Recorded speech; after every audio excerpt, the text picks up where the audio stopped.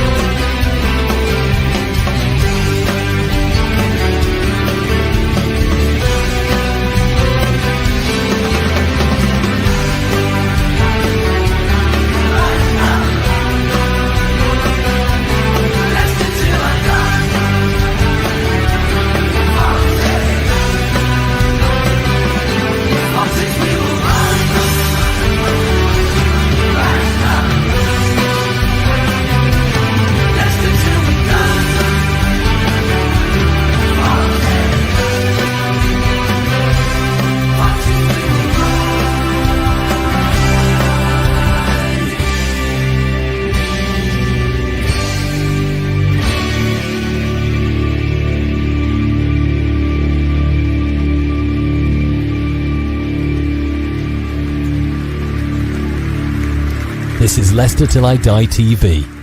Watch and subscribe on YouTube and listen on your podcast platform. We're doomed, I tell you, we're doomed.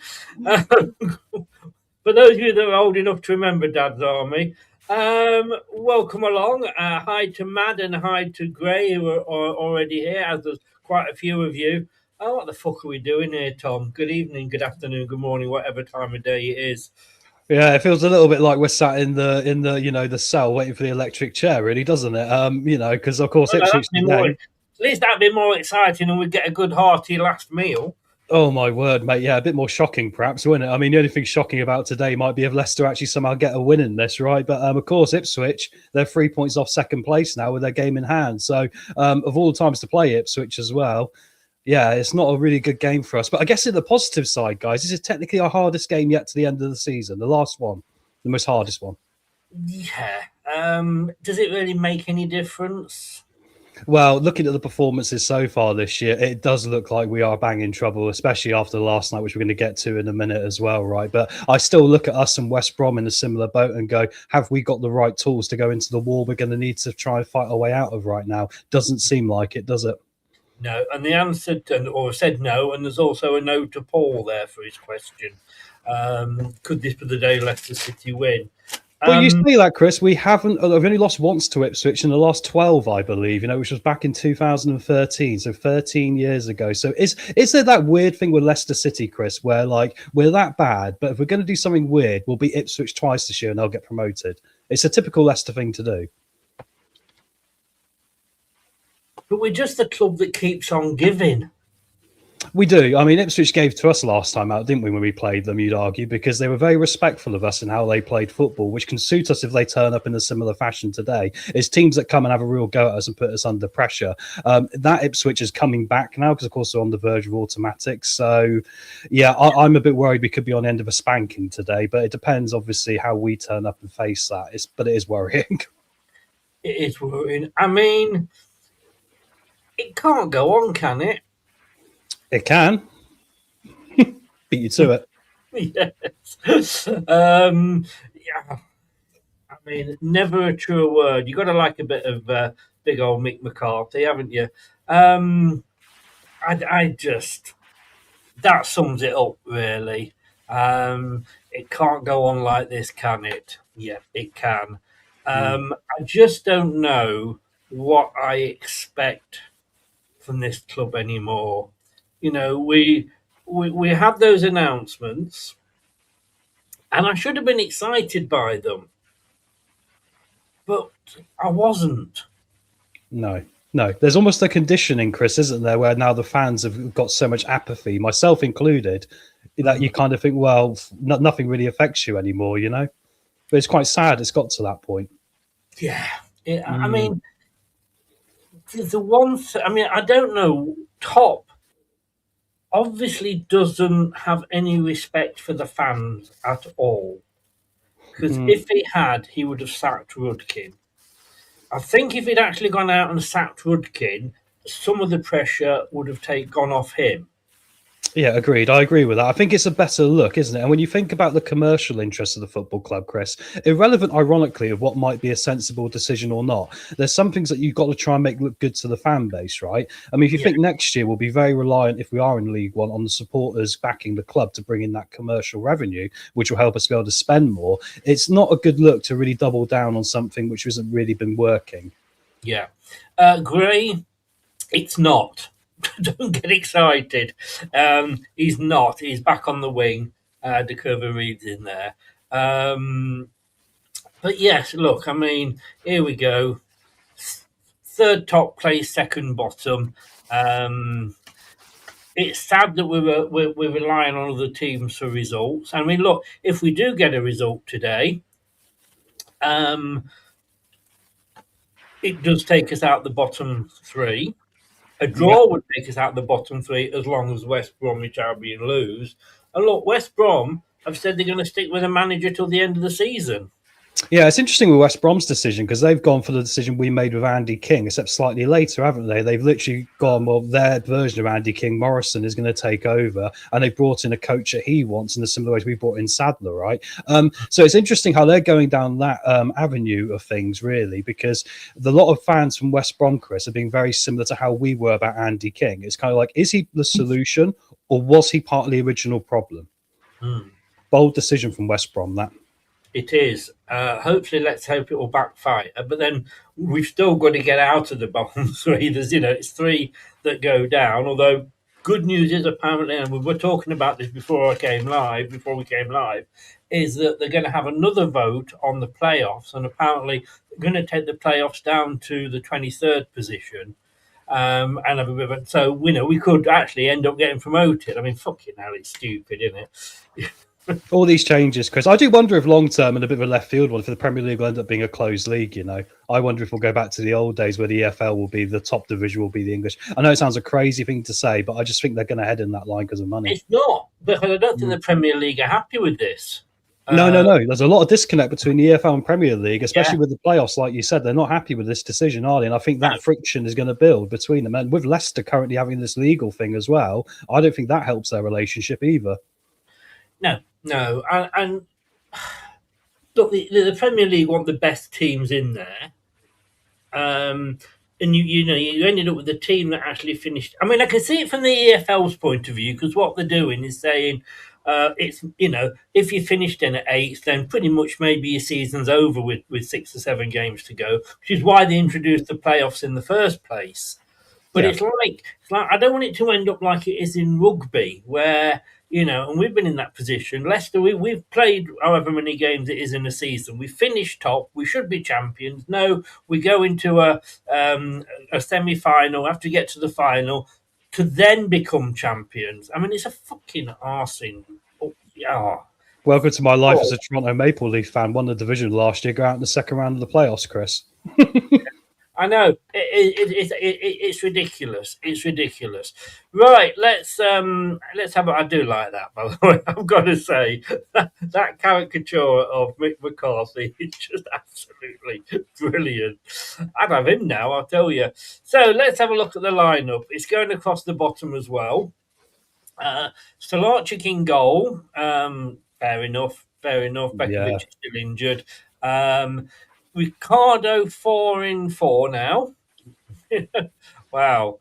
Maybe they're just going for it and saying, look, you just keep on playing until you break a leg or whatever. Coley Nelson, and look, it's got to be Thomas because he's who else have we got? Winks and Skip again makes sense because overall they've played well together. I'm sorry, Gray. Fatawu, Dakova Reed, Mavadidi, and Daka up front. Now, we'll come on to the subs in a minute because that's another story altogether. But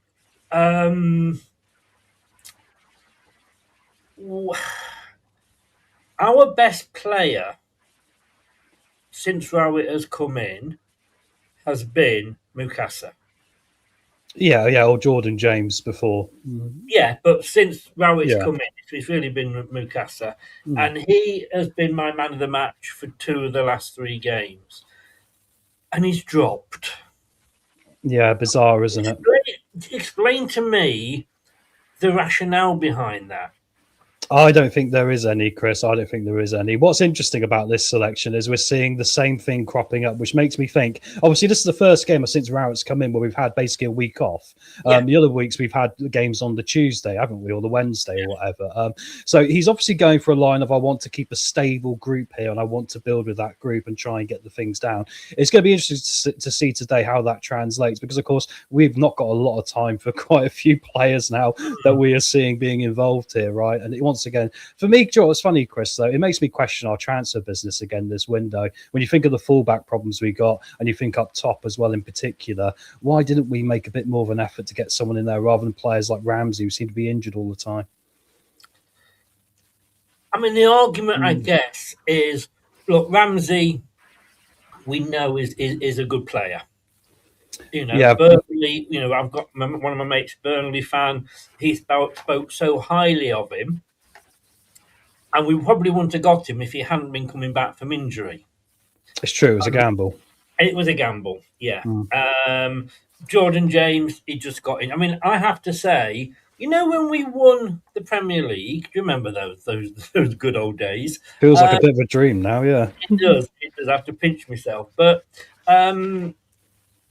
we had hardly any injuries that season.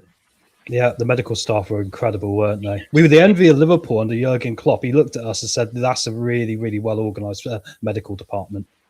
Yes, yeah. So I just think, like Seagrave, it is a graveyard, if you like. To some of us. I'm looking at this lineup, and I tell you what it's coming across to me as, because this is 4 different lines. I know there's only been one change. I mean, why change a team when it's losing? That's the way you got to look at it, because this team played so well against Norwich, didn't they? And, you know, just I think Gary Rowett is doing the spaghetti effect. Oh, I'll tell you what I'm going to do. I'm going to just throw all the names at the wall, see which ones stick, and those are the ones that are playing.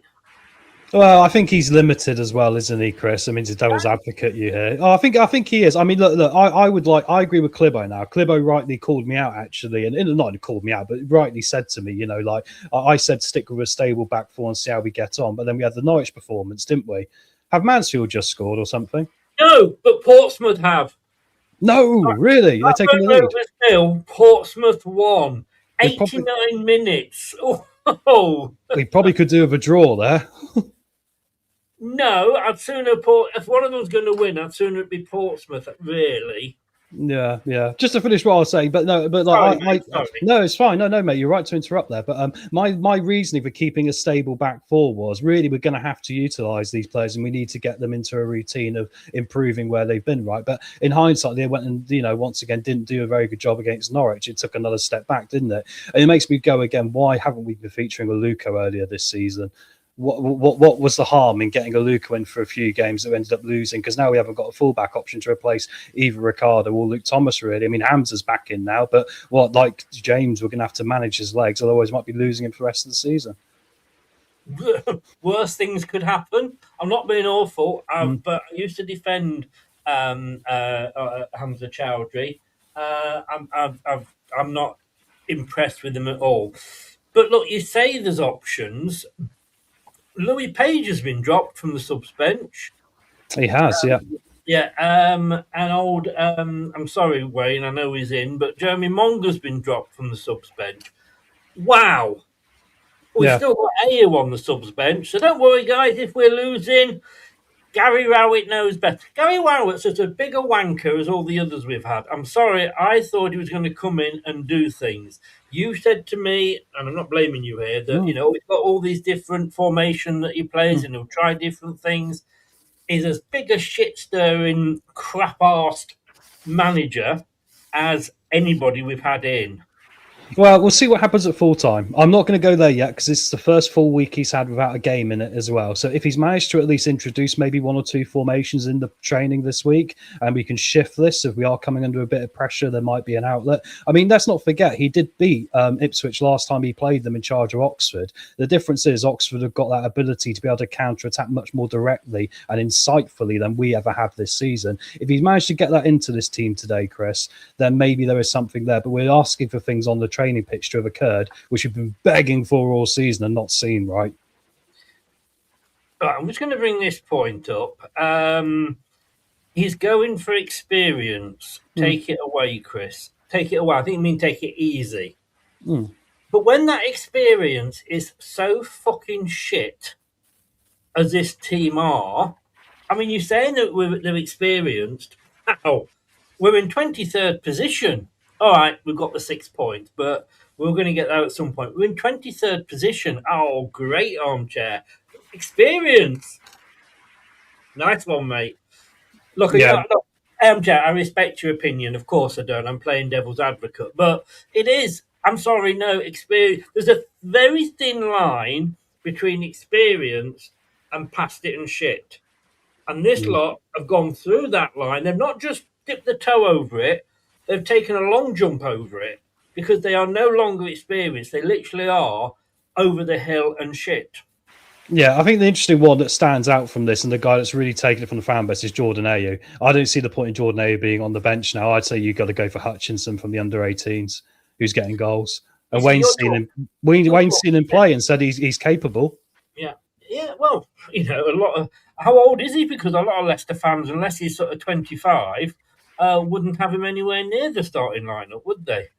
Well, exactly. No, this is it. I mean, it's crazy, though, isn't it, how we've ended up in this position? I think you're right. The thing we're lacking is freshness. And when you've got the stagnant element of last year hanging over a lot of this team as well, and players like Mavrodidi who can't seem to shake that and get themselves into a better headspace to be able to contribute something positive, and then their effort completely falls away, this is the thing we have seen repeatedly. And it's asking a lot, I think, for us to see an improvement in that on this because of what we know from before. Yeah. It's difficult. I've got to say, sorry, Armchair says not my opinion. That's what the last three managers have said. Well, the last three managers, including this one, are all dickheads. And I'm saying that. I don't, you're saying, well, let's wait and see what it's like at the end of the game. I remember you saying that against Norwich. And look what we saw at the end of the game. It's interesting how Rowett reacted after Norwich, because I think he even said he was surprised by the fear that was in the players when they were out there to be able to gamble, to make a bold decision going forward. And that seems to be a lot that's been in these players' minds now, going back to the Premier League, where we were holding on to the ball too much and so afraid to lose games of football that we never really competed in them. Is it 1-1? Yeah. Interesting. I went for a draw in that on a coupon earlier, so I'm glad to hear it. Blackburn Rovers 1, Portsmouth 1. I don't think that's a bad result for us. I think actually a draw will be fine because I think there's still an opportunity they're going to get dragged back into it because up next we've got Oxford versus Blackburn, haven't we? Yes, Oxford at home to Blackburn. Yeah. I mean, as it stands at the moment, Blackburn are on 39. So that's 5 points ahead of us. Portsmouth are on 40. I mean, I think Portsmouth are going to be pretty safe. I think it's from us, West Bromwich, Oxford and Blackburn, to be honest. Don't remember last year someone went down with 49 points and 51 points the year before. So we're still aiming at least for us to get 4 wins here. Maybe I think we need 5 wins. This is a shit league this year, Yeah, but the points are spread really evenly, so I think it'll take 50 points to stay up. Yeah, but that's why it's a shit, because nobody's sort of running, apart from Coventry, nobody's really running away with it this year, are they? No. I've just... Like I say, I couldn't be asked to do 2 shows this week. I could have done last night's preview, but I had other things to do, and I thought, sod it. On Thursday, I could have done... I saw my granddaughter on Thursday, but she'd gone, and I was able to sort of do... I could have done the show at 8 o'clock. Just could not be asked. No. Why should I? I'm actually enjoying doing the radio more than I'm enjoying doing this at the moment. Yeah, it's interesting. And Gray's put a good point there. 4 wins. I mean, I think we probably need 5, and we've got 11 games to go, including today. And I tell you what, we'll know, I think, by this time next week. So we've got, I think it's Bristol City Tuesday, isn't it? QPR after that. I think we'll know by basically, a week's time how we're looking. I think if we lose all 3 of these games, Chris, I think we'll be packing up come 4 games to go. We'll be relegated by then. Yeah, Wayne's just gone shit league. How very dare you, Chris?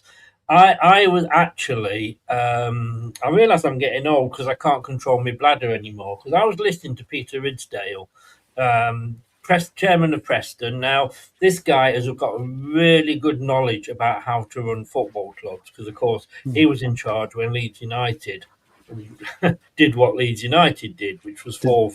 Did a John Rudkin overspent quite heavily? He did worse than John Rudkin. I shouldn't have John Rudkin over here. But he's in charge of all this about the EFL, and he's going like this league is probably the best second tier league in Europe. And I'm like, not this season. It's not though. Not for quality, but I think the quality has subsided out of the way in the past couple of years for work rate, because it's like what you're seeing in the Premier League with teams like Sunderland. Sunderland can't compete for quality against the Man Cities. What they can do is outwork them. And I think a lot of teams in the Championship have been here a long time. Your Bristol Cities, your Norwiches, your Prestons, they have got into that habit of being so well drilled from the work rate side of it. I would say, that's what the difference is. And unfortunately, we're not in the same league as any team like that. And that's why we're down in 23rd, Chris. We haven't got the work rate of any of them. I mean, I've got the quality now. How do you say that your team or your club is totally and utterly shit without saying your club is totally and utterly shit and not, doing it?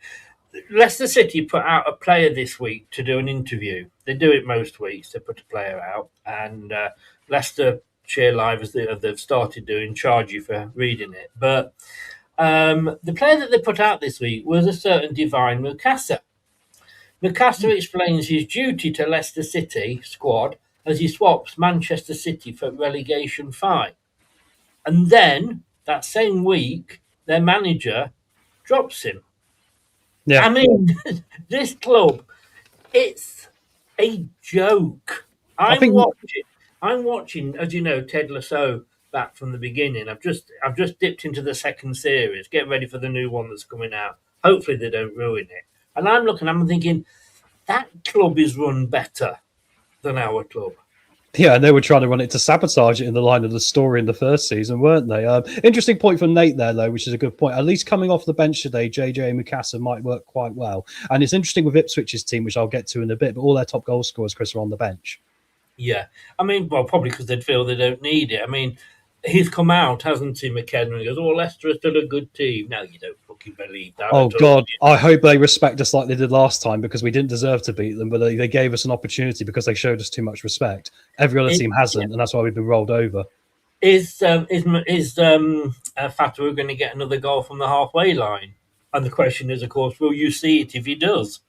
Oh, yeah, that's a good one. Yeah, I mean, I must be honest, Chris, I'll take not seeing any of the goals today as long as we can get 3 points, whatever it takes. I mean, I'm looking at my hair right now. I've needed a haircut for about a month now. Maybe I should do the Man United fan thing of just grow it out, but, and see how many games it takes, so I have to cut it again.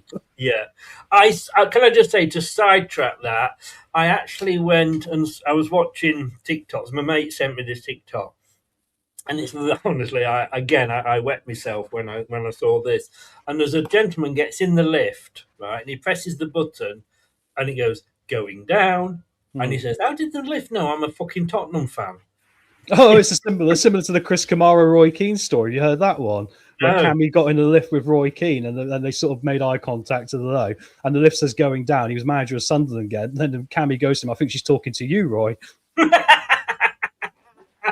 I don't remember that. Oh, brilliant. Typical Cammy. Typical. You got to love a bit of Cammy, haven't you? Right. This didn't help us last night, did it? No, disaster.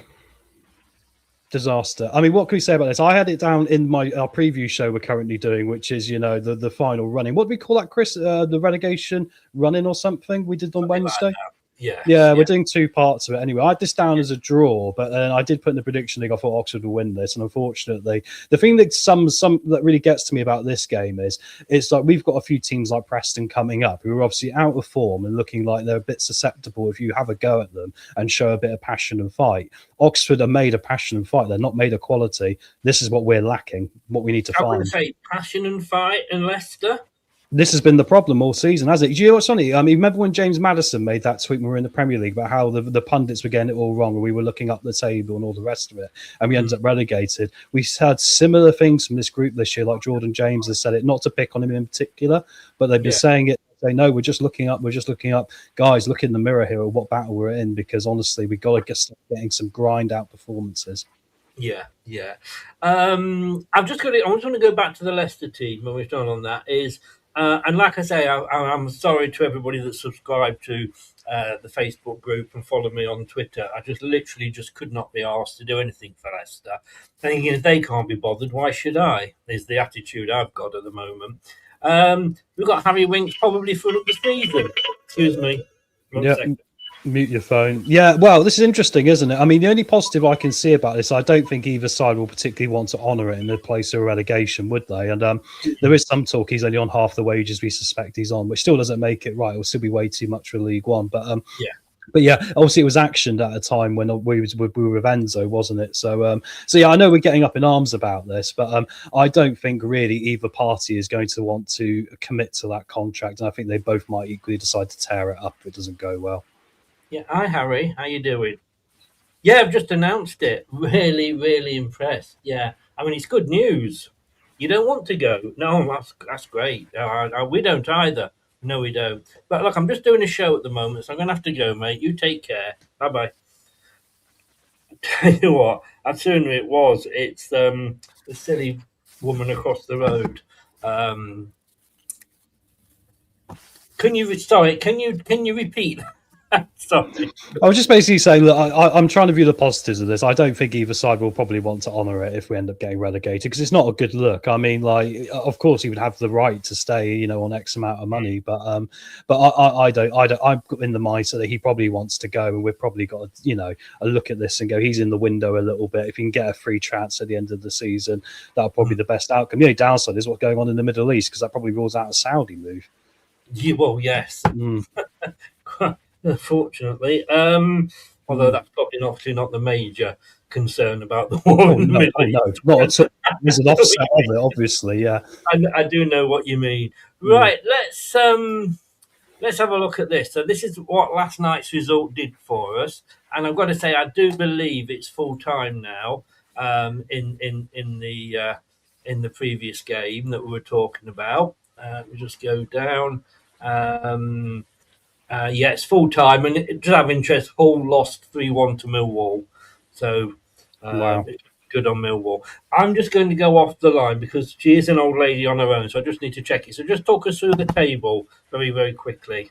Yeah, no worries, mate. While Chris is making his phone calls, yeah, guys, so here we go. So obviously Oxford getting that win last night, which was not ideal for us there at all. Blackburn and Portsmouth end up sharing the spoils. That won't be updated in this because they'll be on 36 and 35 games. So that means now that Portsmouth have moved 1 point behind Charlton. They're on 40. Blackburn moved 1 point further away on 39. Creates a 5-point gap between us and Blackburn, which is quite a long way. And of course, they're our final game of the season at home. So yeah, difficult times for us, isn't it? I mean, it's interesting because I was thinking about this earlier. With Oxford winning last night, there's a very good chance of in a week's time we could be staring at a gap between us and 21st, because they've got Blackburn next, and then they've got another pretty commonplace game. Who've Oxford got after that? They've got Charlton at home, so we could be in a position where us and West Brom might be cut adrift. I mean, I'm not expecting West Brom, as I'm pretty sure you guys wouldn't be, to do anything special today against Sheffield United away, but if they did that as well, the pressure is firmly on us, and then we're going to have to go out there and get results against Bristol City next, and then we're going to have to probably get back-to-back wins. What's concerning is obviously the trend of our form this season. We're now 9 games without to win. 9 games without to win the championship. We've got a few draws, but I mean, we can pass the draws up to get a few wins here, and we're probably going to need to win half our games the way it's going with the table. So it is quite bleak, unfortunately. And like Gray has said there, we will not make up 5 points. And Buzzer, welcome along, mate. The Casey McAteer derby. Interesting. I think that's one good bit of business we did do, because Ipswich have not really liked Casey so far. Not at all. They really think we've ripped them off a little bit there. So you can argue that's been pretty good for the financial side of it. But yeah, I think we could be facing a difficult week, Chris, I was just saying, because with Oxford and Blackburn and Portsmouth, this time next week we could have a gap between us and getting out of the bottom three. Yeah, I mean, our West Brom play. Yeah, West Brom are playing Sheffield United. So Sheffield United could do us a favour. But you only need West Brom to sort of hit some form. The only thing you can say is that we haven't had the new manager bounce yet. No, we haven't. No, I mean, it's interesting that, isn't it? We seem to be the football club that doesn't get it, and I'm hoping West Brom don't get it today. But then Morrison's been there now for a few games as well, hasn't he? So I think we're both going to be in a similar boat here. I mean, we just need to start getting wins. I don't even think draws are going to be enough now. Maybe today, if I was offered a draw, Chris, I would take it if we could save some legs as well and get to the Bristol City home game where they've got a lot of their centre backs out injured at the moment. I think that's then a game you go, that's must win. We've already had too many games we've thrown away. Like that Stoke one, the Oxford one, we didn't turn up. You just think, oh my word, the writing's pretty much drying on the wall now. Yeah. Now, these are the fixtures today, because it's not obviously a full fixture game, even though in his first week of looking after it for me, Brad added a 7th game to the Super 6. But I'll take it. I need the points. I don't know which one he's going to drop out, but he'll probably leave all 7 in fairness now. And this is the guy that's doing the points, so you might want to double check everybody's points, to be honest with you. Look, Blackburn Rovers, Portsmouth, that's finished 1-1, which probably, in a way, if we can get a win today, that 1-1 will be a good result.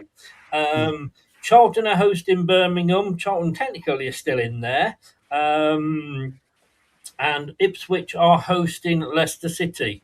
And Sheffield United, West Brom. Scott, thank you, but we are coming up to predictions later. We have a better spot for predictions. So if they do go in now, they're not going to be read out. So those are the games that can affect us. Can you see Birmingham beating Charlton and United beating West Brom? Oh, yeah, 100%. I think that the Charlton might be able to get a draw today against Birmingham City, I think, at most. But I think Birmingham will probably return to winning ways there and get a nice result for their push towards the top 6 if they can still make it. I don't see anything apart from, this is famous curse of the commentator, I don't see anything apart from West Brom getting a bit of a pumping today by Sheffield United, because obviously they've had the time of Wilder now to get the team back on side. They know a few different formations. And West Brom, a bit like us, they don't seem to have that fight, Chris. Yeah.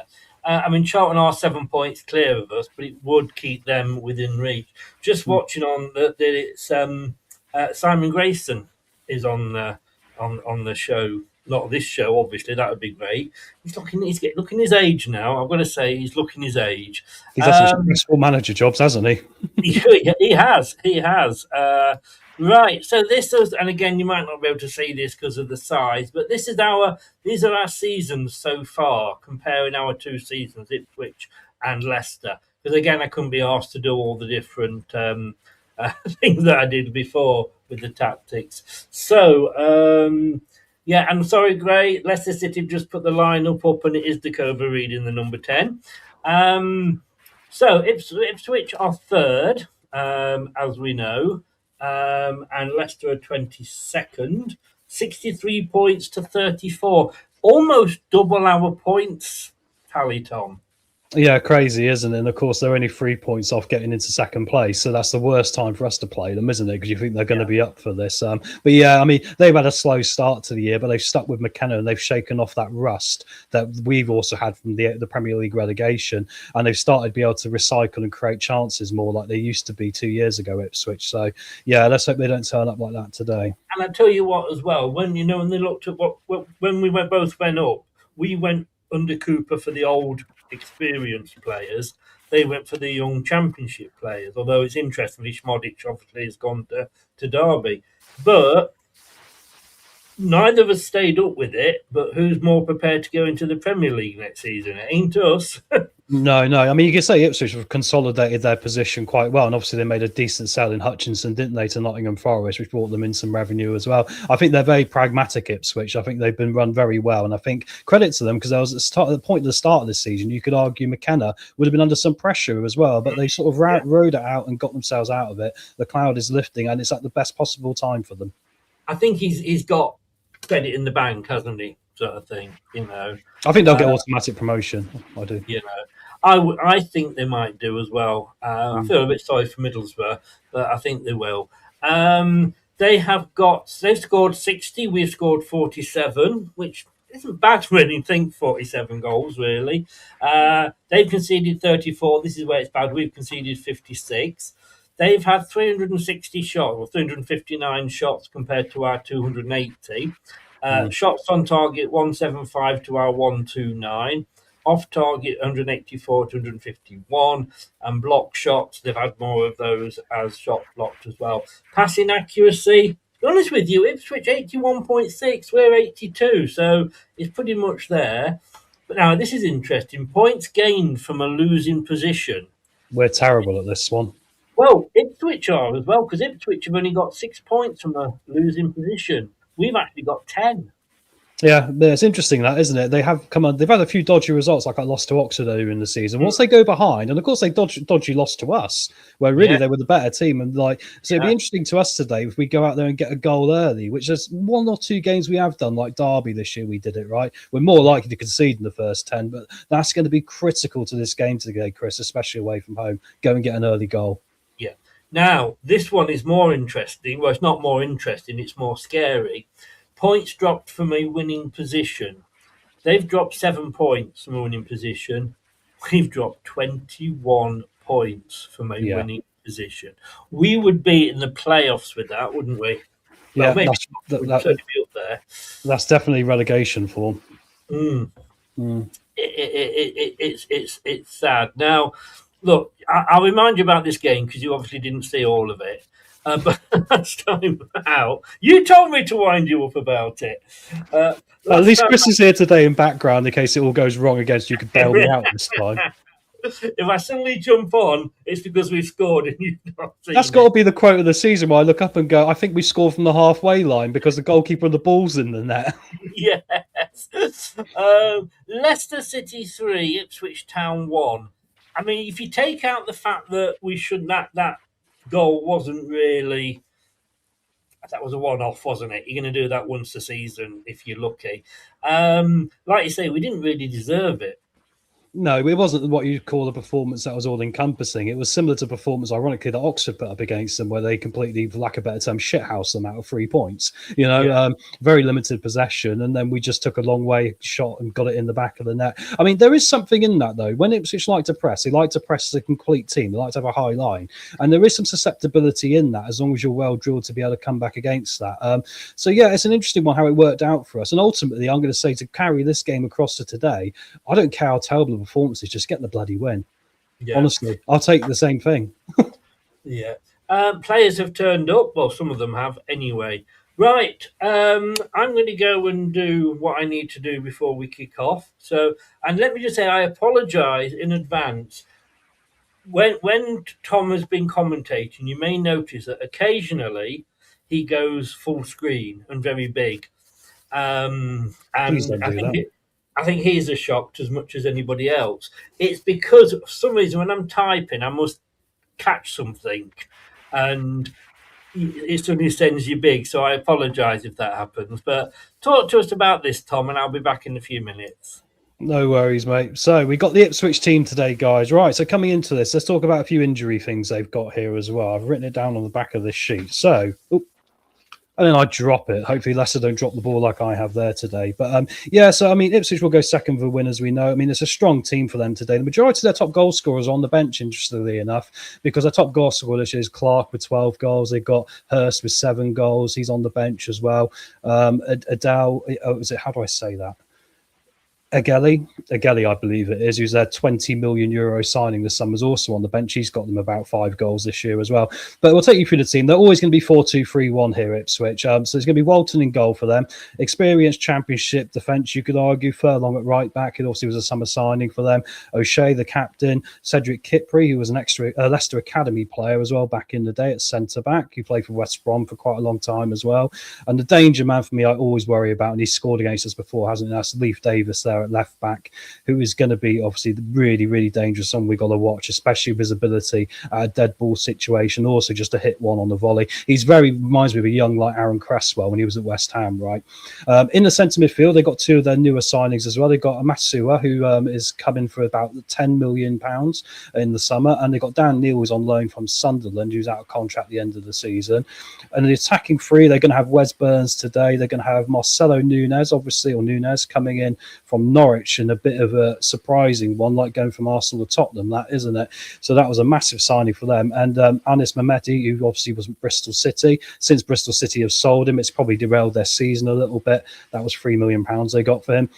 And up top, Ivan Azon, who has only got 4 goals so far. But it's an interesting team today when I look at this starting 11, because I go, this isn't their strongest starting 11. I think a lot of their stronger players are on the bench. You can see them there. Greaves has also got quite a few goals for them, who's been predominantly playing at either left back this year as well, or centre back at times as well. They've got Kajuste. Taylor's been a midfield option for them, who's normally started a lot of games. Of course, Casey McAteer, who we know very well. He hasn't had a good start there. I think we've probably got the right sort of money for him, really, for what it's turned out as. Ipswich don't think he's really up to much.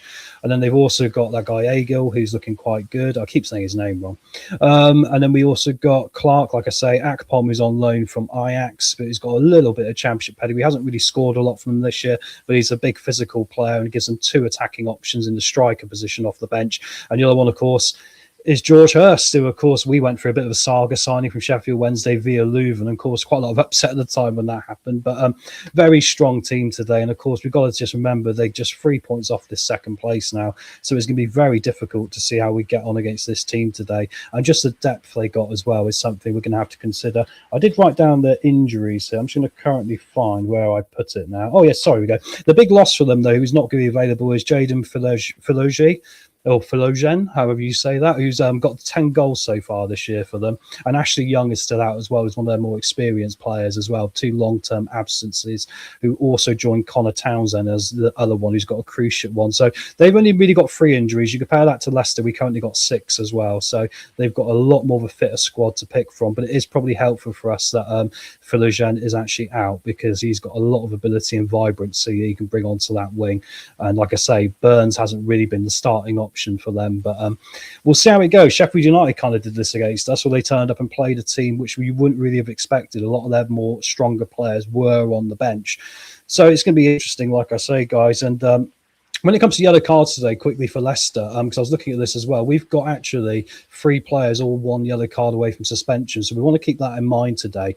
And that is Jordan James, Oliver Skipp, and Jordan Ayew. I'm not sure if anyone will lose any sleep if Jordan Ayew gets his 5th yellow card of the season. But just so we're all aware, if those guys get a booking today, they will miss the game against Bristol City. So that might not be ideal. Is that what I say it? Phalanges? Honestly, Wayne, I'm terrible. I always joke, I'm a bit like Murray Walker, and that was my idol growing up. I try and pronounce the names well, and actually I've written on my list here how to say some of them to try and get it right. Like Egil was Egeli, so I should get that right. Egeli, right, there we go, I got it now, it's got in there, right? It's the pressure of being in the moment, right? So, but yeah, like I say, top goal scorer for them, Clark with 12 goals. And you look around that, the goal distribution for Ipswich has mostly been like between Clark and Philogene and Hurst. And then outside of that, everyone else is getting 3 or 2 goals, like Nunes and all the rest of it. And like Scott said, where he gets on the pitch is disastrous. Unfortunately, mate, I can see it happening, because for some reason, he must be doing something in training. There must be a disconnect here, because like when the things they're doing in training just don't translate to what we're seeing on the pitch. That's been a problem all season, right? But you think Ipswich, they spent a lot of money this summer as well, really. They obviously cashed in on Hutchinson, but I mean, Matisua, who's the midfielder, he was 11.5 million euros, about 10 million quid. And then you've got obviously Nunes was 8.65 million from Norwich, and then 20 million euros, which is incredible for that Egeli chap as well. Mehmedi about 2.5 million. So they have invested in this team. You could argue that it's like Chris has been, yeah, definitely, mate. So you can argue they have invested in this team, and they've got that balance of bringing in one or two foreign players, like Matsua's coming from the Dutch league. Nunes is coming from down the road. It's a mixture of that foreign player who might be able to adjust to Championship or English football, coming in alongside players who are more Championship ready there, Chris. So, yeah, strong team for Ipswich today, Chris. But I was just saying, the majority of their goal scorers are on the bench. Yeah, you were saying, is that a bit of, not saying disrespectful, but maybe they're thinking, we might have a stronger game coming up next, so let's... I think it's a little bit. I've said in the Championship it's a squad game, isn't it? You think we've got the same problem coming up on a Tuesday, which is why we question Ricardo featuring, obviously, all of a sudden every game when he wasn't doing it before. So no, I'm not surprised to see this, and I think if you think the way Ipswich play with that quite high intensity when they get going, you need to rest legs. You do, and then again, they've got to look at it and think, well, this is 3 points that would take us into the top two, possibly. So they're not going to sort of risk that, are they? Really? I think they have more faith in their squad than we do. Probably. But right, look, you nip off and. Sorry. Let me just ask you one thing before you nip to the loo. The Ricardo thing. Do you think Rowett's just looked at it and gone, look, I need my best players, and if you go on experience, he is one of them.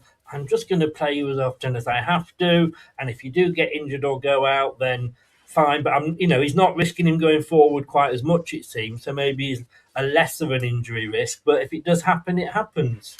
Yeah, I think it's been an interesting comment made about how you might have to bribe the medical staff. I know I may be overlooking too much into it. It was a throwaway comment he made, but there is, I think, a bit of a disconnect between people who are probably listening to the medical staff in a managerial position more than maybe Rowett is. That can backfire in your face a little bit, of course. But I kind of think the reason he's done it, Chris, is because he's looking for stability in this group, isn't he? And he's sort of going, right, I'm going to put my hat on you. He said it with Winks in the first week, that he's the best midfielder, basically, and he's hung his hat on him. So it's his managerial career here at Leicester, and unfortunately for us, it could be our relegation that's on the line with these decisions, bold ones.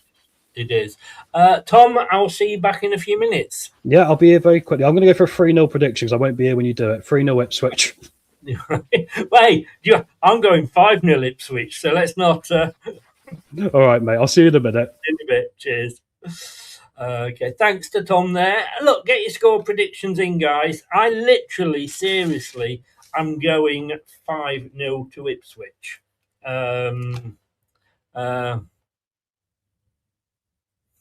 Not as much as he used to, though. He used to do that, but he's not done it as much as he used to do it. If I'm honest with you, as far as I can tell, anyway. And I think Clibo's mentioned that as well. That he does that as well. So maybe that's part of his game plan, not to wear him out. But look, let's get your thing. So I know Tom has just gone 3-0. I'm going 5. I'm sorry, I just have absolutely no faith in this team and this manager. And look, I would be so happy if I'm wrong. I didn't think the 5 yellow card counts now. That was up to 19 league matches. I don't know. I'm just fed up with football. I really, really am. Still carrying on my not wearing a Leicester shirt until we win. So this might smell by the end of the season. 2-2 says Mad. Would you take? All right, let me ask you. Would you take a point? Would you take a point now? I'm going to have to say no. Yes, Wayne, 5. I think that's how shit we are. Ipswich 3, City 2, Keith. Interesting to see who's going to get the 2 goals. No James, no Mukasa. Aka could get a brace. We know that's not going to happen, don't we? Hart tells me Leicester 2-1 win, because his prediction more likely. Unfortunately, I do think it is. Let me just give you some stats here that I can, if I can. As I do, carry on getting your predictions in. Scores and fixtures. Here we go. Arsenal have beaten Mansfield 2-1 in the cup, by the way. Right, let's have a look.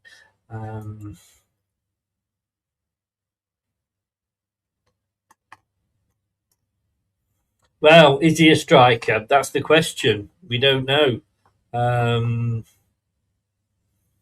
So here we go. Ipswich Town have won one of their past 12 league games against Leicester, drawn 4, lost 7.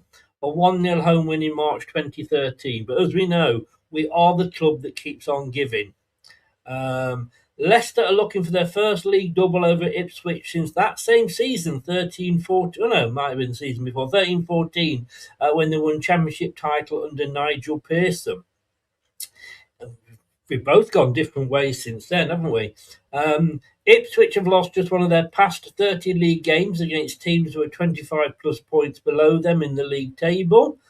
So I'll say that one again. Ipswich have lost just one of their past 30 league games against teams who are over 25 points below them in the league table, winning 19 and drawing 10. They lost 2-1 to Cardiff in March 2024. Home they last did it in February 2005 against Watford. Scott's going 2-2 as well. Leicester are winless in their past 9 league games, last enjoying a longer run without victory when playing outside the Premier League from February to April 2007 in the Championship 10 games. And last one, Leicester have gone 29 consecutive league games without a clean sheet. I mean, it's just embarrassing. But do you like a bit of garlic bread? Garlic bread? Future, Tom. It's the future. Well, we got French in goal as a substitute. What the fuck did we go and buy Vitesse for? I know, it's crazy. He's on the same salary as Begovic as well. He's a joint top paid goalkeeper in the football club, which is remarkable, isn't it? I mean, he must be terrible, Chris, for them to chuck the poor lad French in there. Obviously, he's from the academy. So, yeah, a bizarre one, that, isn't it? I said when we signed him, everybody was going, "Oh, great, we've signed a goalkeeper." I mean, I didn't think it was our main, position that we had to worry about. We've got Bekovic in, we've got Bowser. All right, I know Bowser's injured, but and again, who isn't injured with this fucking team? It's stupid. And everyone's saying, "Oh yeah, he's got experience. He's played for something." And he kept Real Madrid out for 80 minutes. Whoopee! Let's all get excited by a goalkeeper that played 5 games. That's what he'd done. And he has obviously 2 managers now have come in, and both of them have rated him as shit. Yeah, it seems like a bit of a panic buy, doesn't it, in that scenario, especially for the money involved. So, yeah, it's an interesting one, isn't it? You'd have thought there must be some sort of progression with him to the point where maybe he could at least been competitive for a starting position with how things have gone for Jakub at times and Begovic as well, obviously now having rolled his ankle and being out for a while. So, yeah, so it's a difficult one, isn't it? I mean, it's a horrible thing where we put a lot of trust, Chris, into managers for their team selection this season, but we, as fans, we're obviously in the mindset of it seems to be the same perpetual madness unfolding. Like I say,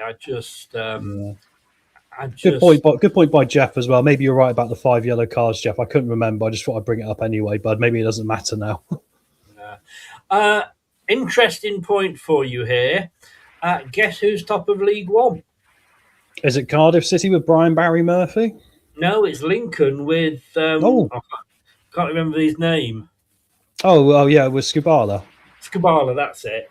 Who obviously has been linked with us. Now, if he goes up with Lincoln, he's going to want to stay at Lincoln, isn't he? Surely. No, it's an interesting one. It's similar to when we poached Holloway from Plymouth. I mean, they would do a lot better than us, weren't they? I mean, it depends. I mean, club stature does hold a bit of value nowadays. But I must be honest, if you're looking at the outside and looking into the football club, what would you think, especially when TalkSport and other places are also calling out decisions that the board are making, right, that they've done this week? I'd stick where I am.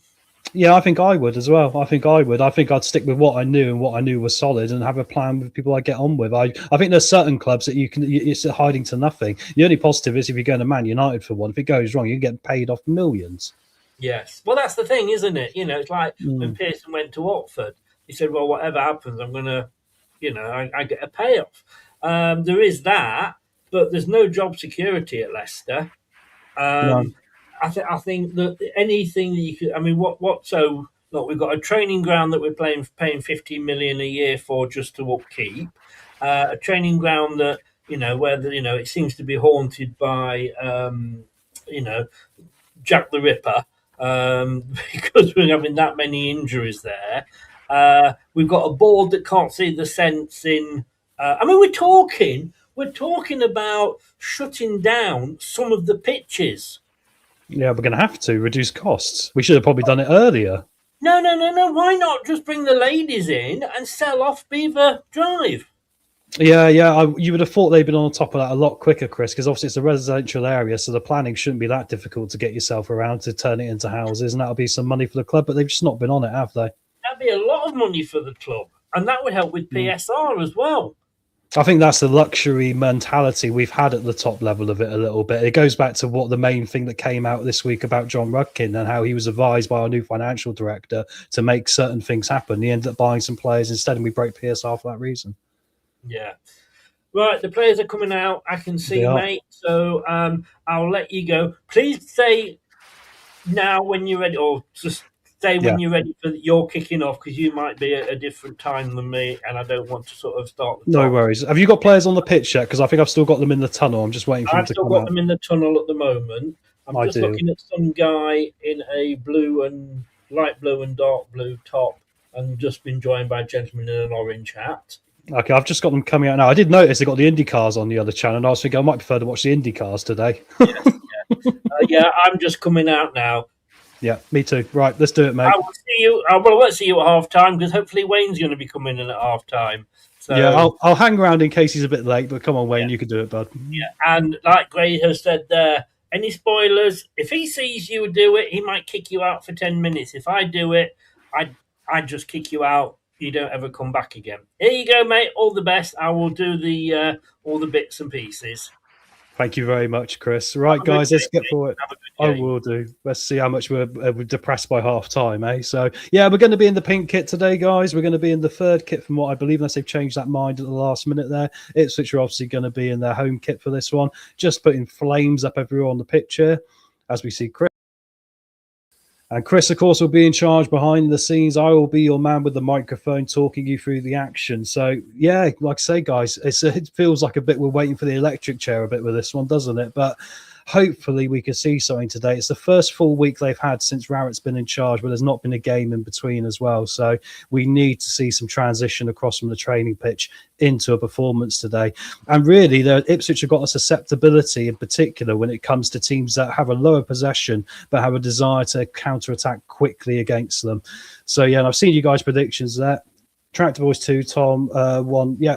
No, I think that's fair enough there, Gray. I have unfortunately gone for 3-0. I just think today, I think Ipswich, of course, have got that gap to the second place really within their grasp now. So I don't think there'll be much respect shown for us today, nor should any team show any team ever respect. So, and Chris has gone 5-0 to Ipswich. And do our players actually do any training? We believe so, John. I mean, Rowett kind of got hinted at that he was quite surprised by how the game turned out last time for us, because he didn't appreciate the level of fear in the players. And that is a part of it, you know. I mean, I don't want them to be arrogant. They've got to knuckle down and work hard here, but they can't play without any fear anymore now, because I think, unfortunately, we will just manifest the worst case scenario. We're going to need to go out there and get a load of wins now at a time where we haven't won for 9 games. It does not look good for us on paper at all, but it is a good question, like you say there. Just seeing the players get ready for this one, guys. It looks like we'll probably be going right to left first half, and they'll be going from left to right, but I'm just going to get confirmation of that. They're just taking some pictures here. Grab yourself a drink. Don't forget to hit that like button, and like Gray very nicely put in the chat and Chris said, please mind your spoilers. I will lead the way. Once I've reacted to it, then you can say in the chat, yes, we got a goal, all that stuff, but don't say it before we've announced it on here, which you will get kicked out. All right. And Chris will no doubt keep us in touch with other things going on in the league, because there's big other games elsewhere, including West Brom away at Sheffield United for one of them. So here we go. We've got John Busby as the referee today. And yet we are going to be going from right to left to start this one. Yes, well said, Chris. Thank you. And also for penalties, corners, cards, etc. Yeah, we all get a bit excited sometimes, So, like I say, just try and keep it general. You can. I always put things general, like Mavrididi's having a bad game. Not to pick on Mavrididi, because a lot of other ones have as well, right? But that's a good example of it. There's Kieran McKenna on the sidelines here, probably thinking, are we going to get back into the Premier League and can we stay up next time? A different battle to us, of course, as we are there trying to stay in this division. Yeah, interesting that, Keith. I think it's a fitness concern is why neither of them are starting. I'm quite surprised to see Hamza on the bench. I didn't think he was that far along, actually, to get ready to even be on the bench for this one. So that might be something. But I'm fine with James being on the bench today. The last we want is him to come in and go out for the season today. I think bringing him on, getting him a few minutes today at a point where we might need a bit of energy, if the game's still within our reach, that'll probably be quite good for us. So, and well said, Grady, do need beefing up, definitely.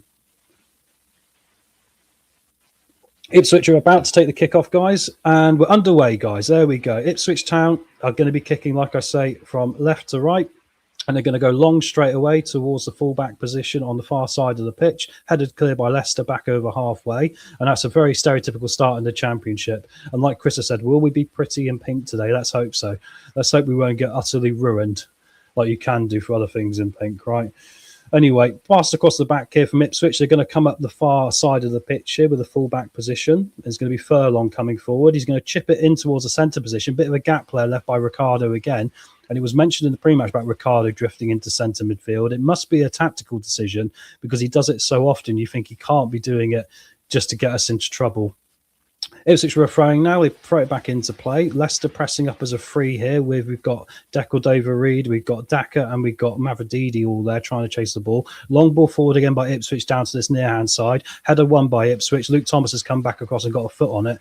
It's going to fall to the central midfield positions again to Ipswich and Matsua, who's going to switch the play straight away. And once again, Ipswich are trying to get some possession. They've just played it into the penalty area here. Looks like a Cody's gone down there under pressure. Referee's not given anything. It's deflected around. It's going to go out for a goal kick to Leicester. There was a bit of an argument there where Cody got shoved over early. We don't want to see any lackluster sort of half-assed defending here. You've got to be a bit more stronger. But nice little 1-2 there from Ipswich inside the first minute here. And it was play through to Mehmeti, who obviously has been a very dangerous player in the Championship this year, especially for Bristol City. But luckily for us, he passed it off his own player and it's gone out of play and we'll get a goal kick. And well said, Carl. Good to see you, mate. We do have a good record against Ipswich. We've not lost against them in the league, I think, since 2013, which is incredible when you think about it.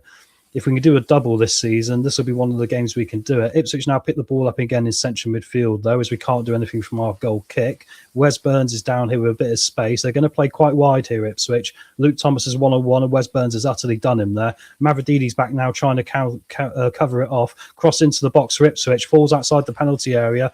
Comes to the far-hand side. They're back inside the penalty area. Fataou's back defending with Ricardo.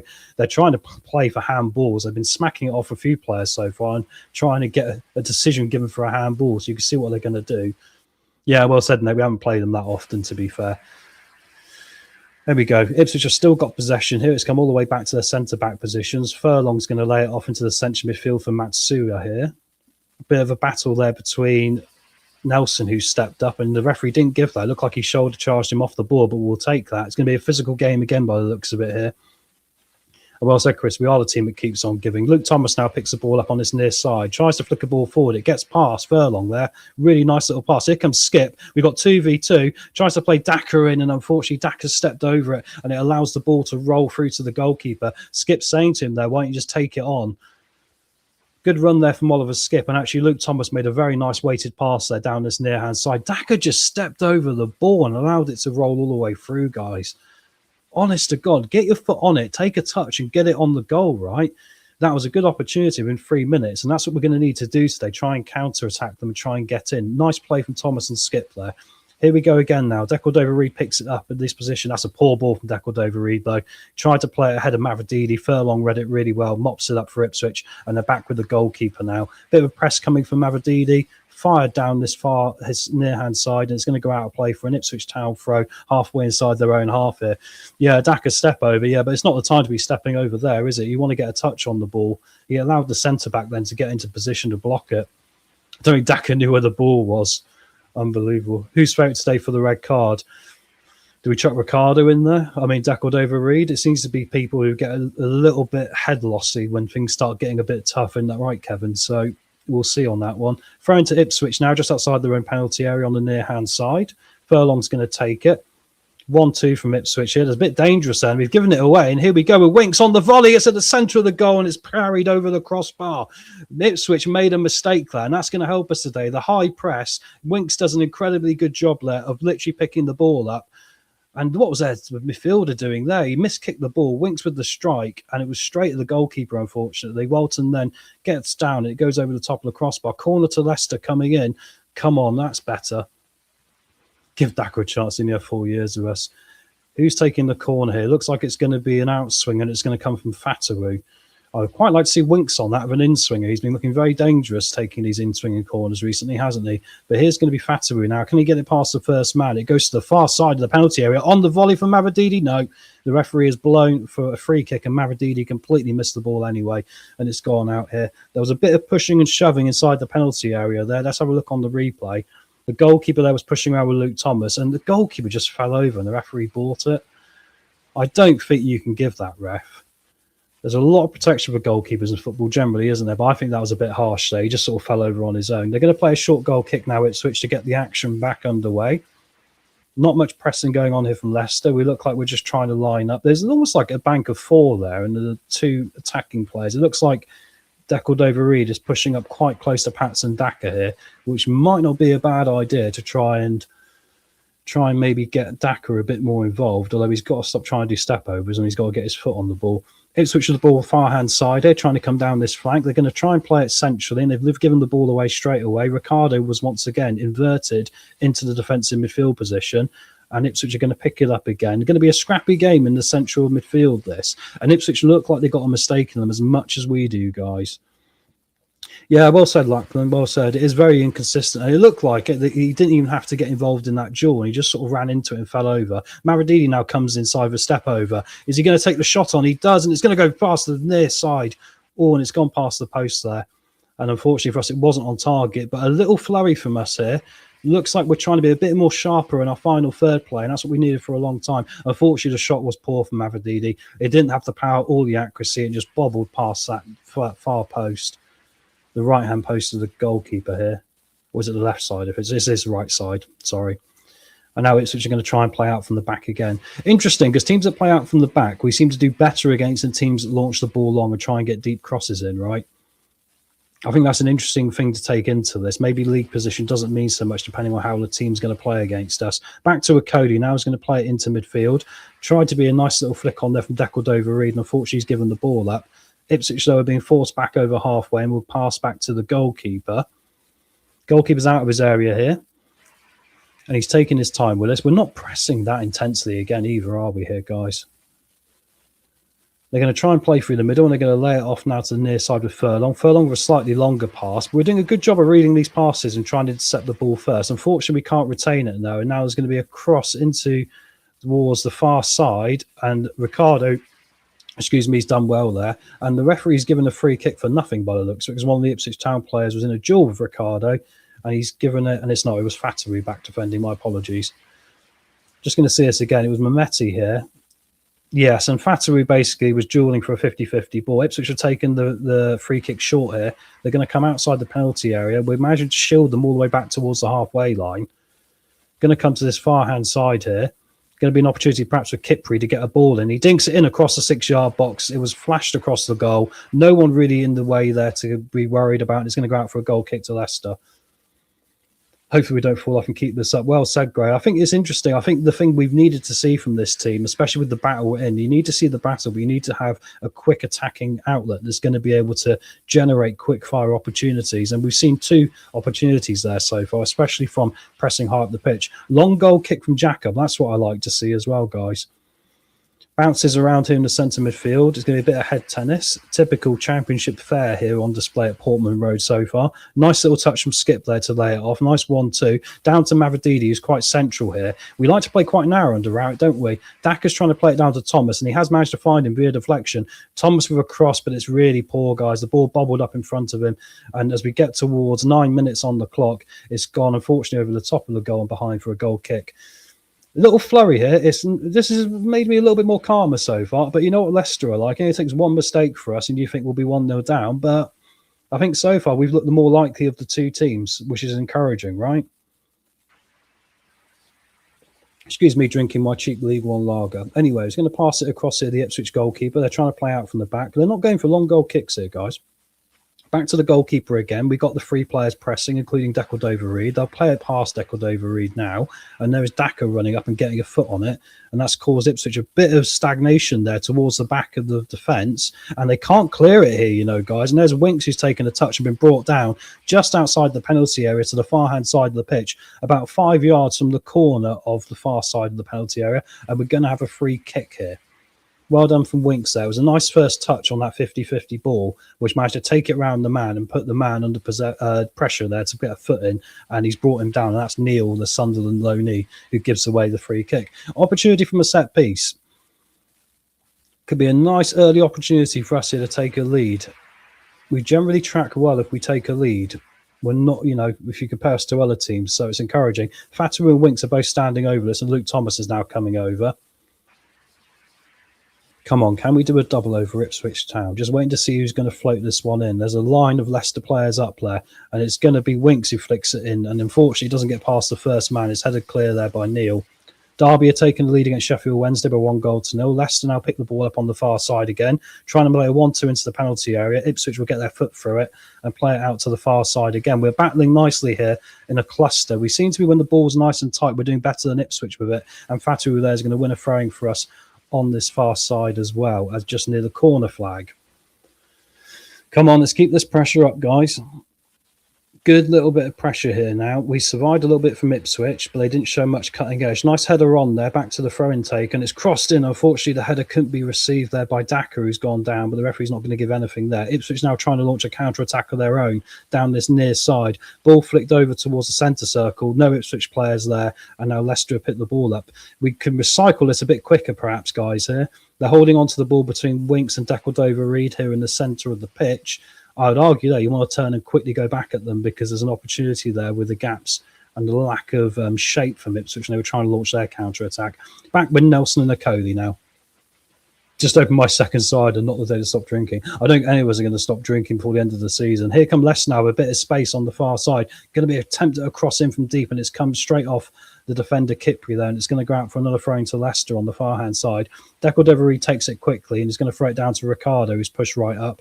Here comes Winks with a bit of space, crosses it in to the edge of the penalty area, chested down by Daka towards Skip. Unfortunately, we can't find that goal-scoring lane opportunity. Mavididi now with two players on him. Mavididi takes them both on. Unfortunately, runs into trouble there, and they're going to lay it back towards their goalkeeper. A bit of a miscommunication, but Ipswich will get their foot through it and kick it over halfway here. And the referee is having a bit of a look at this, because there's been a bit of argy-bargy between the striker for Ipswich, whose name I've got written down here, Azon, and Luke Thomas, and it's going to be given towards Leicester, so that's good. Come on, Leicester. Well said, Gray. Referee doesn't allow the quick free kick there. So now Leicester are going to get this underway just on the centre circle. We've still got quite a few players forward here. Back to Okoli and Nelson, who are going to play a 1-2 with each other.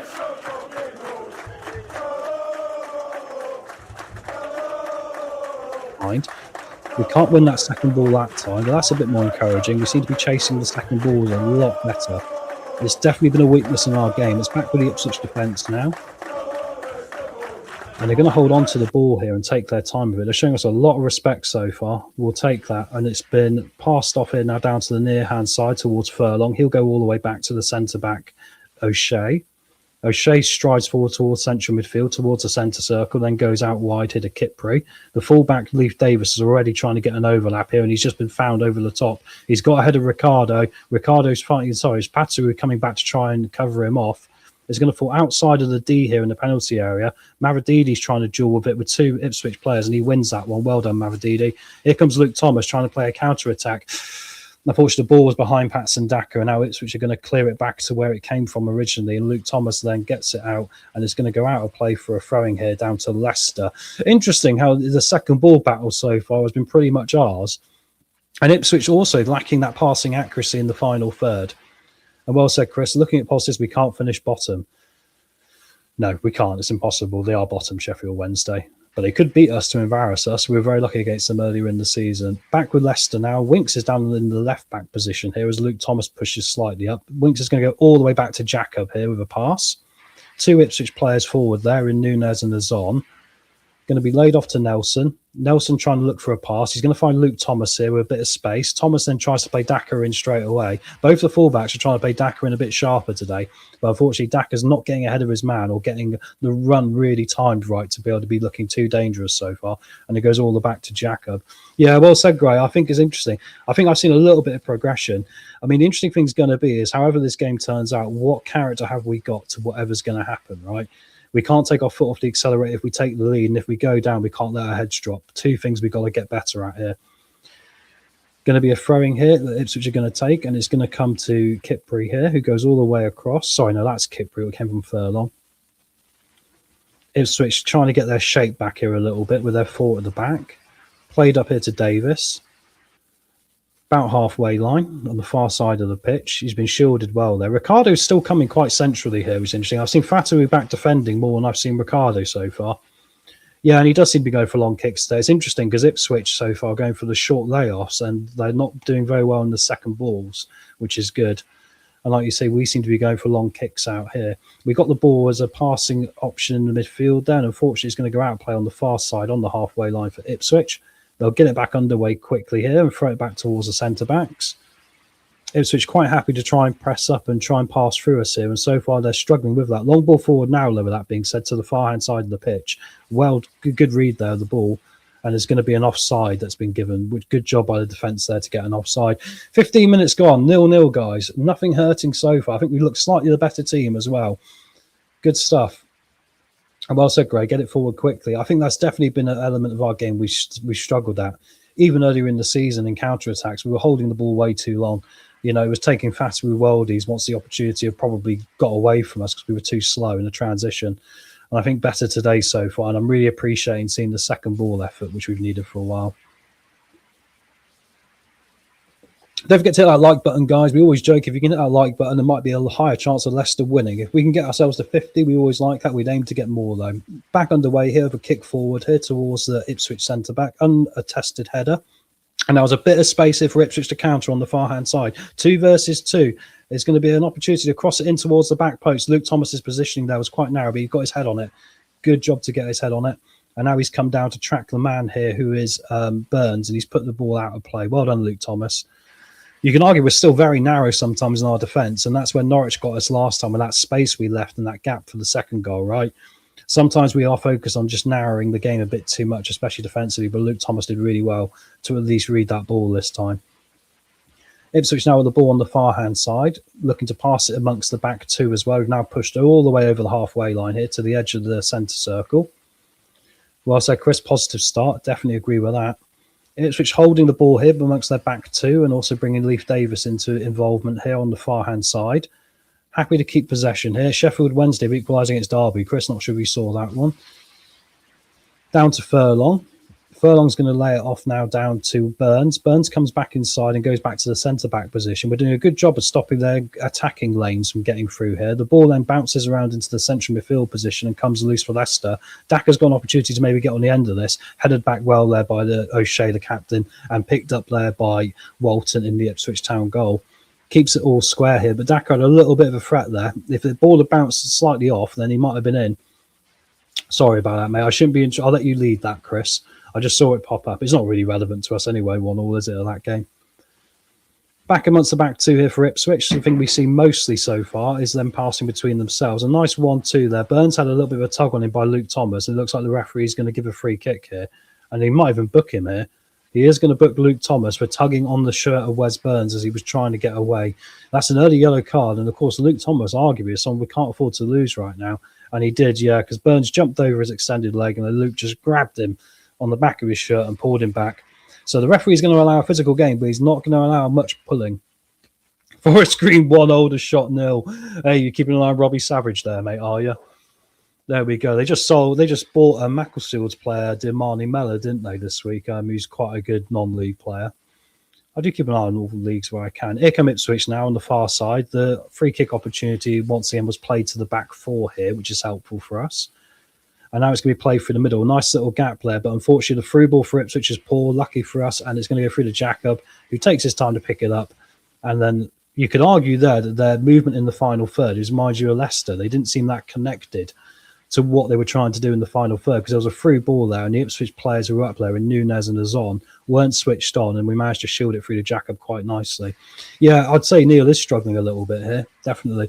You could say in the midfield so far, Winks and Skipper looked a much better duo than the duo of Matsuo and Neil. Here's Furlong now down on the near-hand side. He's going to pass it down to Wes Burns, who's trying to take it past Luke Thomas again. Luke Thomas does well to win it that time. Poor touch from Skip, unfortunately. Didn't see the guy over his shoulder, and it will get back to Ipswich towards their back two here as they try and hold on. They're going to go long now and spread the ball. That was a nice pass up towards Leif Davis on the far side of the pitch. Bit of space. Fatawu is going to make the width here and try and mark it off. Ricardo's going to stick back and narrow the defence here. And then we've still got the ball here, Ipswich, on the far side, looking for a space to make a pass across into midfield for Matsuo, trying to take on Declan Dover-Reid and pass it back up to the far-hand side here. They can't find the ability to get a cross in right now. Nice little 1-2, though, from Ipswich. They're trying to play through us here. Turn there from this striker. And now there's been a ball play through inside the penalty area. Sliding in there was Ricardo, and he's got his foot on it and put it out for a throwing. The referee's claiming, he's saying, referee, give a free kick for that. Something was going on with regard to pulling. Need to be a little bit of a pull on Cody, but Cody seemed a little bit lightweight there. But Ricardo read it really well, slid in across, especially when he was sliding in the penalty area, but got the ball first, and it's going to go out. And it is a throwing, isn't it? Or is he going to give a corner? No, I think he's giving a corner, actually. And he won't go for Thomas in red card. We need to do match day bingo to start on the next show, Chris. We must do that for Tuesday night, match day bingo. Great shout. It is going to be a corner to Ipswich. Here it comes in. It's going to be swung inwards, and it's been cleared well away from the near post there by a Leicester head. Dink back in, though, over the top, and Jacob's going to grab that inside the 6-yard box, unattested, and we survived that one. Another corner in there where you could argue it hasn't got past the first man, but a good job from Leicester there to clear it all over header. Good stuff. Nelson now, we're going to play short this time. Now he plays it up to Ricardo with a bit of space on the far side. Lays it across to Declan Dover-Reid to Fatawu. I'm finding it hard to see Fatawu because he's sort of merging in with some of the Ipswich fans. I don't know if it's a shirt colour. It just looks like, obviously, it merges in with some of the fans behind him. Back up to Ricardo here in the right-back position. He's going to go long this time. Daka's trying to read the ball, but unfortunately it's been intercepted ahead of him. But Skip's going to pick up the leftovers now in the centre mid. Lays it off here to Winks. Winks is going to try and take his man on and slip a ball through there. Nice idea. Unfortunately, Declan Dover-Reid couldn't get there first. And there's been a crunching 1-2 there in the midfield, and it was Winks on the Ipswich player, and I think the referee might book him as well here. It doesn't look like he's done it, but he could have done. It was a 50-50 ball that Winks came in for there, and he actually looked like he caught the ball, but because he used his body first and his hip to try and shield the player, the referee's given the free kick to Ipswich. I'm not sure about that. I think that was 50-50, guys, really. But there we go. Ipswich now are going to play out from the back again, going to try and play up to the far side with Kipri. Interesting how their centre-back ends up slightly out on the left side. Now they're trying to play through. They're trying to overload in particular on the far side, the left side here. It's Leif Davis trying to get in and create a bit of width, which then in turn will bring Mehmeti into being a more of a striking option, right? Which I don't dislike. I think in some ways we could do the same with a Mavrodidi or Fatawu, actually. No problem is we've got Ricardo there, right? And the overlap isn't something we seem to utilise. We seem to go for an underlap into central midfield. Ipswich just standing on the ball here now, just taking a bit of time as everyone's kind of a bit of a chess match, just taking turns. Ball played forward now. There's got to be an offside there, surely, ref. Nelson's managed to get his foot on it. Have they given the offside? They finally given it. Nelson's waving his arms there, saying that there was an offside that wasn't given. We played a higher offside trap there, about 5 yards outside the penalty area. And luckily for us, it paid off. But you've got to be a little bit careful in the Championship doing that because obviously with no VAR, it can come back to haunt you. Let's have a quick look here and see how offside it was. Yeah, we were very high line there. The first ball was offside as well. I think Ipswich would say the second one wasn't. The first ball was definitely offside, wasn't it? Anyway, Rowett down there on the touchline. It looks like he's getting out some more instructions to the players. Long ball forward from Leicester now, trying to get it on the far side here. A bit of duelling going on with 3 Leicester players and 3 Ipswich players. Ipswich is going to pull the ball away here now, though. Ricardo is out of position, guys. Cody's now going to try and win this. It's taking a deflection off the leg of Skip there, which is helpful, and we should be able to get it clear. There was a 3-on-3 then, and luckily for us, we didn't get caught out. It's still a worry seeing Ricky outside of position and getting caught out. Hi, Andreas. So far, so good, I'd say, mate. Been a bit of a chess match. This, you could argue we're winning the second balls a bit better than Ipswich. Ipswich seem quite happy to retain possession, pass it amongst the back four so far. They're looking for an overload on the left-hand side, the far side, which is probably the right thing to do because Ricky is still straying into midfield and leaving a bit of a gap there. But so far, you could say we're just about surviving it because Fatu has been back helping out defensively, as has Skip and Winks and, all that. So far, so good. I'd just like to see it with a bit more of a better cutting edge. The ball's currently out of play at the minute here. Yeah, I mean, we're very narrow, Chris. I definitely agree with that. I mean, Thomas's positioning, is it what the manager is telling him to be quite narrow in the back four? If so, then we've got to see Fatu and Mavrodidi coming back and adding that width to the defensive part of the game, right? Referee's blowing again here. Luke Thomas has got to be careful. He seems to be getting involved in a lot and he's already on the yellow card. We have joked maybe he'll get the red card so far, right? Back underway here. There's going to be a Coley to take the free kick. Goes up to the far-hand side with Fatawu. Fatawu's trying to take his man on. What a run here. And it's Fatawu taking two men on. He's got to the byline here. He's got to try and drill it across. It's hit an Ipswich defender and it's gone behind for a goal kick, unfortunately. Looks like it came off Fatawu last. Great run. No ways, Andreas, mate. Great run from Fatawu there, guys. He took on two Ipswich players and finally got a bit of pace. It was a narrow bit of space he was running into down that far-hand flank as well. Got past both Davis and the midfielder as well in Matsuo, I believe, or Neil. Unfortunately for us, when he tried to cut it back across the 6-yard box, it hit an Ipswich player, hit Fatawu and went out for a goal kick. But now Leicester are going to pick it up again here with Skip to Mavrodidi, who's just behind the 10 roll here, coming to the edge of the D. Thomas is going to drill it across. Oh, there's no one there. Everyone's in front of the ball. We're still going to pick it up with Ricardo. Come inside the penalty area. Crossed in towards the back post. Goalkeeper gets a hand on it, guys, and it's going to go behind for a corner. That was the best chance so far. We had players forward here. Everyone was committed. Unfortunately, the first pass across from Luke Thomas was ahead of the 6-yard box and aka behind three of the players that we had forward. They're looking to get on the end of it. But we're going to have a corner now on this near-hand side. Fatawu took the last one as an outswinger. What are we going to see this time? Come on.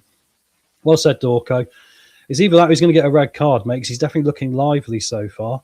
But I think he's done a relatively good job. I would say if he's been asked to defend narrow, that's fine. But Mavrodidi's got to make sure he puts a shift in and make sure he's contributing to the defensive side of the game. Fatawu has been better at that today. Fatawu will take this. Outswinger. It's going to be high all the way to the back post. And Cody's gone down in a duel. Thomas on the volley, as we say. That's been deflected away. And it looks like it's going to come back down to Fatawu here on this near side. He's going to cross it in again. But unfortunately, it's hit the first man and gone out of play for a throwing. Hey, Yvonne. And well said, Chris. We are looking so good so far. The referee's going to have a word here. I think Cody's saying he got pushed over. Now, of course, Cody's taken a few bangs to the head recently, and that could be another one there. Interesting with Fatawu's corners on this near-hand side. He's going for outswingers, and they're definitely getting past the first man. In some ways, they're almost going a bit too far. They're ending up beyond the far side of the 6-yard box. Ew, he's saying he got elbowed in the face there. And Leif Davis has pushed him over off the ball, guys. Hang on, that should be a red card. If that was in the Premier League and there was VAR, I think you get a red card for that. But Cody's been talked to by the referee here because Cody's saying to him, what can you do? Because basically Leif Davis turned around to him after Cody went down, said, get up, and pushed him. And yeah, it should be a penalty too, agreed. It was off the ball. You can't do that. I'll say the same about Leicester if we did it, but we're going to have a long throwing with Luke Thomas now. Hopefully we get the positive karma here of getting a goal as we approach the half-an-hour mark. So far, we've been the better team. Come on, Leicester. Luke Thomas is getting ready to pump one in here from about 15 yards outside the penalty area on this near-hand side. It'll be diagonal towards the 6-yard box, I'm sure. We haven't got everyone up there, but we've got about 7 shirts in there. It's going to go towards the near post. It's going to bounce, and unfortunately, the throwing wasn't very good, guys. It was slightly overthrown and it bounced just by the 6-yard box. Daka couldn't do a lot with that. And his control's not been particularly good in this game either, has it? And it's gone behind for the goal kick. Yeah, same old Ipswich always cheating. I think that should have been a red card in the penalty. I don't see how you can do that to someone and push him over. And so far in the match stats, guys, Ipswich no shots, none on target. Leicester 3 shots, 1 on target. Touches in opposition box, 3 for them, 4 for us. Come on, it's trending in the right direction. We've got to get that goal. Here come Ipswich now, as I say that, with Wes Burns down his far-hand side. And he's going to go one-on-one with Thomas. He's going to cross it to the D here. It's going to come out to Matsuo, who's got a long-range strike, gets it away, and it's gone over the top of the crossbar. Ooh. Just we were talking confidently, and the referee has given that, I believe, as a corner, hasn't he? He's pointing towards the corner. It looks like it deflected off a Leicester player. He did this last time out for Ipswich and got himself a decent goal from the midfield. Looks like it might have just caught Nelson on the way over, actually. Going to see it again here. It was a left-footed strike just outside the D there, the penalty area, and it was definitely over the crossbar. It should be a goal kick for me. No, it has given a corner, guys. Interesting. Yeah, and well said, Gray. We do need to sustain this. I think so far you see the performance is good, but also if we do go one down, don't let our heads drop. Just keep going. There's been enough in this. You know, this is life. It's when things are against you, it would be sod's law to go 1-0 down in this, but you've got to fight out of it. You've got to show that mettle. Corner coming in from Ipswich now from the far hand side, crossed in towards the back post. Oh, and he's hit the post, Ipswich. Oh, they curved it all the way across the 6-yard box. It dipped towards the back post. It was O'Shea, the captain. He gets a head on it and it strikes the base of the post there and goes behind for a goal kick. That was a let-off. And Cody was in no man's land there. He wasn't even watching any play around him. There was a bit of a wrestling match there with him and Furlong. But Cody really should have been quicker to that. I don't think there's anyone else who should have got there. He left Jacob in a bit of an isolated position there. And as we try and play out now from the back, we should have gone for a long one there. We're going to give the throwing to Ipswich here back towards our goal again. Wes Burns takes it quickly. Luke Thomas is kicking the ball high up into the air here, and he's gone down under a bit of a shoulder there from Mehmeti. And they're going to give the free kick as we approach the half-hour mark. That was lucky. Yeah, Cody was held a little bit. Yeah, there's been a lot of this today, and Cody's getting a little bit animated, isn't he? Because you've seen that 2 or 3 times now, and that was a bit of a shoulder barge there from Mazon. Sorry, it wasn't Mehmeti, the striker who's got 4 goals some in the league so far this year. Yeah, it was lucky. Yeah, I think there is an argument there that there was some arms on the Cody, but still, once the arms had come off him, he should have literally tracked that ball back a little bit better. He was still slightly on his heels for me. Yeah, well said, Head Gray. Head's dropping, needs to stop now. Goal kick from Leicester. We're going to go long here. Sorry, it's a free kick, which is going to be taken by the goalkeeper. Comes over halfway. There's a bit of a duel there where it is Mdaka's gone down. He's saying there's a free kick. He gets back up after the referee says get up, and there's a load of space on the far hand side here for Ipswich. They're going to come into the penalty area. Oh, and Ricardo there has gone in and managed to somehow win the ball with a scissors kick on the floor. But that was really dangerous from Ricardo. Now there's going to be a long counter-attack. Unfortunately, the pass is so overhit by Leicester, it's not going to find Patson Daka, and it's going to go all the way through to Walton. Interesting how now both teams are trying to really be a bit more penetrative, if you can use that word, with their balls, right? Going to go to the far-hand side here again from Ipswich. This game's got a bit of heat now with 15 minutes to go to half-time. Cody there's gone in. The referee might give a free kick here. No, he's saying play on. That was quite heavy from Cody and behind the player. But we're going to kick it all the way back up towards the Ipswich goal and Walton. Yeah, Ipswich playing the dark arts, well said. And well said, Yvonne. Yeah, and well said, Keith. I think that's right. I think we're good. I think they know, because we've had a few red cards recently with Declan Dovery going sliding in, right, that there's a chance there. Ricardo's been done here on the far hand side, guys, in the 1v1. Crossed in towards the 6-yard box. Cody's missed the header. It's going to come down to Ipswich outside the penalty area. Wes Burns lays it off. There's a bit of space for Furlong here. They're going to curl it in towards the 6-yard box. If someone had hit that from Ipswich, where there might have been a goal, but they've still got an opportunity from distance on the volley over the top of the crossbar. Bit of a flurry here from the Tractor boys after 31 minutes, guys. Surviving a bit of pressure.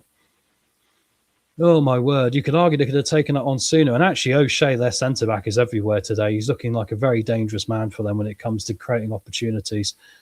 Did a really good job of winning that, and he hits it on the volley. Luckily for us, it's a centre-back shot, and it's gone high over the crossbar. But it did dip a bit at the end there. And well said, Gray, get it out. What they need to do is they need to stop getting it out into where Ipswich players are. Why don't you just kick it out on touch, where there's no Ipswich players?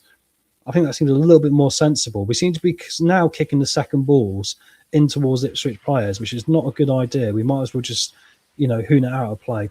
Throwing to Ipswich on the far-hand side, just inside our half, and they're going to throw it back to the centre-backs again. Looks like we survived that little flurry, guys. Cheers, everyone. Ipswich holding onto the ball here at the centre circle. Now there's going to be a little run forward from O'Shea, but he's given the ball up there with a poor pass. Now we've got a 2v2 there, perhaps. Daka's held onto the ball too long, and Ipswich have got back here. And now it's going to be picked up by Kipri at the centre-back position. And Leicester are going to retreat here and try and get a bit more shape. About 10 minutes here. Sorry, about 15 minutes to go to half-time. Nice run inside from Wes Burns there. He's going to take on 2 Ipswich players, Nelson and Thomas. But he was offside again, I believe. Yep, excellent stuff.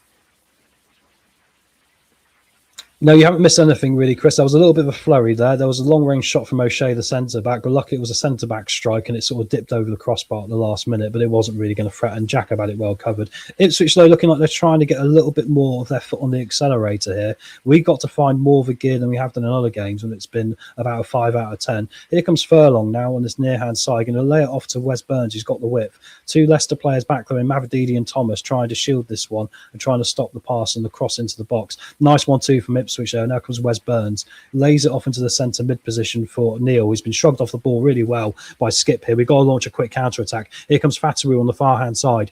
Mavididi, there's been a little clip on Fataru there. The referee's going to give a free kick and it's going to be a yellow card to Ipswich Town, guys. Game's got heat in it and it's going to be, I believe, Leif Davis finally going in the book after he should have given away a penalty.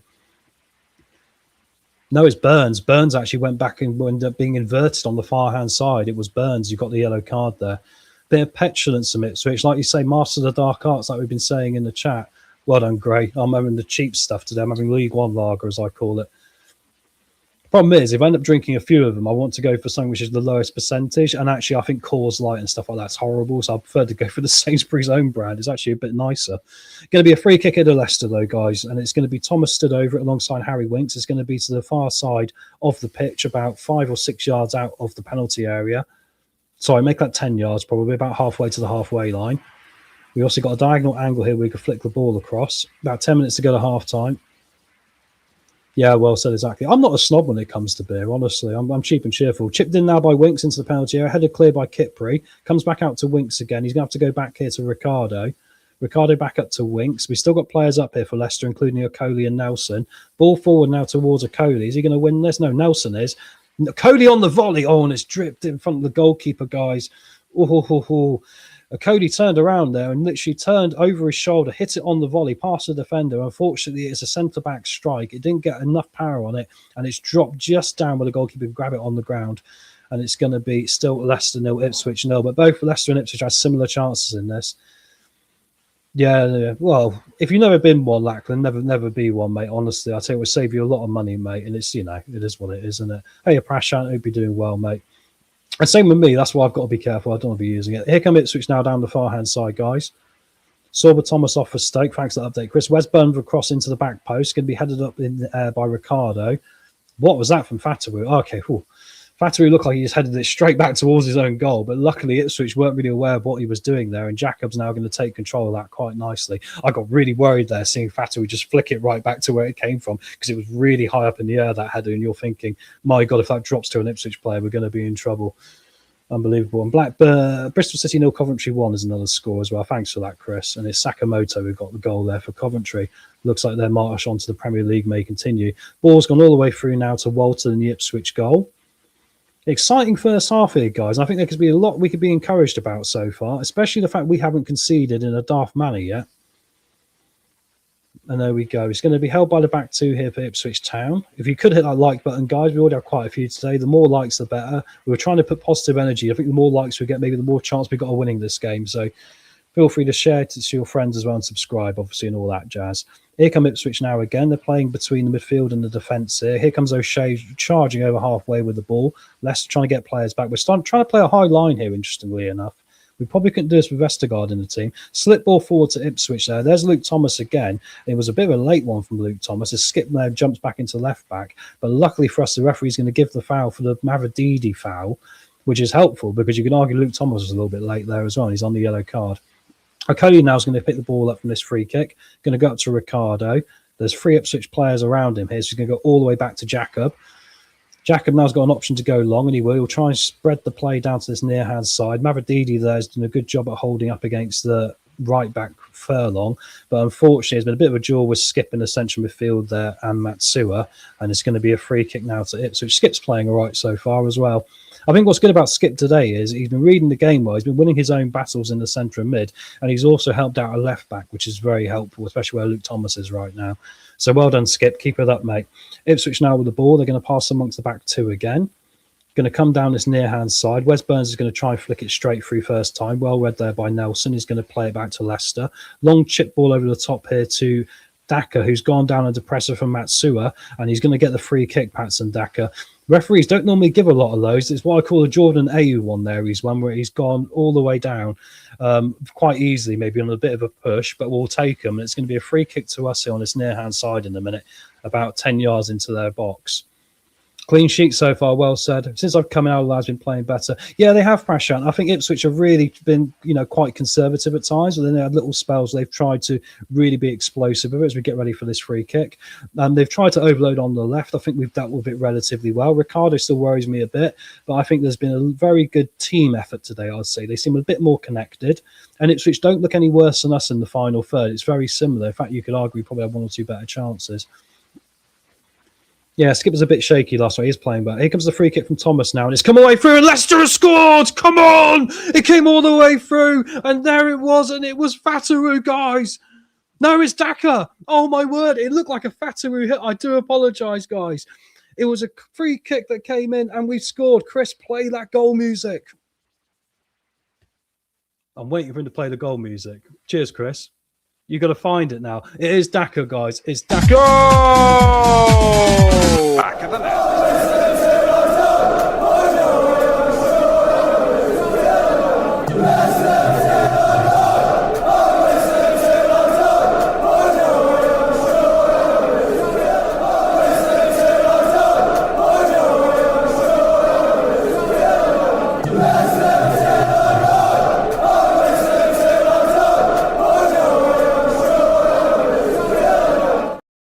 There we go, guys. And yeah, I've done my Murray Walker there by getting the wrong driver in the car for that one, haven't I? But I don't want to take anything away. Well done, Patson Daka. The ball came in from the free kick. It stayed behind the line of defence. And then all of a sudden, Daka just literally hit it first time. And it's gone past the goalkeeper's left-hand side into that bottom corner of the net. And we'll take the lead here on the 40-minute mark. Chris, not the 30, the 40, or 39 minutes it is. And it's Ipswich 0, Leicester 1. And I think that's deserved. And I think we've still got more goals in this. Come on, Leicester. This could be a huge 3 points for us in this 10-game battle for survival we got coming up after this. Now the ball's back underway here, and Ipswich are kicking the ball high with Furlong. Yeah, well done, mate. It's all right. Unbelievable.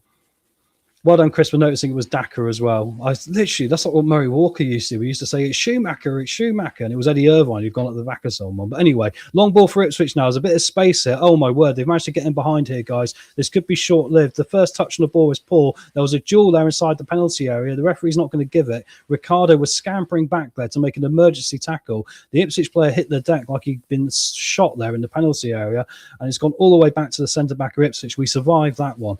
Don't lose focus straight away, Leicester. We've got ourselves a deserved lead here. Near hand side now, as Ipswich are going to really probably ramp this on. They look so...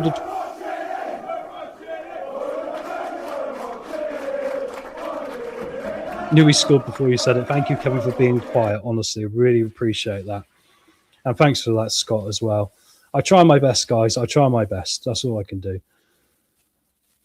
Unbelievable stuff. What happened here? Just going to see this again. Oh, there was a bit of follow through there on Ricardo. When the ball was dinked in there by Davis, he was on the byline towards the goal and he flicked it over and Ricardo caught him in the afters. There could be an argument that could have been a penalty to Ipswich. I would argue, bearing in mind we've already seen a Cody be literally shoved in the face and buried over in their penalty area, which was nothing was given. I think that evens that one up a little bit.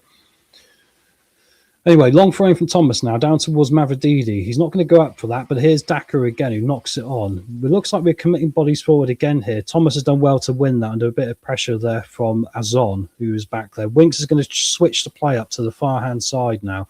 Bit of energy in this game as we get towards half-time. Come on, Leicester, let's keep pushing here. I'm going to go all the way back, sadly, though. We're not going to utilise that to try and counter down the far side. As it stands, guys, this will move us out of the relegation zone.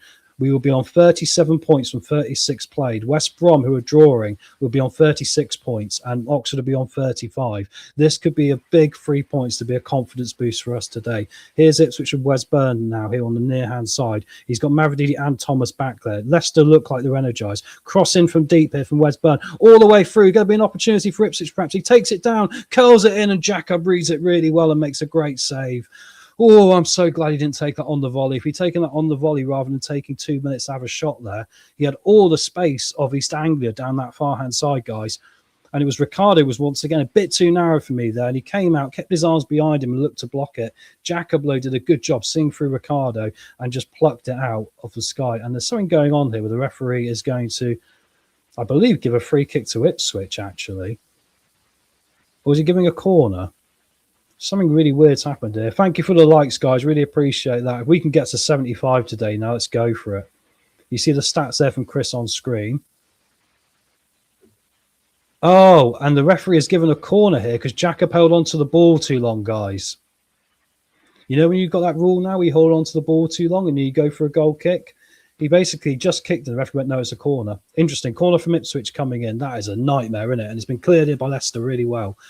That would have been a pain in the ass. Imagine if we conceded a goal there from holding on to the ball too long. And also, I think the referee was out of line there because he was just kicking it when he blew. That was ridiculous. Thank you very much, Phil. Appreciate that.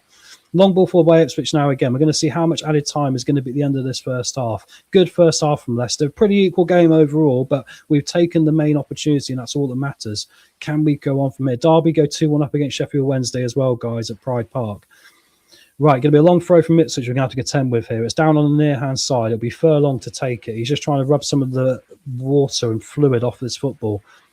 Got everyone back here by the looks of it as well for Leicester. Here it comes from Furlong in towards the 6-yard box. Can't beat the first man, and Mavididi will get his left foot on it and click it outside the penalty area. Kick it outside the penalty area, sorry. We're trying then to play Decordova-Reid in as Ipswich have got everyone pressed up here. There's a bit of a mosh pit of players going on. The referee's going to give a free kick against Okoli. Oh, we're adding a bit of pressure to ourselves here, guys. Okoli then got a foot on us on, and unfortunately it came from behind him. There was 4 Leicester players around the 1 Ipswich player there trying to get the ball. Yeah, and he did. He clipped him on the back of the leg and came from behind. You can't do that. And it's going to be a free kick. Yeah, I was going to say, yeah, I think it's interesting. Ipswich are trying to utilise the ref here. Well said, Keith. Well said. Well said, Prash. And let's hope for a clean sheet. Oh, my goodness me. It'd be typical Leicester to do it against a team that could go second in the league. Honestly, it really would. I mean, we're the weirdest football club, aren't we? We're into 45 minutes. Here comes in the cross, and it's been headed behind. It looks like it's going to be a corner. No, he's given the goal kick. We'll take that. It was flicked on by the Ipswich centre-back, Kipri, I believe, there, guys. 1 minute of added time is going to be today. And we'll take that. My word. Yeah, it was flipped on actually by Furlong, would you believe it? The guy with the long throw a minute ago, and he's headed it over the crossbar. It wasn't that dangerous, luckily. I think we lost our heads there for a little bit. There was 4 Leicester players around that one opportunity, but we dealt with it, and that's the main thing. But yeah, difficult. We can't keep doing that. We can't shoot ourselves in the foot. Anyway, long kick out now from Jacob now. All the Leicester players congregating on the halfway line. And it's going to be taken down by Leicester. Winks is going to play it up into Fatu on the far-hand side. Nice 1-2 of Ricardo. Nice football there. Decordova-Reid also finding an option to get the pass in. Here comes Fatu now coming down. Unfortunately, he's overhit it slightly to Nelson, who's going to flick it back up here to Ricardo on this far side. Trying to play it forward to Daka, and Daka is offside. Oh, what a shame. Nice bit of fluid football there from Leicester. And that's going to be it for half-time, guys. Chris, you want to come in? It's half-time. We are 1-0 up. What a performance so far. I'll stick with you, mate, because Wayne's not here yet, I've noticed. Unbelievable. Oh, Wayne's here, mate. Wayne's here. I can let you bring... All right, mate. Speak to you soon. Oh, he's gone. Oh, he's gone. Wayne's here. Gone. And he's here. There we go. In and out. He'll be shaking it all about in a minute. Well done, mate. Speak to you soon. See you in 10 minutes. Well.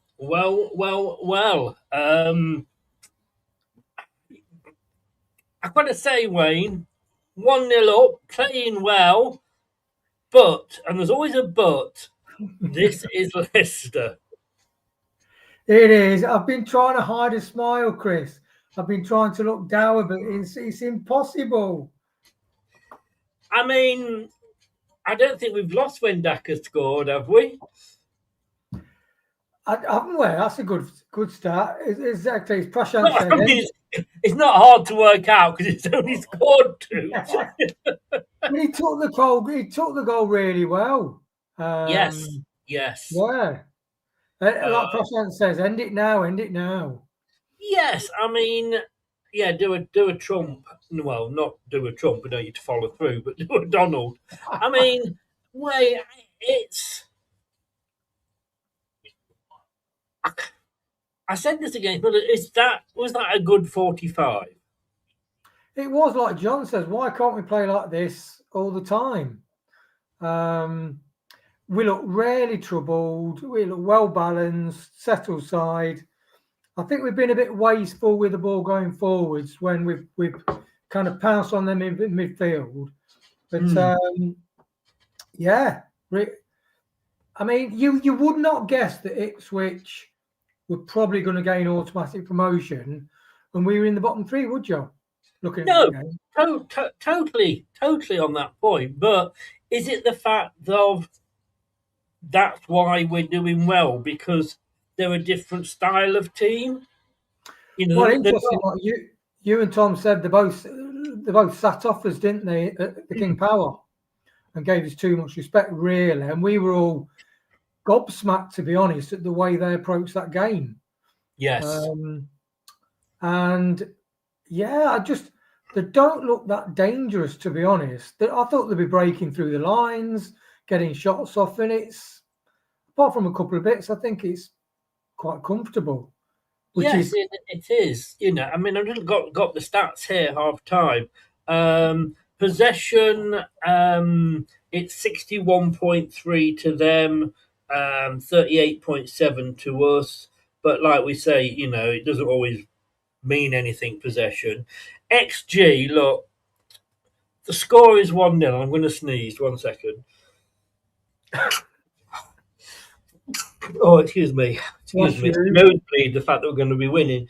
Yeah, and their XG is 0.54 and we're 0.13. I really do not. That's because the chance fell to Dakar, so they had his XG for very low. Well, Dakar needs 100 chances to score one. Well, probably. But I mean, even Tom didn't give it to him, did he? You know, it's shots. We've both had 5 shots. But they've only had 1 on target. We've had 3. Do you think we should be more than 1-0 up? We had a few good early chances, and that third chance we had, which is the last of the good chances until near the end. Mavididi, I mean, you get part footballers, they thump that ball at the box. And also there's another time when Thomas had the ball, it was played out to him, and that's right, Mavididi played the ball out to him. He should have just struck it towards the goal. But he decided to play a lateral pass across the 18-yard box, and you're thinking, even like the commentator says, just hit it. Problem is, how often do we have a go at him? And I do a lot, have a go at him for not passing and always trying to take the glory. And now we're going to go, why the fuck did you pass? Just shoot. These players can't win, can they? No, I actually saw Luke Thomas in Hallam Field's filling station on Friday. You know, and he was doing a Jurgen Klinsmann, who was driving around an old battered Mini. You know, Jurgen Klinsmann used to drive around in a Beetle. Yes, yeah. No, it wasn't actually, but I spent about 5 minutes when he was filling his car up. I thought, I've got him. So I went over and gave him a load of advice. And it's nice to see he's incorporated it into today's game. I'm pulling your leg, Chris. I didn't. I know. Yes. Yeah. Just wait. Yeah. It was the advice bit that I knew that you were lying. Touches an opposition box 10-7. And just looking down the other half-time scores, actually, let me just get those up for you. So we know that Blackburn and Portsmouth drew 1-1. Don't know that was good or not. Portsmouth were winning 1-0, Blackburn at the very last minute. The games that affect us, Charlton 0, Birmingham 0. Sheffield Wednesday losing 2-1 at Derby. Sheffield United 0, West Bromwich Albion 0. So it's very, you know, it's West Brom. They always end up losing, don't they? Well, let's hope. You know, you've just probably cursed it now. I mean, when you look at it, it's so tight. Oxford 35, West Brom 36, Leicester 37, Blackburn 39. Portsmouth 40, I mean, and then Charlton 42. It's so like, you know, what, you know, we let a goal in, and you know, we're back down.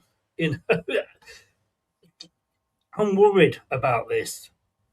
Talk to me, Wayne. Come on, you used to be in the Samaritans. Talk to me. Oh, what's life without a bit of worry, though, Chris? We need worry.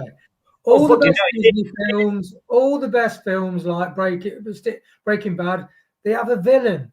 They have a hero. They have a hero that sometimes behaves like a villain. We So, like this ridiculous. was there a reason you didn't last long at the Samaritans? Yeah, too many jumpers, mate. I am going to be literally. If I got a cork, I'd put it up my arse now. Because those first 5-10 minutes of that second half, you know what Leicester are like. Yes. Yeah, but I do. This team, I made a note. This team looks like a settled Rowett side. I think, because he was surprised, as you said in the pre-match, you guys, he was gobsmacked at the level of performance and the lack of confidence in the last game, considering the last 2 draws. So it seems maybe, look, the question was that just a blip last week, or were we still in the same shit? And maybe it was just a blip. Maybe. All I know is I'm going to have some more humble pie because my 5-0's gone out the window. But I know, Chris. What it's a shame you're still not in the prediction league with.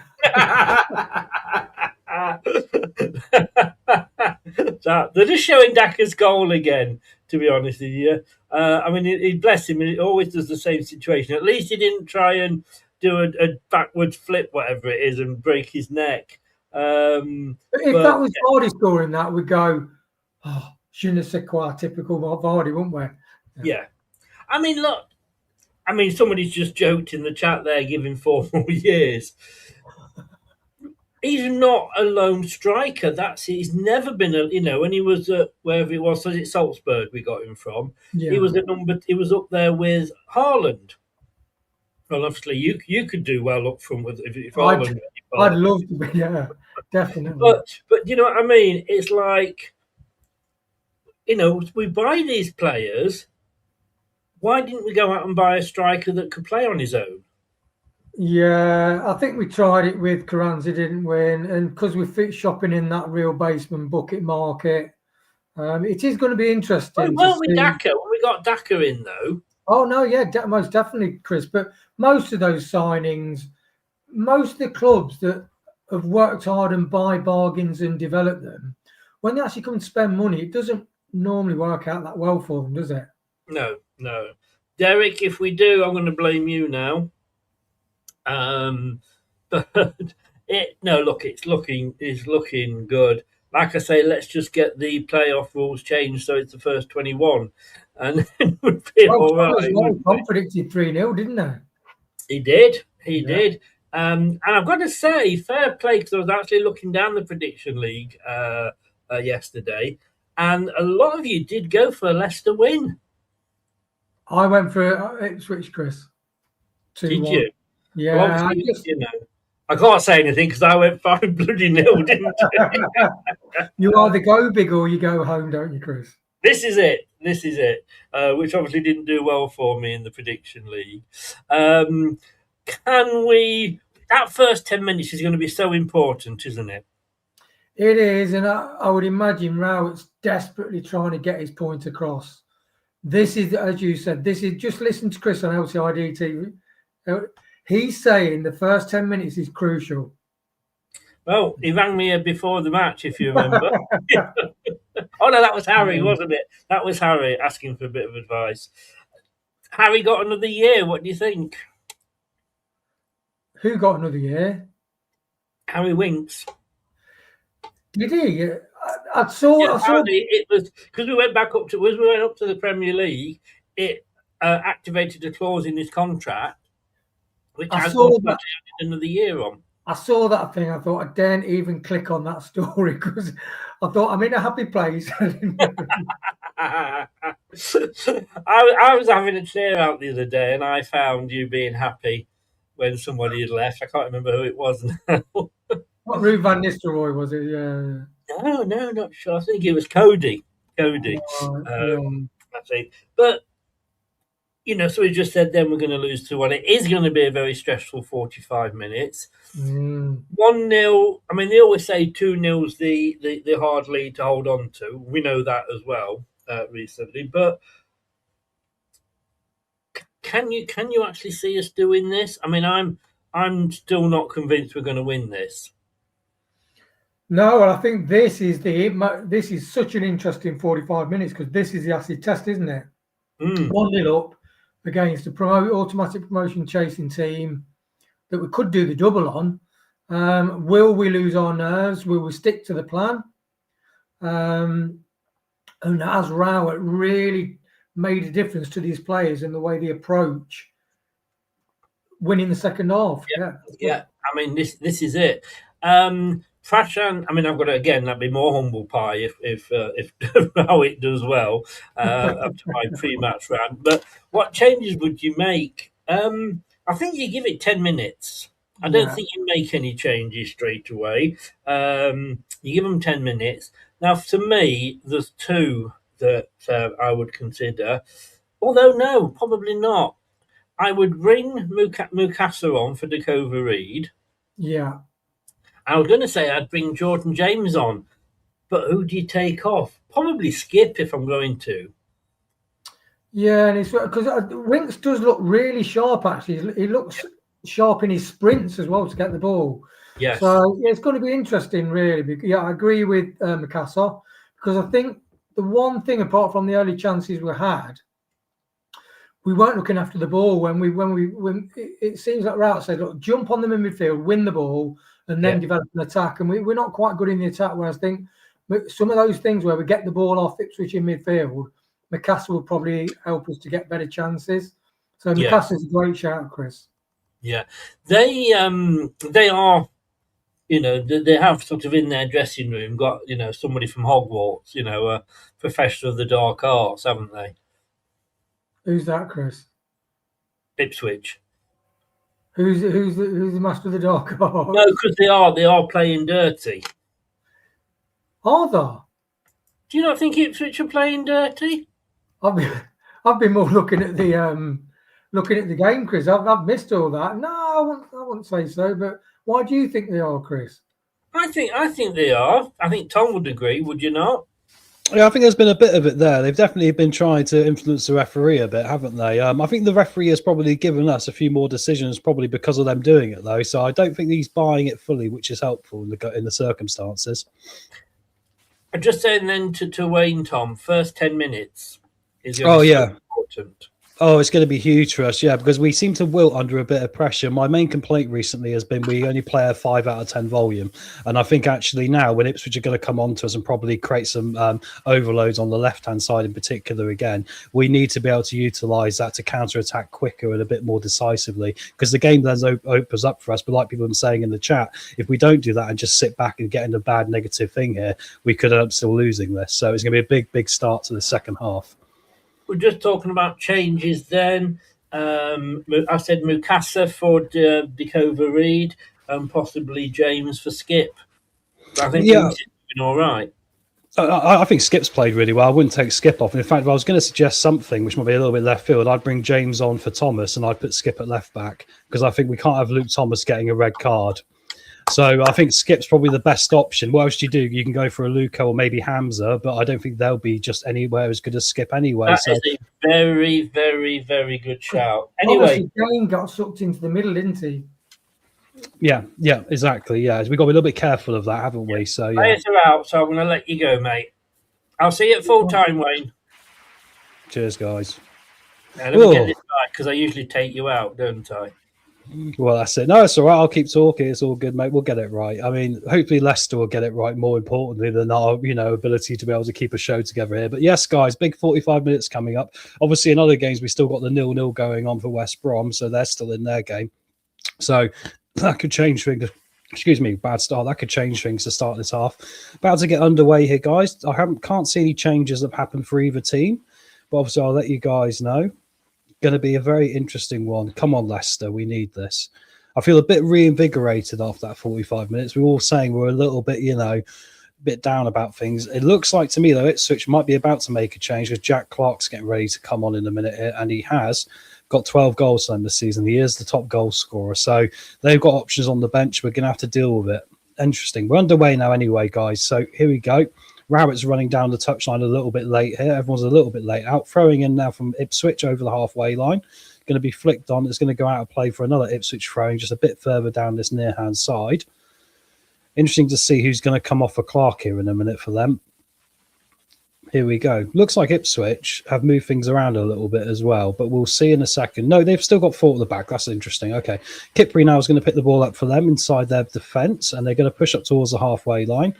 Here is back with him, Neil, who's going to come back as well. Interesting how both Ipswich and Leicester have got their fullbacks inverting into the central midfield positions, and we're seeing the central midfielders go back to cover fullback. Long ball forward by Ipswich again. They're going to win the second ball here. Here comes Skip chasing it down, trying to win it back.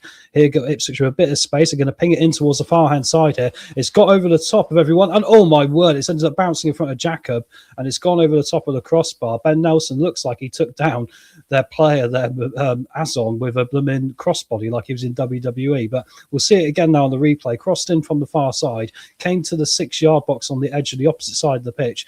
Oh my word, and then Nelson was trying to shield it, and Azon got a foot on it there, and luckily for us kicked it over the top of the crossbar from about 4 yards out. If Ben Nelson hadn't been there leaning on him, that would have been an easy opportunity for Ipswich to level it. So we survived the first little flurry there from the tractor boys to get this underway. Now Skip's going to pick the ball up on the halfway line, flicks it into Mavrididi, and then we've got Daka trying to win the ball as well.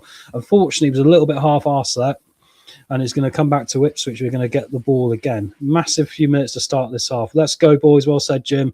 Come on, Leicester. And well said, Prashant. Come on, guys. Let's do this. Big 45 minutes in our season coming up, especially when results elsewhere are going the way they have been recently, especially Oxford's win last night. Back with Ipswich here in their centre-backs. Going to be laid off here to Sipri, who's going to play it forward, or Kipri, sorry, not Sipri. Now there's a bit of a duel going on with Fatawu and him, and the ball's going to be flicked up as they try and find Azon again. Azon's got around Akodi there, which is frustrating. Akodi's barged him, and the referee's saying no penalty. Azon's gone down very easy there. That was a Jordan Ayew dive from him. Went inside the penalty area there, got literally a bit of a shoulder charge from Macaulay, went down just inside the box. Referee saying nothing, doing good decision from the referee there. Looks like they were looking for it. Maybe they're trying to prepare for Premier League football by diving for some stuff. I don't know. Throwing for Ipswich on the near-hand side, going to be thrown back into play. And Kipri's just going to take a moment here to stand with the ball. Plays it long now after a bit of a delay. No Leicester players really closing him down. He's found Burns in a bit of space. He's going to chip it low. Oh, and there's an opportunity in the 6-yard box, but there's been a foot on it there from Nelson to keep the ball out with the goal. And it's going to come back outside the penalty area now as Leicester head it clear. Ipswich definitely have increased their volume for the second half, which is always the worry. Ball is bobbling around a little bit as we flick the ball forward now over halfway again. We can't get a grip on it now, and here's Davis now. We're going to lay it back to Kipri again. They play it through the middle here to Neil. There's 2 Leicester players on him in Declan Dover-Reid and Skip, and we're going to get it out of play for a throwing. No rest for the wicked, though, as Ipswich take it straight away. Interesting how they take some time here with their centre-backs. It looks like Declan Dover-Reid's got a bit of a knock there. 1-2 towards the back of our defence there, but we've done really well, and Fatawu going to try and come away with it here. Fatawu's got dragged down there by Mehmeti, and it's going to be a free kick to Leicester to kill this little bit of pressure as they exchange some pleasantries. Mehmeti saying, yeah, I did pull you back, mate. No way a pen, no, agreed. It definitely wasn't. He was looking for it, wasn't he, guys? You can't do those. I mean, Jordan Ayew will be doing that. We'd be doing our nutting about him doing it. So, yeah, Azon tried there to basically gullibly do the referee. Cody was really right there to be fine. It was nothing in it. It was basically hip to hip. Both players leaning into each other. The next chance came in the cross behind, and it was Skip there running back in to be able to get ahead of the ball and stop the free opportunity just outside the 6-yard box from Ipswich. So come on, Leicester, let's do this. Big 45, like I said. Back with Ipswich's centre-backs again now as they're going to lay it across and try and switch the play to the far-hand side. Here comes Furlong with a long ball forward. He's played it all the way through here. A nice 40-yard pass, and it's going to go all the way through. There's a poor touch there from Azon again, and it's going to go to Jacob, who's going to pick it up and roll it out for Leicester now to try and play out from the back as well. Cody's going to come forward with it here, and he chips it over the halfway line. Unfortunately, it was behind Declan Dover-Reid.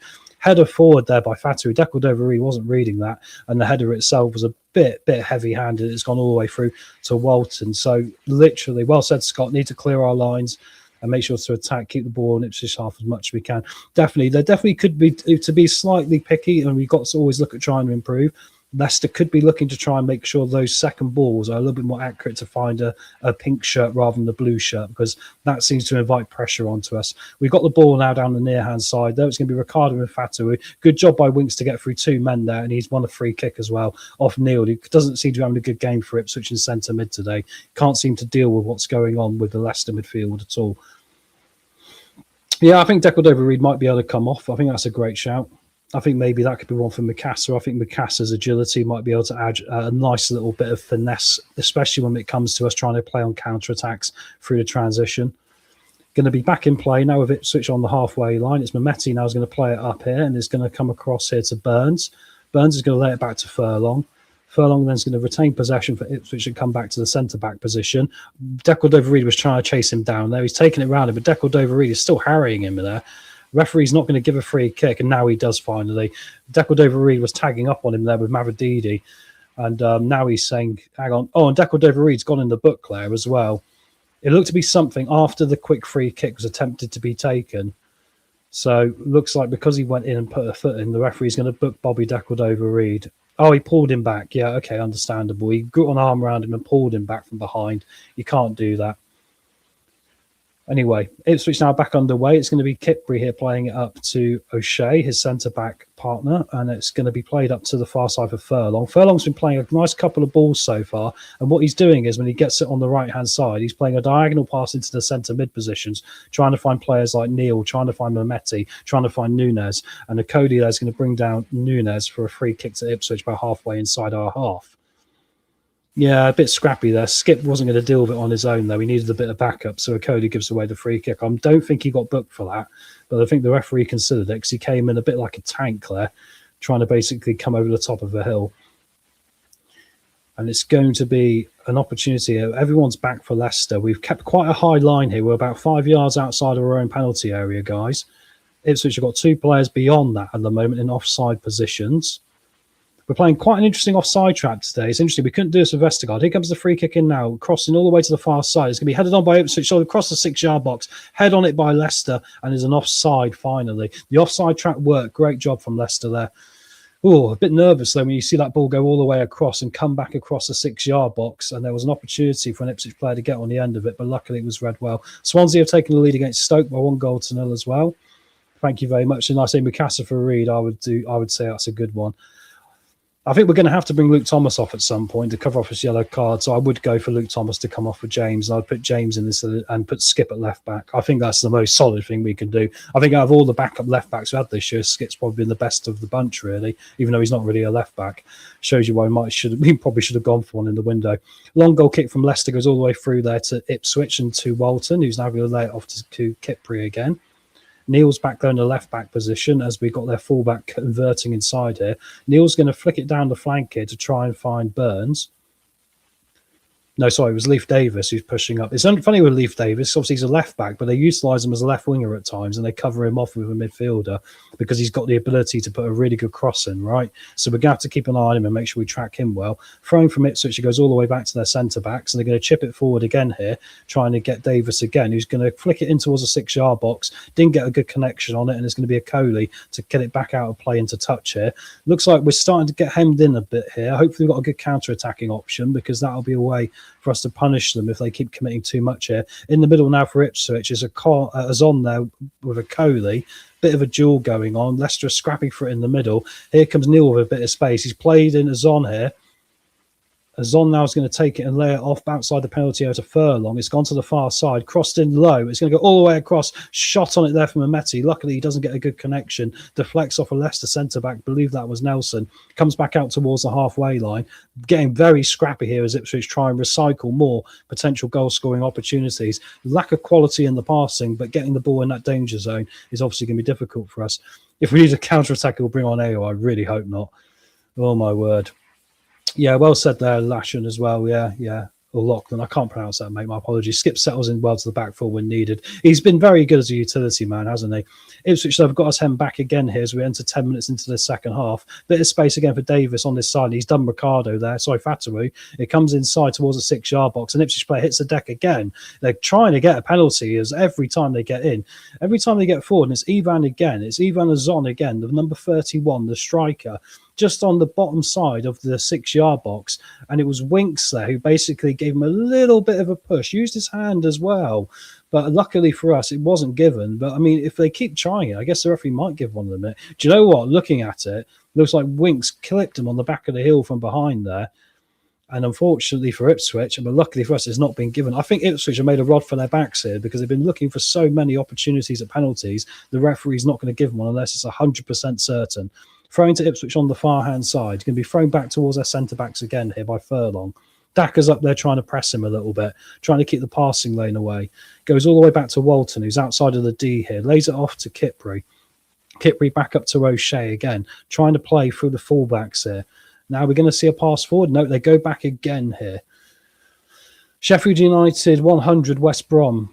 I'm guessing that's Sheffield United 1, West Brom 0. That is going to be helpful. Yellow card for diving. Excellent. Nice to hear it. I didn't see that. It didn't come up on my screen. Anyway, Ipswich are going to play the ball forward now. That would be great news at Bramwell Lane if Sheffield United had gone ahead here. Fatu is going to pick up a loose ball and come inside the penalty area. He's running away from the goal, though, down towards the corner flag. Plays it all the way back, and that's a really weird one. He wasn't looking where he was passing it. Decordova-Reid wasn't there. Sorry, actually, we were kicked. He was defensively doing that, guys. My apologies. I forgot we were kicking the other way. That's not helpful. That could cost us. Anyway, Ipswich with the ball on the far-hand side. Now we're going to try and get a cross in. It's going to be deflected there, and it's going to go behind for a corner. So, corner to Ipswich. No, I meant they should get one. Sheffield United 1, West Brom 0. That is good. Thanks for confirming that, Chris. I thought if they were 100-0 up, that'd be quite a lot of goals to score in the first 10 minutes. And cheers, guys. Don't forget to hit that like button as well if you're here. We really appreciate your support. We're getting ready for a corner to Ipswich here. Got players surrounding Jack up here. There's Burns there. There's Kipri there who's got a head on him as well.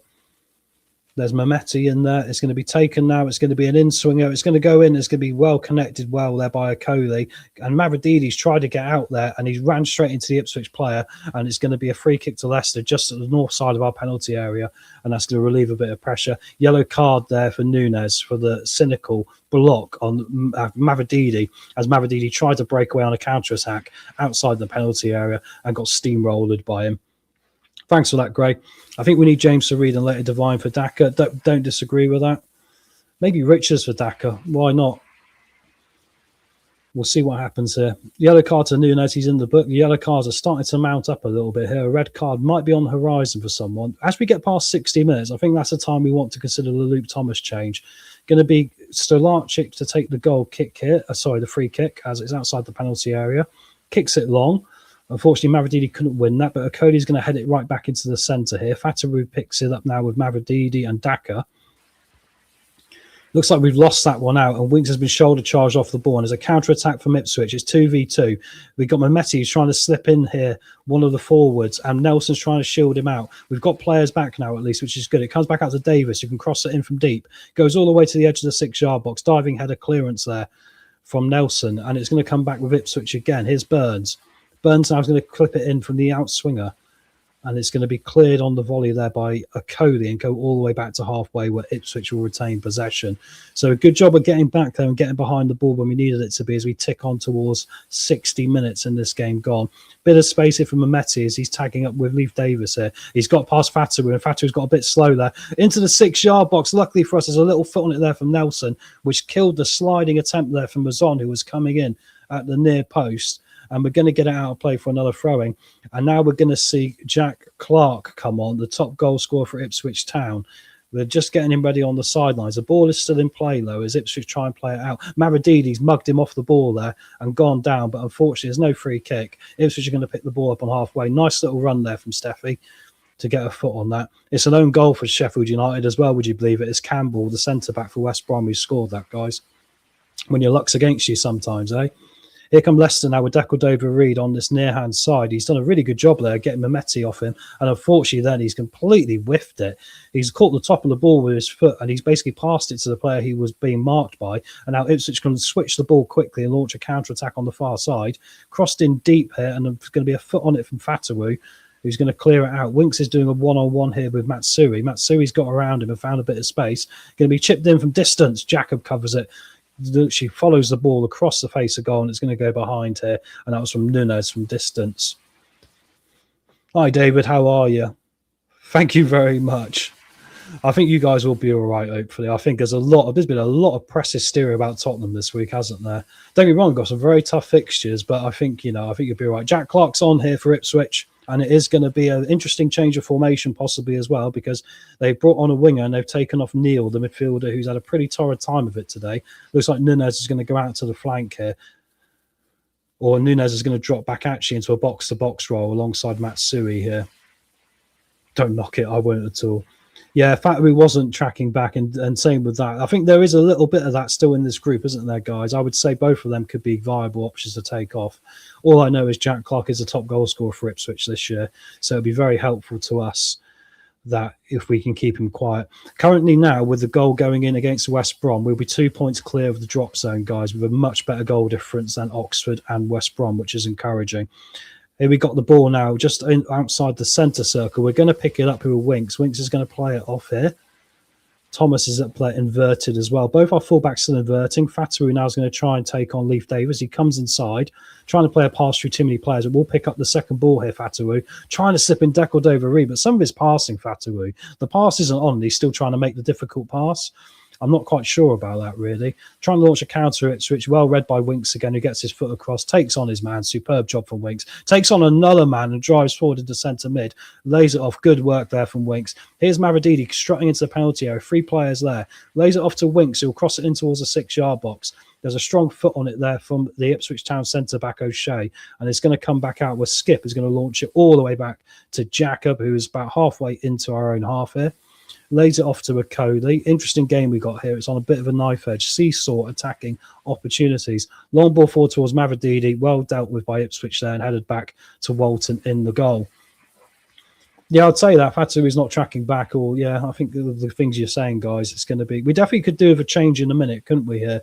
Because it seems Ipswich have made a bit of a vibrant change. Looks like they've gone 3 up top now, which is interesting.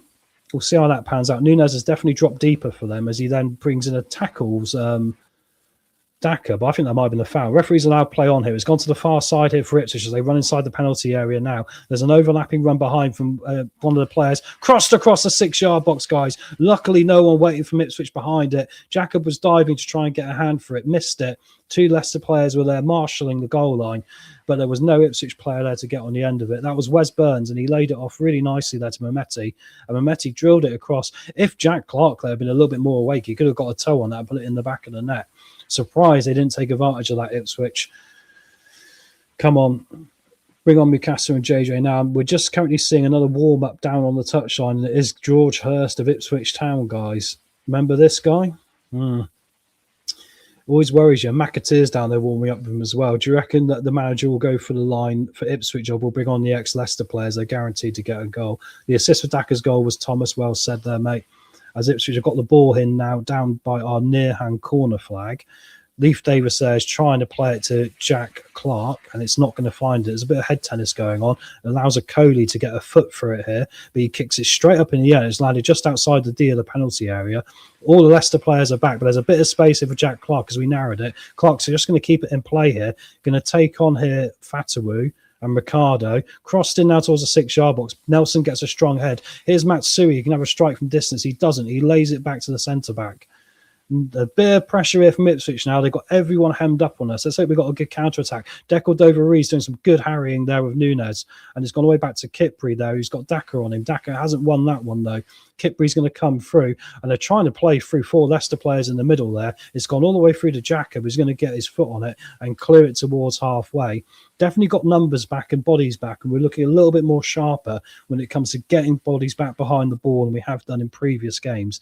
Probably a good week here on the training pitch for Gary Rowett so far. Chipped forward again by Ipswich towards the D. It's going to be taken down really well there by Azon. He's got a strike on it, and it's going to go behind, and I believe it's going to be a goal kick. Azon there are 2 players on him. He took a touch on it and then just tried to get the strike away through the crowd there. It was with Ben Nelson right on him, and it feels like it actually hit Ben Nelson to me and went out, so it might be a corner, but we're just going to see. No, it looks like referee's giving a goal kick. We'll take that. Still no signs of a Leicester change here, as it looks like Ipswich might be making another one. What's the news on Hamza's injury? He's currently on the bench today, mate. We're going to see if he comes on or not at some point. I'd imagine they won't want to bring Hamza on because I'm pretty sure he's a bit further behind than Jordan James is. But we'll see. There's no one really, apart from Jordan A, running down the touchline.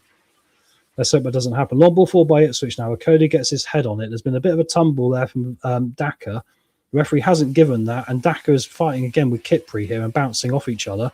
Headers from Ipswich now towards the near-hand side. Fataru's picked it up and been brought down there by Zon, and it's going to be a free kick.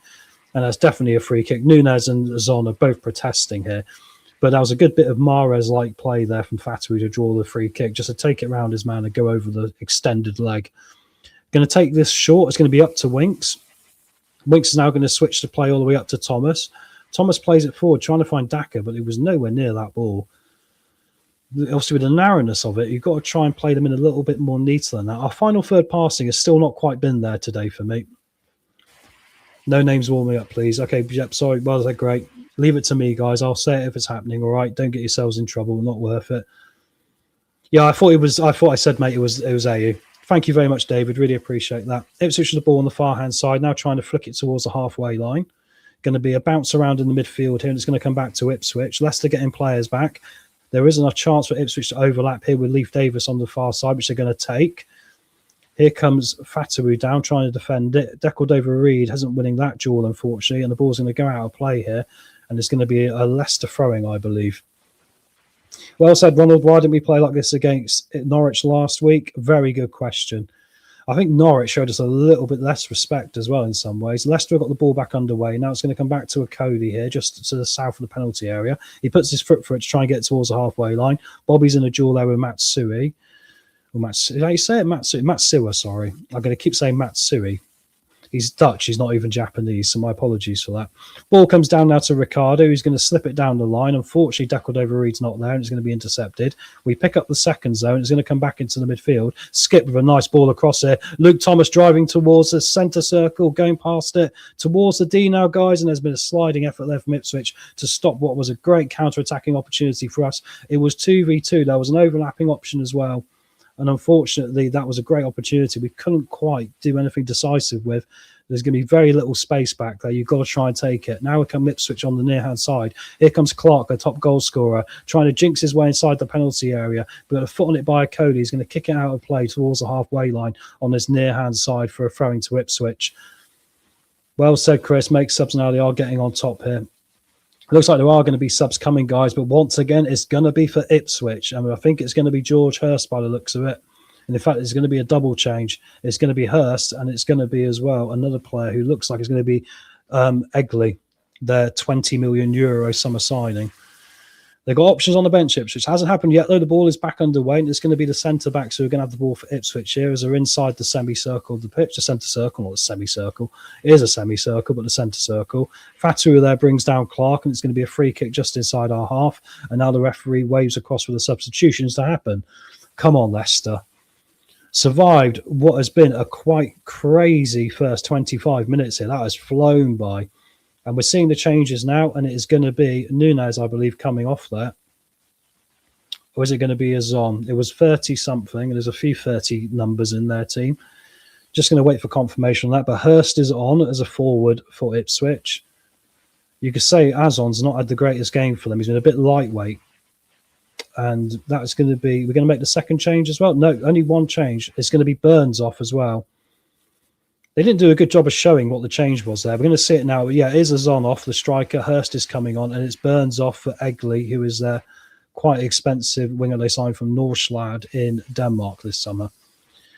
Or Nordsjælland, sorry, not Nordsjælland, Nordsjælland.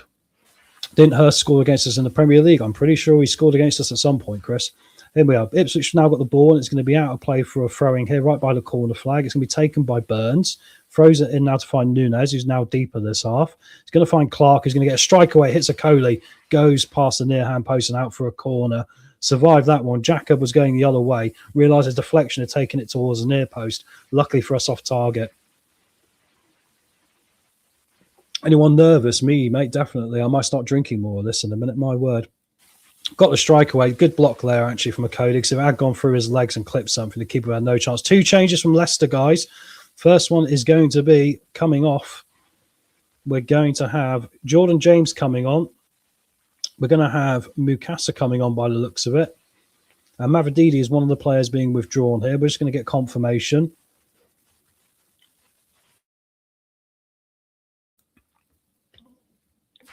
Round of applause from the away fans here for Mavrididi. James and Mukasa on. Thank you very much, Chris. Just going to see who's come off here, guys. You know, Mavrididi is one of them. It's Decordova-Reid who's coming off as well. It's probably the right decision. Yeah, I don't think there's been a goal. Whoever put that in is completely wrong, so don't worry about that. But well done for getting yourself in trouble. Mukasa's coming on for Mavrididi, and we have got James on for Decordova-Reid. So there we go. Interesting how Luke Thomas is remaining on the pitch here. Going to be the corner to Ipswich now. It's going to be an in-swinger from the near-hand side. Going to have to try and defend this. It's going to drop towards the near post here, and there's a load of bodies there. There's a head on it from a Leicester player, and it's foot through it there from Daka to kick it all the way over the halfway line. Good stuff. We've dealt with those corners really well so far, especially the ones into the near post. Walton's there on the halfway line and kicking it back forward from a goalkeeper. Is going to be flicked on there by O'Shea, who's still up, the centre-back. Got two Leicester players shielding Jack Clark, and Fatou who's pushed over Jack Clark there. And I think they might give a free kick. Thank you very much, Gray. Yeah. Very silly of people to come and do that. Yeah, Jack Clark was pushed over by Fatou there. You can't disagree with that. So it's going to be a free kicker just by the bottom corner flag for Ipswich, which is going to give them an opportunity to whip another one in here. I'd like for us to have a couple more better goal scoring opportunities on the counter. You can say so far we've put backs to the wall. We've been pretty resilient, but there's only so long you can hold on in situations like this. Thank you very much, Chris. Low subs there could be a lot more to keep the fullbacks lower. Good shout there, mate. I think that's very possible. Very possible. Here it comes in now. The cross in towards the near post, cleared away by Leicester straight away. Headed behind for a corner.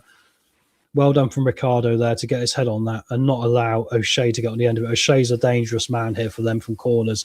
He's a bit like our Vestergaard when he's up there. He can header a goal in. Going to be a corner now, and it's going to be Nunes to take this. He's going to swing this in towards the near post again. Ipswich are not going to change their strategy of how they get these in here. We've got Daka there at the near post and Ricardo at the near post. Nelson's hovering as well. There's Ipswich players there. He's going to go to the back post this time, straight to Jacob. Well read from Jacob. Just plucks it out of the sky under no danger. Brilliant stuff. Are we going to launch a counter-attack? He's going to kick it over towards the halfway line, guys. Unfortunately, I think he's going to go straight to Ipswich. We could do a trying to duel for that ball a bit better, guys. Second ball's going to be picked up by Ben Nelson here, who's going to loft it all the way over the halfway line, trying to find maybe Skip or Mukasa here. There's a one-on-one with the goalkeeper. The goalkeeper's going to win this one, though. He doesn't grab it, though. He kicks it out, though, and it's been flicked on by Mukasa there. Picked up by Ipswich now. We probably could show a little bit more commitment here, trying to get that. There's been a bit of a battle there. It looks like Cody's taken a knock to the face. Referee has said nothing doing, but Cody's gone down with a head injury, and the referee's allowing the game to play on here. Cody's now got to back up. Looks like he was a bit of a headbutt into the back of someone's shoulders. Leicester with the ball on the near-hand side now, and Fatou is going to lay it back across the back two here for us. Ipswich trying to put two up front by the looks of it with Hurst. And Hurst also is going to be supported here, obviously, by Jack Clark. And we've also got Mehmeti, who can also play as a striker as well. Yeah, well said there, Lockie. He has been sitting a lot deeper, and I think he's been helping out defensively really well, which kind of suits what you're trying to do if Ricardo is going to drift into central midfield, right? So I'm glad to see that. I think there's times this year the wingers in particular haven't been supporting the defenders in the way they should. They've sort of been separate. Goal there as well. We got Charlton. I've got 1-0 over Birmingham. Wow, that's a surprise there, possibly from the Valley. Birmingham looking to get a win to get back towards the playoffs. Here come Ipswich on the far-hand side now. Nice foot on that there from Skip to put it out of play for a throwing just inside our half. About 15 minutes plus any added time to go here, guys. Still got the 1-0 lead. Fascinating game of football here. As it stands in the top half of the table, it looks like there's going to be a gap for the playoffs, and Wrexham are going to have a 4-point gap to Derby. So that's interesting what's going on elsewhere in the part of the league we should probably be fighting in.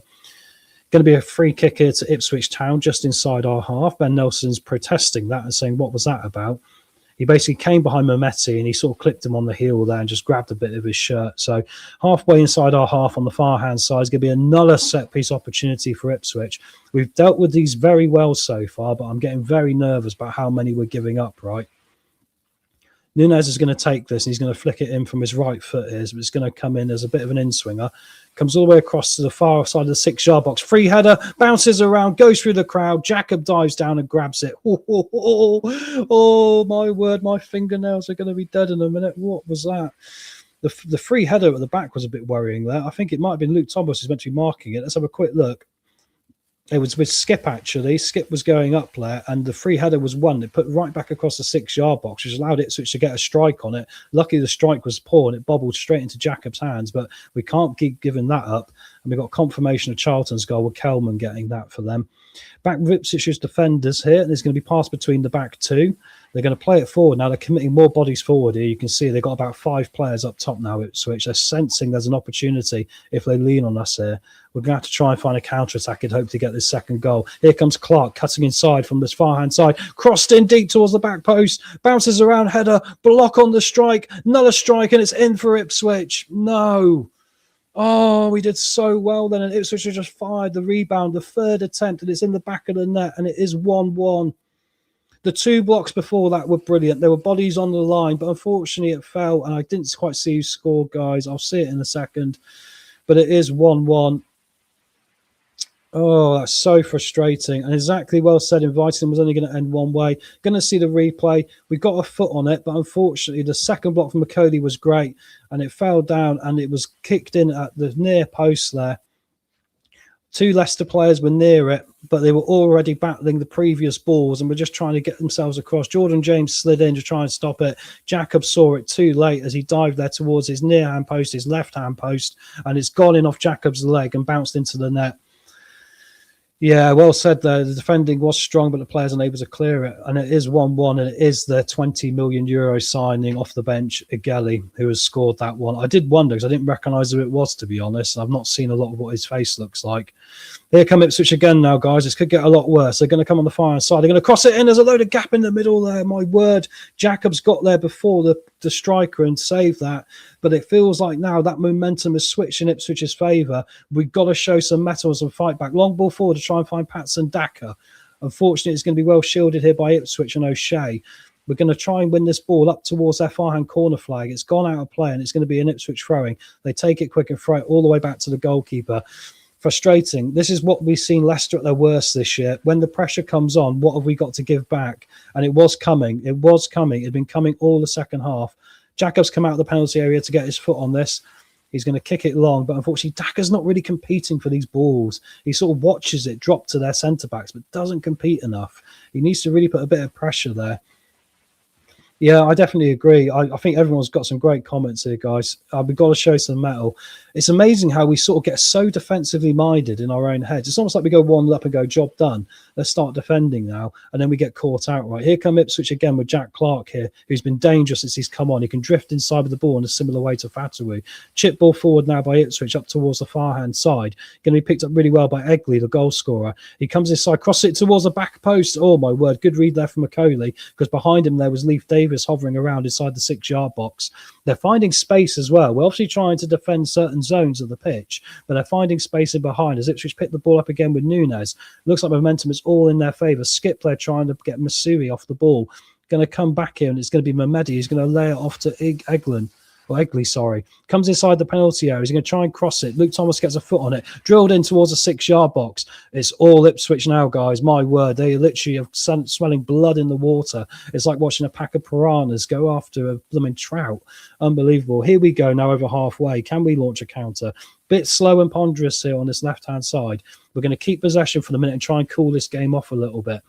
Skip here is going to lay it off to Thomas. Thomas plays a 1-2 here with Daka. Mukasa trying to play Daka in over the top of 2 Ipswich centre-backs. It's not going to happen, and we've given up a free kick here.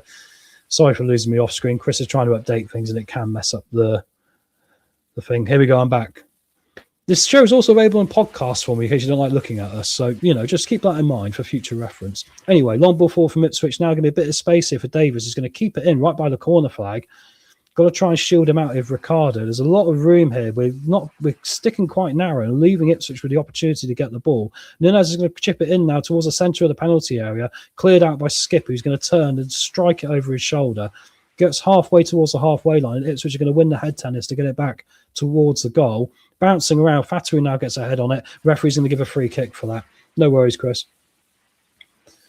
Well said there, Ange. Yeah, do we need to Reba on? Yeah, I don't disagree with a lot of these decisions, and all we do is back off all the time. Yeah. Well said, everyone. There is a player down here for Leicester, and it is Fatawu, who obviously took a bit of a blow there as the head tennis was going on. 10 minutes to go here, guys. I don't think there'll be a lot of added time in this game so far. Yeah, and it was Nunes coming from underneath him. He's in the book, really. He's got to be a little bit careful. I'm sure it wasn't a tactical risk. I'm not being negative yet, mate. Don't you worry. We're still in this. It's still 1-1. Look, you know, I've said this is funny. This team has got to rise and face this challenge, and that's why it keeps getting presented towards us. We need to find a way to turn the volume up now and just do to Ipswich what they've been doing to us, and stop getting so defensive and stop getting too deep. Right? Looks like we're seeing Hamza warming up here, guys. So that's an interesting one. Going to be a bit of a knock off the ball there for Winks. I think Ipswich are getting a bit heavy-handed in their central midfield tackling. He looks at the referee there and says, "What are you doing, ref? I literally got a dead leg off that one," which he did. Yeah, we need to get into them. Well said, great. Going to be a throw into Leicester here, halfway inside the Ipswich half. We're down on this near side. I said pre-match I would take a shithouse win. I will take it. They've been the better team second half, Ipswich. We arguably edged the first. 1-0 was probably the fair result. 1-2, that hasn't gone well. Now Ipswich are going to launch a counter-attack. It's 3 versus 3. Load of space for Clark here on the far side. Crosses it in. Nelson gets a foot on it on the 6-yard line to clear it out. And we're going to try and play it out to Fataru, who gets beaten by Leif Davis there for pace. Unbelievable. He's got to be winning that. He can't let Leif Davis do it. Cross in from Ipswich now towards the 6-yard box again. Cody heads it outside the penalty area. Mikasa wins his duel there. Nice bit of head tennis going on, but we've got to try and get it out. We've got to get it away from our goal, guys. Mikasa now picks the ball up. Is there any outlet to actually go forward, though? Because all we got there is 2 players stood directly in front of Mikasa. No one's on the halfway line. They're about 10 yards behind it. No wonder we're getting hemmed in. Ipswich try and play Hurst through there, and Cody's gone in and got the ball, luckily. Otherwise, that would have been a 1v1. That might have been a serious one. Now Leicester can come down this far side. Fatawu kills the counter-attack and goes back to Ricardo. I know we want to try and get a grip on this game, guys. We also want to try and slam them back with a quick counter-attack, as Leicester now going to hold the ball between the 2 centre-backs, and Winks is going to drop back to try and pick it up as our playmaker. Looks like we're going to see Hamza Chowdhury and Jordan Ayew momentarily, guys. Well, I said we're a bit too passive. I agree. That's still a big criticism today, as we're going to see the changes here. It's going to be Ricardo coming off for Hamza Chowdhury, so it's going to be like for like, right back for right back. Hamza's going to take the captain's armband as well, guys. And we're going to see Daka coming off here. And Daka is coming off for Jordan Ayew. Ooh, big decisions in this one. Let's see what Jordan Ayew does today. Yeah, I mean, that's going to be the reaction of most Leicester fans, isn't it, guys? I mean, Daka, to me, has still got a lot to argue for. He doesn't look like he's particularly broken a sweat here. Too many times that he needs to try and duel for those balls with the centre-backs a bit more braver, rather than just allowing them to take the ball and win the header, right? It's very frustrating. Long throw coming in from Hamza now to get the game back underway. It's going to go entirely down the byline towards Jordan Ayew. Shot horrors down on the wing. Jordan Ayew now comes inside. Oh, God, I nearly blew me out burps then, sorry. Jordan Ayew drills a ball across out of nowhere, though, saying that. It's going to go all the way through and go out for a throwing here on the far-hand side. Going to be a throwing to Ipswich, unfortunately. Yeah, some good comments here. Oh, and he's going to bring on the ham sandwich picture. Watch out. Let's hope it reverse karmas it today, guys. Ipswich the ball back in play now here as we go to the 83rd minute of the game. Going to be a 1-2 here as they're going to try and play through our offside trap. And there's going to be played back to Jacka by Ben Nelson there, who's going to kick it towards halfway. We're not really duelling well for these second balls like we were in the first half. There's been a drop-off there, which is frustrating. 1-0's not going to do it. There's been a poor pass from McCody there. Not for the first time in the last week. And now we're trying to hold on to the ball. Skip's done well to get back and try and get a grip on it. Winks has done a really good job there of taking it past 2 men, and he's going to get bundled over. Referee says nothing doing, but Leicester picked the ball up. Mikasa drills it off his own player there, and it's going to fall back to Ipswich. And here we go now with Ipswich coming back at us again. They've got 2 players on the overlap on the left-hand side. Going to be a strike from outside the penalty area. There's going to be an opportunity perhaps for Nunes, and a great job there from Jordan James to come back and mop that one up as well. It's a frenetic game now, but Ipswich are looking more likely to have a better chance of winning this one, unfortunately. They seem to be committing better. They seem to be winning for all the balls better. Hamza here is trying to get involved here with Jack Clark, and he's going to bundle Jack Clark over on the halfway line. He's going to win a free kick. Hamza's looking up for it, a bit like a Rottweiler there, trying to get the ball back. There we go. Absolutely clueless manager, one after the other. Yeah, well said. It's noticeable when AU is there's a large gap. Yeah. Can we terminate Grower's contract now? I think we've got to get out of this mentality a lot as Ipswich make 2 more changes here, guys. We've got to get out of this mentality. And I think the players have still got to look at themselves and go, can we be doing more here?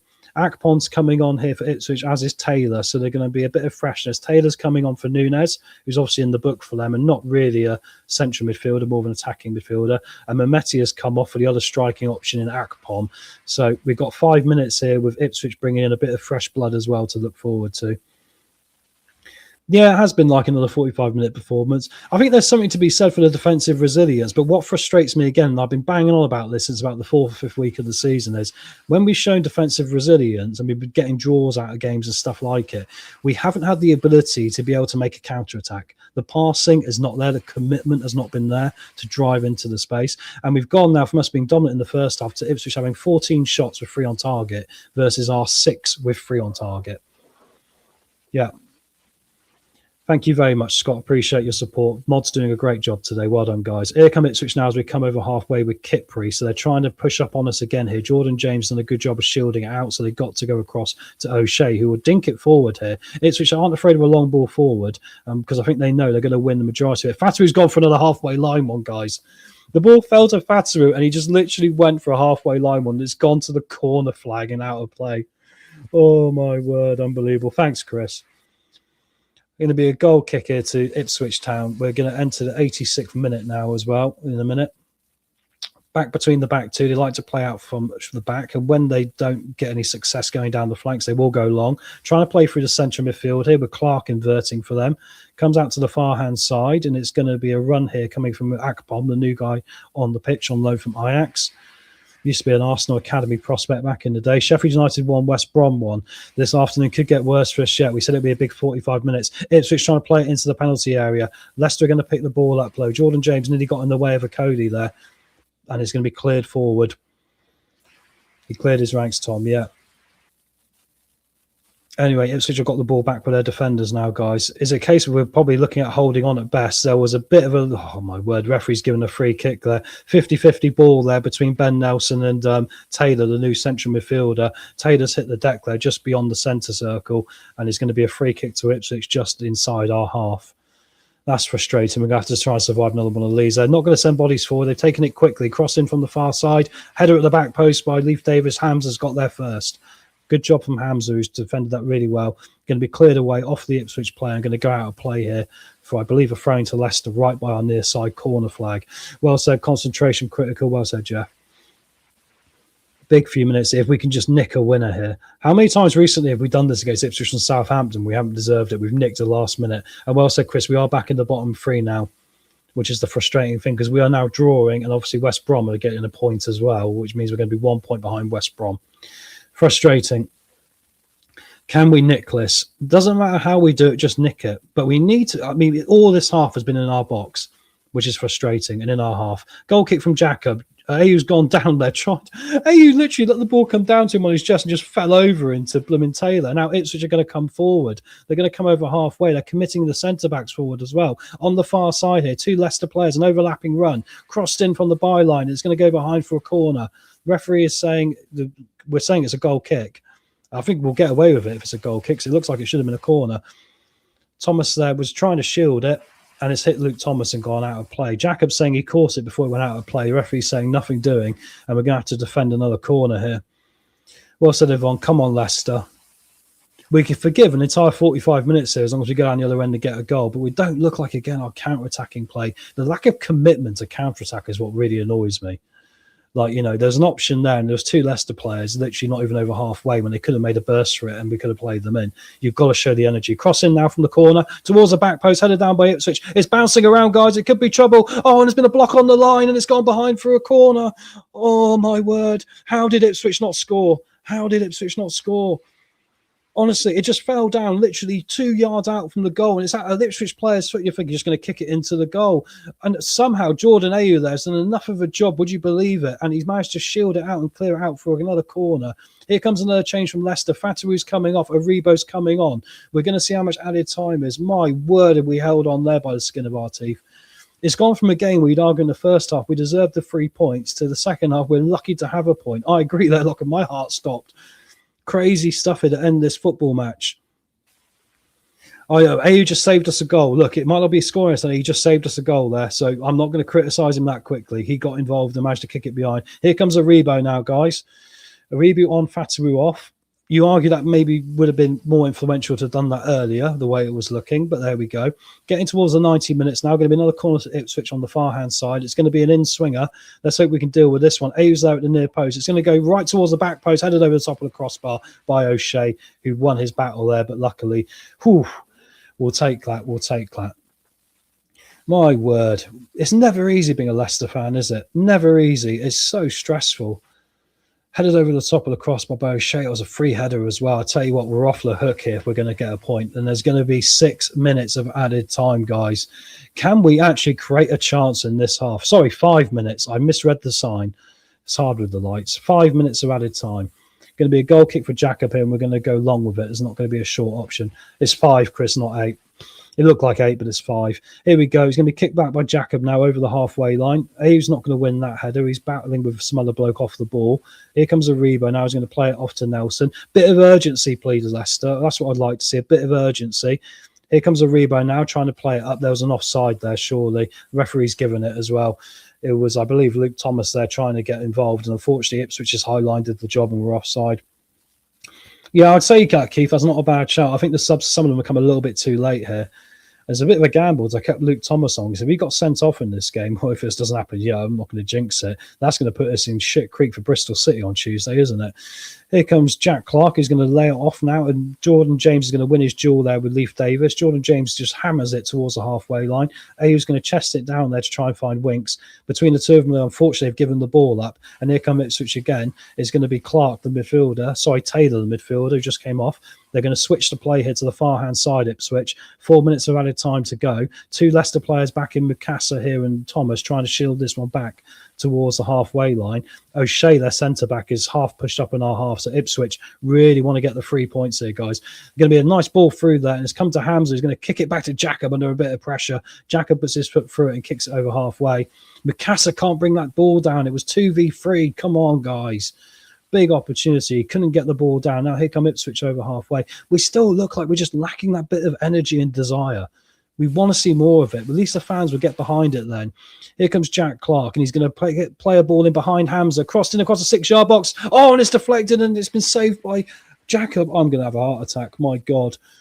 Deflected strike from about 7 yards out, guys, in the centre of the penalty area, and it hits Jacob without him knowing where it was. No, it didn't hit Jacob. It has actually hit there, Ben Nelson, and gone behind off his back heel, and luckily for him, it didn't go into his own net. It went past the post. Jacob's giving him a fist pump, saying, well done. But we're going to have to survive another corner here. Oh, my word, my heart is beating. Let me take a quick sip before this comes in. I wish I had time to take a gulp, but it's not that sort of football match. 2.5 minutes to go here. It's going to be Jack Clark to take this corner. It's going to be an in-swinger. Stood over it. Comes in. It's going to go all the way to the back post. Ipswich players there. Header on it, and it's headed behind by Leicester here for another corner. Going to be a corner on the opposite side now. Oh, my God. Swansea go 2-0 up over Stoke. Oh, my word. Hamza's having a word here with Cody and Ben Nelson. He's trying to organise them a bit, and he's telling them to get it out. There's been a bit of an acceptance here from Leicester that a draw seems a good result. I think we should have been pushing on more this second half. I don't think a draw is good enough when you're in a relegation battle, lads. Here we go, getting ready for another one here. 2 minutes left of the added time. It's going to be an in-swinger again from the opposite side, the far side, in towards the back post again. Headed by Ipswich, luckily for us. And Skip saying he got pushed there by O'Shea. O'Shea's a bit of a physical unit. He managed to create the opportunity for the free header. Luckily, Jacob read it well and just caught it there. And it's going to be a long kick out from Jacob. Jordan Ayew's in the centre on his own, and he's just laid it off there to one of the Ipswich players straight away. There was no one really with him, though. I can't really blame him. Long ball from Ipswich, and now Leicester are going to kick it long as it goes back over halfway. Looks like a game of tennis at the moment with the halfway line being the net. Here comes Ayew. He's slightly deep. He's going to lay it off on the far side here to Leicester. Going to be dinked in towards Jordan Ayew. Jordan Ayew's inside the penalty area, and it's headed by the Ipswich goalkeeper because it was bouncing. Headed to the Ipswich goalkeeper side because it was bouncing, and we lost that opportunity. Small sign that we might be able to get in. Now Ipswich trying to launch a counter, and Jordan James with a cynical foul there on Jack Clark, and he's going to go in the book, but we had to stop the counter-attack. Jordan James, and it's a yellow card. 1 minute to go here. Tractor versus Fox, who can win this one? Yeah, over the years, it's actually been the Fox outrunning the Tractor, but you're right. It looks like it's going to be a draw in this one. Jordan James in the book. Yeah, I'd say I think the thing, Lachlan, about the long balls is there's been a lack of commitment to us to even win the duels sometimes. In the first half, we were a lot better. The second half, we're trying to win these duels. We've not been doing it. Goalkeeper's going to take this on the halfway line for Ipswich, about 30 seconds of the game to go. Comes into the far end of the penalty area there, headed down, it's going to come out. Ipswich have kept the ball here on the far end side. Every Leicester player back, crossed in from deep towards the back post, bundling over there with Hamza and one of the players in the midfield. And they're saying it should have been a penalty. Hamza's walking away like, don't be so silly. Looks like there was a bit of a wrestling match there with Matsua and Hamza, and there's going to be a yellow card here to George Hurst by the looks of it, or an Ipswich player for their protestations on what they felt should have been a last-minute penalty. Thank you, Andreas. Appreciate that, mate. It is never boring, is it? Yeah, crossed into the back. There was a bit of a duel there with Hamza there going on with Kipri, I believe. He's saying, come on, it's a game of football. I agree with that. It's been 50-50. Ipswich been looking for it all day. What a whiny team they have been. Full time, Charlton get 3 points. That is frustrating for us. McKenna's kicking off here. He's saying he can't believe it, and he's saying it should have been a penalty. Seeing lots of moans going. I think McKenna's going to go in the book as well in a minute if he's not careful. Cedric Kipri's the guy who's gone in the book for Ipswich for his protestations. We haven't got the game underway here, but we're past the 5 minutes here. Yeah, they have, Lachlan. You've said it really well there, mate. They've really been trying to get the referee on side here, and they're getting petulant now when decisions aren't going their way. Looks like we might hold on here. It's going to tick towards 96 minutes here on the clock, but the referee here hasn't got the game back underway yet, guys. Goal kick for Jacob. Getting ready to take this. I'm not sure. He should add some time on here, maybe 30 seconds. Can we actually maybe go long and try and create something? Ball comes over halfway. Referee blows for full time. Full time. It's Ipswich Town 1, Leicester 1, and my heart might just slow down a bit now after that. But my word, the game of two halves there, guys. Full time. 1-1, and Ipswich are moaning around the referee now as we end this game. What a game of football. Good point. Wasn't a great second half, was it? Anyway, Chris is going to come in with the boys now. Hey, mate, you're right. Well, same old, isn't it? It is, mate. You're right to give me 5 minutes to go shout in the woods. Yeah, you go, mate. Clibbo, Wayne, how long to say is another 45-minute performance? Go on, Wayne. Yeah, I agree, Chris, but the Ipswich were always going to come out in the second half.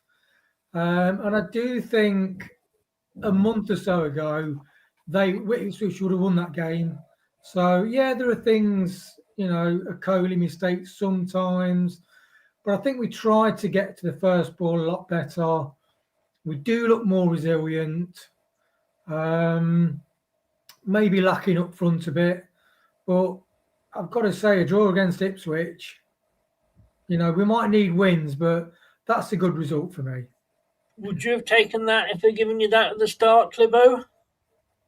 Well, I said I'd take a draw, but I mean, with hindsight, yeah, you would take a draw.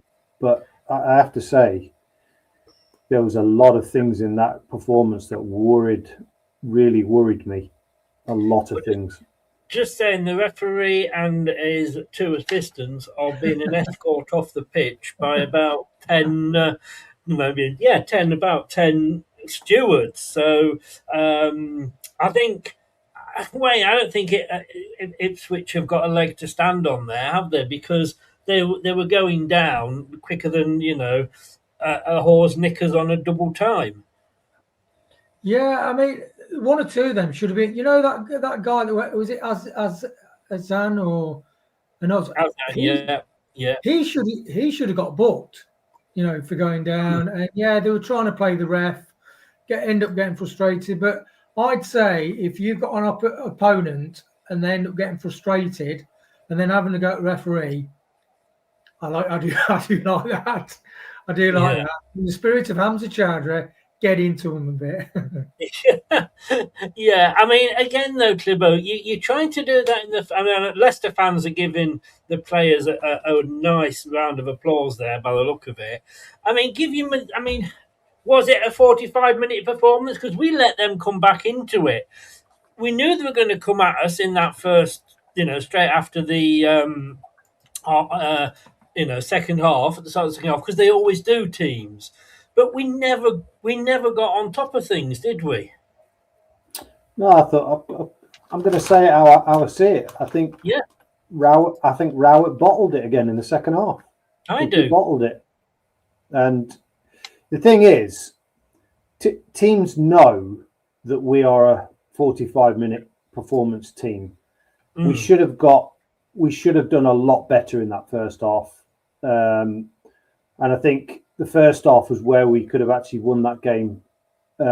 Because I'm not going to sugarcoat it. I thought Ipswich were rubbish, to be honest with you. It's the standard of the league. If that's top end of the table, so it's not a great standard, is it? But the second half, we invited it. We invited the amount of pressure that they got, that they gave us. This is one of the few things we agree on, Clibbo. The best form of defence is attack. Yeah, and we just gave up, didn't we? And when you need to counter-attack, who do you bring on, Wayne? Ayew. No, Jim is obviously honorary mention to Jim. He hates sitting back. He hates sitting back. I think it's such a counterproductive, negative, probably only one outcome thing to do. I just think we struggled to look after the ball in the first half, and we struggled to really build anything, which we have done for quite a while actually, and that's my main concern. That even when McCaster came on and JJ, we struggled really to carry the ball forward into their box and create chances. I'd have far rather seen them start and come off after 60 minutes, if I'm honest, because the idea that we can pick and choose which games that we play our strongest team, for me, is absolutely ridiculous at this stage of the season. But Clibbo, sometimes, and I'm agreeing with you. We're morphing into one person. The problem is it's Clibbo morphing into Hulk Hogan. And I did see that picture. I saw that picture you sent the other day, and I'll tell you what, you if you want to take over the show, mate, you go for it. I'm not going to argue with you. I get fed up with saying you've got to start your best players and get an advantage. There's no point, it's like when you go out in the FA Cup. Look at Arsenal, they were really struggling against Mansfield, and they won 2-1 in the end, but they put out like a second string team. All right, in the end, class told, and they won, I say, the 2-1, but you always then, when you bring your better players on, you're always going to be, trying to get something back, aren't you? Rather than having your best team on from the start and then being in a position of strength.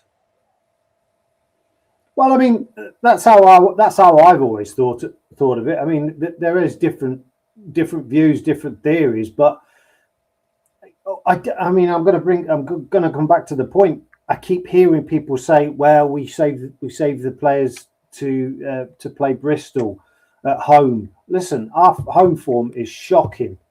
We've been better away, and at this stage of the game, you have to go out and get 3 points. And what I saw today was a team playing for a draw.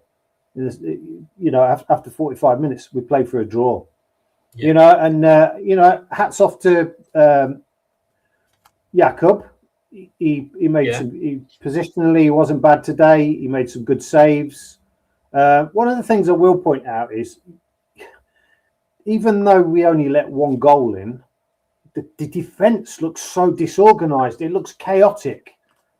There doesn't seem to be, when we're being pressed, we're not going back in a bank of four. It's just so disjointed, and everything looks very rushed. Now, I thought in the first. Did you not think in the first half though we looked all right defensively, Clibbo? I think that's the right word. We looked all right. Yeah. I haven't seen anything that's made me go, "Whoa!" You can really see that Rowett and Davidson have really come in as defensive coaches and really made a difference. I still get that sinking feeling. How many free kicks did we give away again? We can't defend them. you know, just needless. I mean, that Decordova Reed today, that senseless yellow card, again, petulance. It's not the time of the season, and it's certainly not what we need right now. Just petulance. Again, Thomas, petulant yellow cards. It's just ridiculous. I mean, it's a fair point that, Wayne. You know, and I said this to Tom during the game. We keep shooting ourselves in the foot because we must have the record for free kicks given away just outside the box. Yeah, and some of the needless, like as Clebo said, that I wrote down petulant, actually, petulant teenager, because it looked like. I haven't written it down because I can't spell it. No, well, it's 3 syllables, isn't it, Chris? Quite difficult. Exactly. Yeah, but I mean that normally when you do that, you're losing control. It's like if you don't stay on your feet, you're losing control as a footballer. And if you're doing that, but what's concerning with me is Decordova Reed is, if you can understand Fatuo or, you know, Mikasa if they're young, but somebody that experience at that stage of the second half, it shouldn't be. One thing I do like though, Stalaci's games management. Although he gave away a corner, if you were opposing fans, you'd be pissed off with Stalacic. Gamesmanship of the elite level. Even better than Schmeichel. No, it's a fair point. And I have to say, I thought he had a good game, Wayne. Yeah, really good. It was in the right place at the right time. That's what Brad says, isn't it? As a keeper or Tom, you know, you see Joe Hart talking on Match of the Day, and he explains how a keeper manages to save a shot in that situation. He said because he gets himself in position first of all, and he's got his landing foot right. And Stalaci was in the right place at the right time, even for some melee scrambles. He was just there where he needed to be. He was. Look, again, I'm just going to go through the full times now because we seem to, Tom, get away with this. When we sort of throw it away like we just did, we seem to sort of get away with it. I mean, the matches that affected us. So earlier on today, it was Blackburn 1, Portsmouth 1. Charlton, though, beat Birmingham, but they're probably they were the top of. I suppose if it was an election year, you'd say that wasn't one that we were trying to win. Sheffield Wednesday lost to Derby. Sheffield United and West Brom drew. Again, it could have been worse for us. Yeah, it could have been. I look at this as a missed opportunity, though, and there's been a lot of these this season where you go, like, how many points do we need to throw away, especially from the winning position to dropping 2 points, and how many of these are going to add up at the end of the season and cost us, And this was a game today where you just kind of go, yeah, there's results maybe keeping us in this, but what are we going to do for ourselves when the opportunity is there to really put ourselves out of the position on our own back? And I think Clibo said it really well. There was a lot of playing for a draw out there in the second half. You're in a relegation battle, boys. You need to be finding something to go out there and get a goal to win that game, even if we haven't really deserved it. And what really struck me, especially in the second half, was just how we didn't seem to be able to have a counter-attacking outlet at all. It's a problem we've had all season. Defensively, yeah, we can try and bat away everything that comes at us for 90 minutes until we're blue in the face. And we did it pretty successfully, apart from maybe 1 or 2 moments and a bit of luck, which you need. But we've got to be able to counter-attack a team. We've got to be able to create goal-scoring opportunities. And we just seem so poor. Or even worse than that, Chris, I think some of them still looked uninterested in doing it in the second half. Your thoughts on what Tom's just said, Clibo? Well, I mean, he's absolutely right. There's 2 ways you can play. You can pass it out from the back and try and pass through the lines and make space, right? We're clearly not very good at that. But what I did notice today, which was frustrating the crap out of me, and it's been happening more and more so, is that when the ball was played long, we never win that first ball. We never win it. Yeah. And it, to me, doesn't matter what colour we play in, that the other team always looks like they've got more players than us. Now, that's an optical illusion, obviously, but it's because of the way we play. It's our positioning. It's terrible. At times, it is terrible, and it's some of the worst I've ever seen in Leicester terms. But do you think, Clibbo, that we're not playing it out from the back as much, and that's what the players are used to? So they're not used to what maybe they're supposed to do if we do, lump it upfield.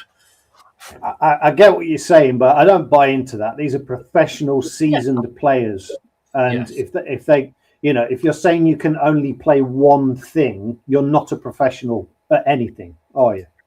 No. It's a fair point. I'll just say something. Oxford United would have won that game. Oxford United would have won that game, and they have won that game this season in exactly the same circumstances, and that is a big problem when they're in the relegation battle with us. But yeah, I know it's a good point, Wayne. It was we never got out of our half almost in that second half, did we? No, we didn't. And I think, you will have pressure, and that is how football match goes, even if you're on top. But even in the first half, I thought we were playing well, but with lack of quality passing in the final third. And I think, interestingly, even when Macassar and JJ came on, you think, okay, so now we're going to be able to look after the ball, create a couple of more chances, which could, like Tom said, could we get a win? Because I do think Ipswich, we could have done the double over Ipswich this season. So, but it was a lack of quality, and that was my concern with Macassar and JJ come on, who are looking after the ball, good forward-thinking footballers. We couldn't really connect through the team, so that's a big concern for me, because in order to survive, we are going to have to win games. Because even West Brom draw or something, and West Brom drew in the end. Yeah, so that was an opportunity, and I think it's okay riding 10 to 15 minutes worth of pressure when the home team comes out in the second half, but we should be able to go on and more chances and just look after the ball. And like what Clibbo said, they will play 10-yard radius, keep ball. They do it all the time. You see them on when the LCFC release videos. The one touch, keep the ball, keep passing. So the professional people that can do hundreds of keepy-ups, so they should be able to look after the ball and progress the ball and get in the box and have a shot on target. And I think the last couple of weeks we've struggled to do that. Believe it or not, I'm trying to get the table up here, and I'm not doing a very good job of it at all. I don't think you can see the points there, can you? Oh, you can now. But Tom, I look at that and look, do I have to say this every week? Maybe there's a part of that in there, Chris. Definitely, there seems to be old habits dying hard. We just, we came out, and yes, we knew Ipswich were going to come at us, and it was going to be 10, 15 minutes of hell, and, us maybe having to go and change our underpants, because we always struggle in those last, that first 10, 15 minutes in the second half. But then we just never got back in. At some point, that's when you've got to look at saying, right, we need to make substitutions now and go on the front foot. Yeah. Best form of defence, like we were saying to Clibbo earlier. And we just weren't doing it. And like I say, you were saying, and other people have said, oh, Rowett can do this and Rowett can do that. I've got to say, Rowett can't do a fucking thing. Any different to any of the last 3 or 4 that we've had. I think the thing is he's reactive. He's not proactive. It's very common to see him now make a change in counter to what someone else is doing, because Ipswich's changes were to bring on people like Jack Clark, and he was trying to see what they were doing there. Look, sometimes you've got to balance it out and be proactive as well, right? And I think that is a big part of what we face today, and that's why we've got ourselves in this position where I'm hoping we're not going to look back at the end of the season if we go down by 1 point and go, look at those 2 points we could have had at Ipswich. Like many games we've had this year, like I've said, right? So, it is frustrating, in that regard, Chris, definitely. And I think it's something that he's got to really heed an example of here and try and be a bit more braver himself in what he's doing. I think it's like, what's the point really in the 90th minute bringing a rebound for Fatawu then? I kind of think he can't. He's barely got time to touch the grass. You might as well bring him on. 5 minutes earlier at least. If not 10 minutes earlier. It's the sort of substitution you make when you're 2-0 up or 1-0 up when you're holding on and you just want to break the play up. Yeah, exactly. I Yeah, think that's exactly what it was, really. In essence, they were trying to hold out for a draw. Sorry, Tom. It was holding out for a draw. And the minute you bring on Ayew, that is what you're telling people. We're holding on now. You're not. Yeah. I know. I'm sorry to keep going on about it, Wayne. I know it gets you nervous. No. I'm saying, like, what's he doing bringing Ayew on, mate? That's what I'm saying, it absolutely tells you, all right, we're not going to win this game. Let's hold on for a draw. Now, that might be okay if you're in the playoff positions and you're trying to, consolidate where you are. But we've just consolidated where we were pretty much. And that's in the bottom three. You're bringing on a player that's not going to progress you up the pitch. For that entire second half, there was no outball, was there? And they set up that way. And now, for me, I was all for Rowett coming in because he was pretty much the only hope we had, really. And I thought what I was going to see was a bit more of a defensive group that could play maybe a bit more long ball or a through ball, a bit more counter-attacking, set up like that, attacking-wise. There's no point overcomplicating it at this point of the season. But what I've seen is nothing really that much different. And I said it to you before, and I'll say it again. Those first two games, missed opportunities, big missed opportunities. That Stoke game we should have won. The Middlesbrough game, I don't think we deserved to win, but I would have took the draw. So there's 4 points. We'd have been out of the bottom two now. We get spanked by Norwich, and then there's people quite happy now with a 1-1 draw. Now, it is a point in the right direction, but he settled for that, and he didn't give us the opportunity to go and get 3 points. His first win, us out of the relegation zone, and looking forward to the game against Bristol. Now, when we play Bristol, is it Tuesday? Yeah, we play. It's going to be really, really nerve-wracking. Really nerve-wracking. We're at home. We've not got a good record at home. He's going to bring the A team on, I would imagine, and we go a goal down, and everything gets really nervous again. We can't keep a clean sheet again.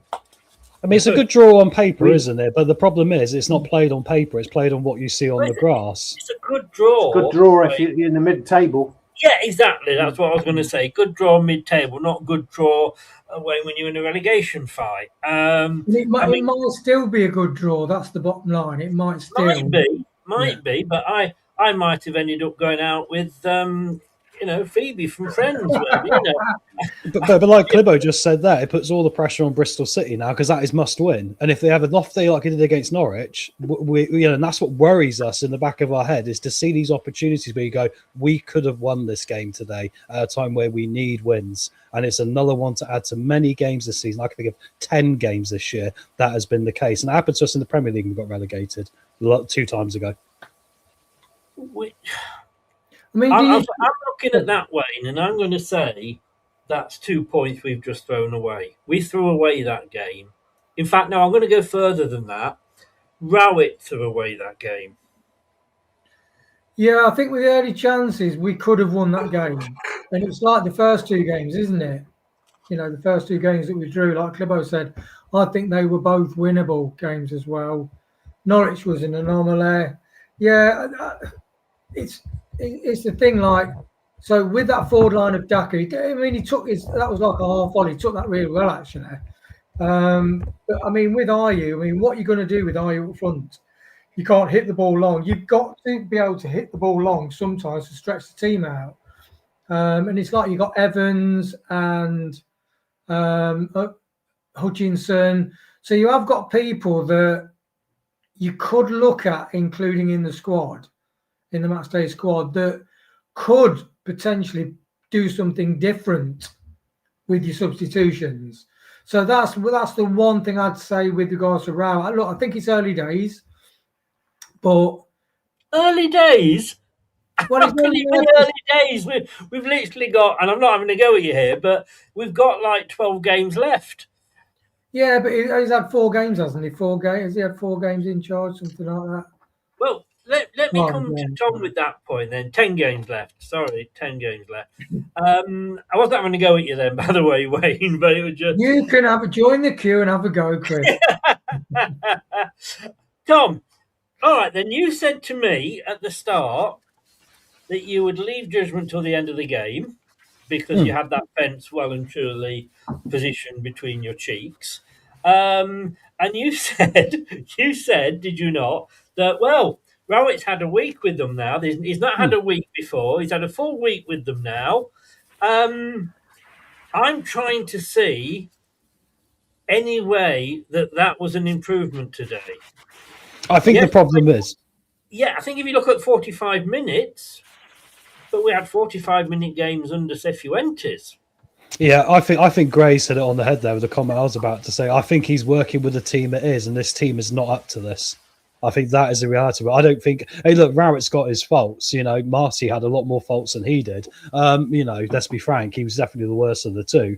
But this team, for some reason, it's Clibo raised it really well. It's winning those first balls. I mean, we did better in the first half at winning the second balls, but then in the second half, we kind of felt, well, 1-0 up, job's done, pack your bags. You know, and that is an attitude problem in the players. I don't think managers can keep trying to press them, Chris, but they seem to have their own ideas. It's frustrating. Let me come back to you. Will you stop calling me Frank? Sorry, Frank. Sorry. No, that was awful. That was awful. Stop picking on my choice of words. Come on, you've got better things to be doing with a post-match watch-along. We haven't. It's just the same. It's just... Same group of players. I haven't... Nobody doesn't have to be. It doesn't have to be the same group of players. Clibo, I do a thing on my radio show on Sunday mornings. I have TV Time Capsule, which is basically we go back and we play a theme from a show from the 60s or 70s. And sometimes they reinvent those and they just, redo new versions or just show repeats. All I'm seeing from this club is a time capsule of early on in the season, and it's repeat after repeat after repeat. We had Monga, who was dropped. We had... who was the other one that was dropped? I forget now. Did we say at the start of the game? Silko Thomas, was it? Well, no, Louis Page. From the Page, it was Page and Thomas, Yeah. Page and Thomas. You had the striker that we got in from striker, right winger, defender, goalkeeper, whatever. We'd probably buy a striker and put him in the fucking goal. We've got the options there for it to be different. We just haven't got a manager with the balls to choose it. I mean, look, let's have a look at this team here, Clibo. Right, so on the subs bench today, we had Aluko, we had Aribu, who came on with about 30 seconds to go. We had Lascelles, we had Mukasa, we had Richards. They should have been fucking starting. We should have had Monga on there. We should have had Page. We should have had Silko Thomas. All that have played this season. But we're not. We keep playing these out-of-form fucking 90-year-old wankers that they're lucky if the only reason they come on the pitch is because they're wanking and that's all they can do. I mean, it's a joke, is it not, Clibo? I've thought about this long and hard and wrestled with it in my head many times, and the only thing that I can come up with is that with Rowett's plan or his style of play, he doesn't want players, particularly like I could give Aluko as an example. Today he brought on Chowdhury. Now the difference between Chowdhury and Aluko, I'm just giving it as an example of the other players that have been not being picked, is that he's a progressive player. The first thing he thinks about is going forward, whereas he doesn't want that. That's the only thing I can think of, and I'm just going to put this out there. I think Leicester City have made a disgrace of the progression of Jeremy Monga. Would not argue with that at all. But these players have been playing this formation now under 3-4 managers and they can't do it. So why not try something different, Wayne? There's no way what did they say? You can't polish a turd, and we've got about 15 turds that wear blue shirts. And when is a manager going to see how bad? I mean, maybe this new guy, I don't know when he starts, is going to come on and go, "What the fuck's going on? Why are you playing the shit all the time?" Yeah, I mean, I do agree with what somebody said in the chat. We'd lost the 5 games previous and we've drawn 3 and won 1. So, and also you have got to put it into context, which I keep reminding myself, and I have done when I changed my mindset about where we are and what we're dealing with. Is we are having a massive clear out, and we're towards the tail end of that. And as Tom said, I mean, you look at the bench and you think, who have you got to bring on? And interestingly, the one thing I will say is he brought Macassar on and JJ, and I don't think we kept the ball any better than before they went on. So that's what you're dealing with. When you're dealing with confidence, confidence is being able to breathe in a pressured situation and keep the ball and pass the ball and remember the skills that you've developed over the years. And I think... Can I just go on? Sorry. No, carry on, mate. I think for me, the reason that happens is the mixture of players. If you looked at pre-season when you had all the young uns playing together, it was all for one and one for all. They're all pissing in the same pot basically. If you've got players that can't play that way and a couple of young players that do, it's disjointed, and that's my issue with it. I've had this conversation with Reece many times, and we both agree it's now time to put. If you need goals, many of these players that we have, they're not going to get you the goals. They're not going to do it. They're not progressive minded enough. You could see that they were playing for a draw. I think the manager made it that way, but I think they were kind of all right with it. Just sit back, defend, clear off the line. It's no good. It's no good. And those younger players that come on, that's not their game. They want to, you could say to the 95th minute, they probably wanted that ball and to go with it. But they're thinking 2 steps ahead of these other players. I think that's the problem. I get what you're saying, but coming back to your point, Wayne, had those substitutions been made earlier, that it would have made a difference. Making those substitutions when they did, I think the mindset of the team, as Clibbo just said, we were in such a defensive mindset, and we're not going to win fuck all. We're not going to win a conquer competition if all we're going to do is defend a 1-0 lead all the time. There was only one team in the second half that was going to score, and there was only one team that was going to go on and win the game, and both of those teams are Ipswich Town. I'm sorry, that's the truth. We're shit. There is absolutely no other way of saying it. We are just shit. And while we're getting managers in that just won't try anything new, and I keep coming back to Chris Wilder at Sheffield United, went in. All his players, well, not all his players, but half of his team that he had got to the playoff final had been sacked by the guy that took over from him.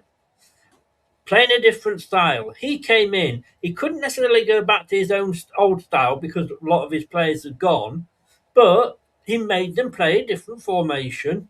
Where are they now? Where were they when he took over? Bottom of the table.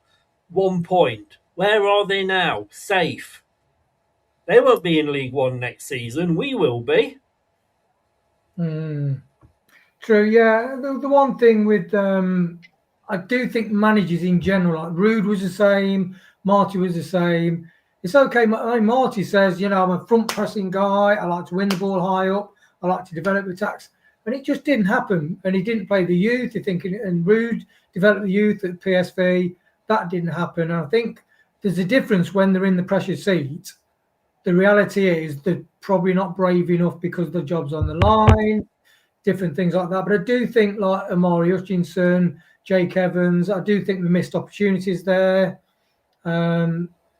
But you don't know where the conversation's like. Look, I want them to get first team football. Their parents in the sport group. So if you're not going to play them, we're going to say we need to be. I want to go out on loan. So you don't know some of those conversations being had, whether it's from the player and not the club. But yeah, I'm a big fan. I've played chess, everything, and I'm an aggressive player. So when I play chess, I play aggressively. I used to play in central midfield with my brother. The managers say, one of you stay back and one of you run forward. Chess, is it by any chance, Wayne? You know, mate? It's not hand grenade chess, is it by any chance? But me and Brian, we used to both bomb up and attack. And we used to have to, because we're quite physically active, you used to sprint back to get back. But the manager wanted to be defensive, but that wasn't my game. So I am a favour of, the best form of defence is attack. And I do think our recent managers have not had the balls to play the young ones sometimes and to give them like a Luco and Jay Kevin, just give them 15 minutes at the end of certain games. So it's something I'm really unhappy with. It's too late to give them. It's too late to give them 10 minutes here, 15 minutes there. We have to throw them in. Richard said, "Is it the manager or the players?" Well, it's the manager, because if the players aren't doing it, put other players in. We've seen a problem with Monga this year, and I think a lot of it is the players he's playing with. I think if you look back to the first pre-season game where we played the entire of the under-21s for one game, we gave the ball up more, but we won the ball back more as well, and we actually played really well. I think we started picking out players like a Luco and Monga and trying to slot them in to this team of individuals right now, and they are a team of individuals. They're not a proper football team, I'm afraid. They seem to all recess. They all seem to have problems, and I think that's because of what is around them. So I don't think it is as easy as just picking up one or two youngsters and chucking them in. I think, we could do a bit more of it, but I do think actually there needs to be more accountability from the players that have been there. It still makes me...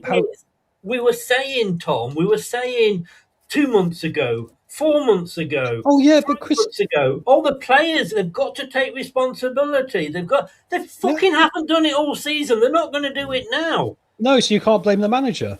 Yes, you can, because the manager... you can't.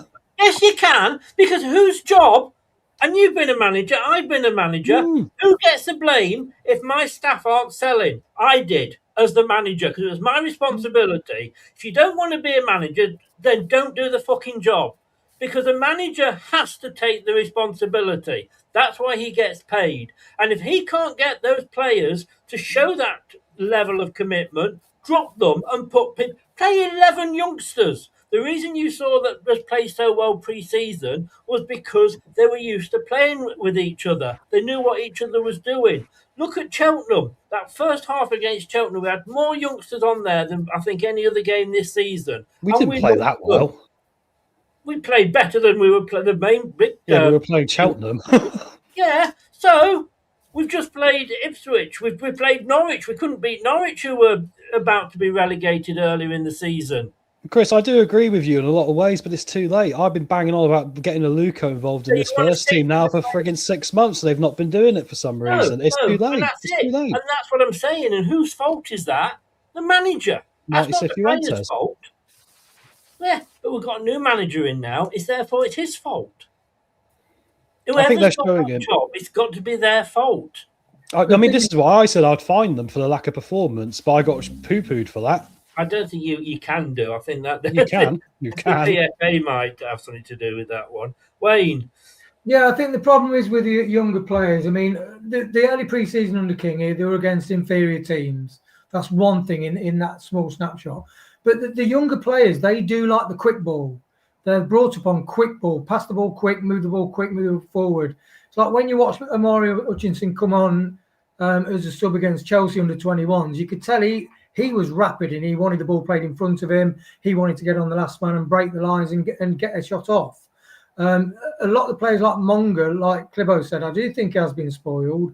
Yes, I do think we're playing that shit under Marte that Monga came on under Rude, and it was like a ray of hope. It was a ray of hope in a dark time, Monga was.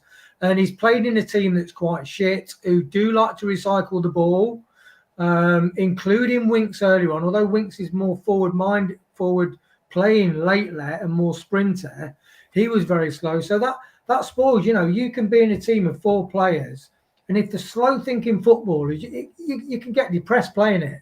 But if you're playing a team where you've got 3 or 4 guys, like pass and move, pass the ball, move, and you break teams down and you get shots off, it's such a nice team to play in. And I think the young kids are used to that fast pass and move, and sometimes they come into a team that is very, very bland and blasé and static. And we should change it. We haven't got Jamie Vardy there to kick them up the arse. We need a player like a Jamie Vardy to kick them up the arse to keep them in line, Chris. And there's no one there who does it. Ricardo doesn't. Isn't that the manager's job, Clibbo? Isn't the manager paid to make these decisions? Or sorry, is the manager just a figurehead? I'm sorry. No, absolutely. I absolutely agree with you, Chris. What are we paying this guy to do? Pick the same team every. I could go in and pick the same team every week, and I do it for a lot less money than they're paying Rowett. Yeah, at this stage, I do agree with you, Chris. Again, what I will say is, just to pick up on something Wayne said, I firmly believe this, and in chat, ridicule me all you like. I'm happy to take it, but under Rude, we're not getting relegated. I don't think we get the playoffs because I think he uses the youth. I really genuinely do. And I think Monga gets played in positions where he's more useful. I think Aluka gets picked. I think dinosaurs like he'll maybe make the bench last 5 minutes, try and see out a game. And I think you probably get more out of Daka. So I don't think under Rude we would be in this position. Yes, he was disastrous for us in the Premier League, but what we did see how good Monga was. We did see a couple of youth players that we went, well, okay, this looks promising, and that led us into this season with that hope that you were talking about, Wayne. With these young players, and it's just been. You can't keep putting Monga's not a winger. He's played wing, but he's not a winger. He wants to play in a position like we've talked about with the 4-4-1-1. I can honestly see Monga being played in another team somewhere with that freedom to allow him to express himself. He's not always going to make the right decisions, but let's face it, the people playing up in the attacking lines at the moment. And I'm gonna say Fatua as the high profile one, and not making the right decisions anywhere near the amount that they should be. It's not even 50-50. Today he took it down the wing, cut in. He had plenty of time to cross that ball and with his pace, and it went out for a goal kick. It's so frustrating. So I get this. I get the point where people are saying, "Well, maybe they're not good enough under these managers. They've not thrived." And what I get that, I understand that, but they're not being given the opportunities. Put them in for one game, take them out the next. How's that good for anybody? And they're not going to be worse than what's in there. Richard says there, so you can't always blame the manager. Yes, you can. I'm sorry, you're shaking your head, Tom. What's the point? Well, I tell you what. Let's get rid of the manager. We'll get rid of all the coaching staff, and we'll just let the 11 players go out, decide when they want to swap, what tactics they want to do, who's coming on, who's coming off, who's playing where. Because we don't need a manager then. Joe, it comes back to how we walked away from the philosophy that served us so well. You sign players with better character over quality. And we went away from that. That's above any manager. That's John Rudkin, right? Is he the director of football? Yeah. Goes back to the main problem, which has got us in this mess. He technically was then, yes. And I agree. But we've got to look at the situation we are in now. And you're saying, we were playing Cheltenham. I hope, because I will come back to you, Tom, I'm sorry, and I will ram this down your throat. If we lose to Sheffield Wednesday, right? Yeah, you've said we possibly will. Are Sheffield Wednesday any better than Cheltenham Town? Yes, they are, because they're 2 divisions higher than them. And they've got better players.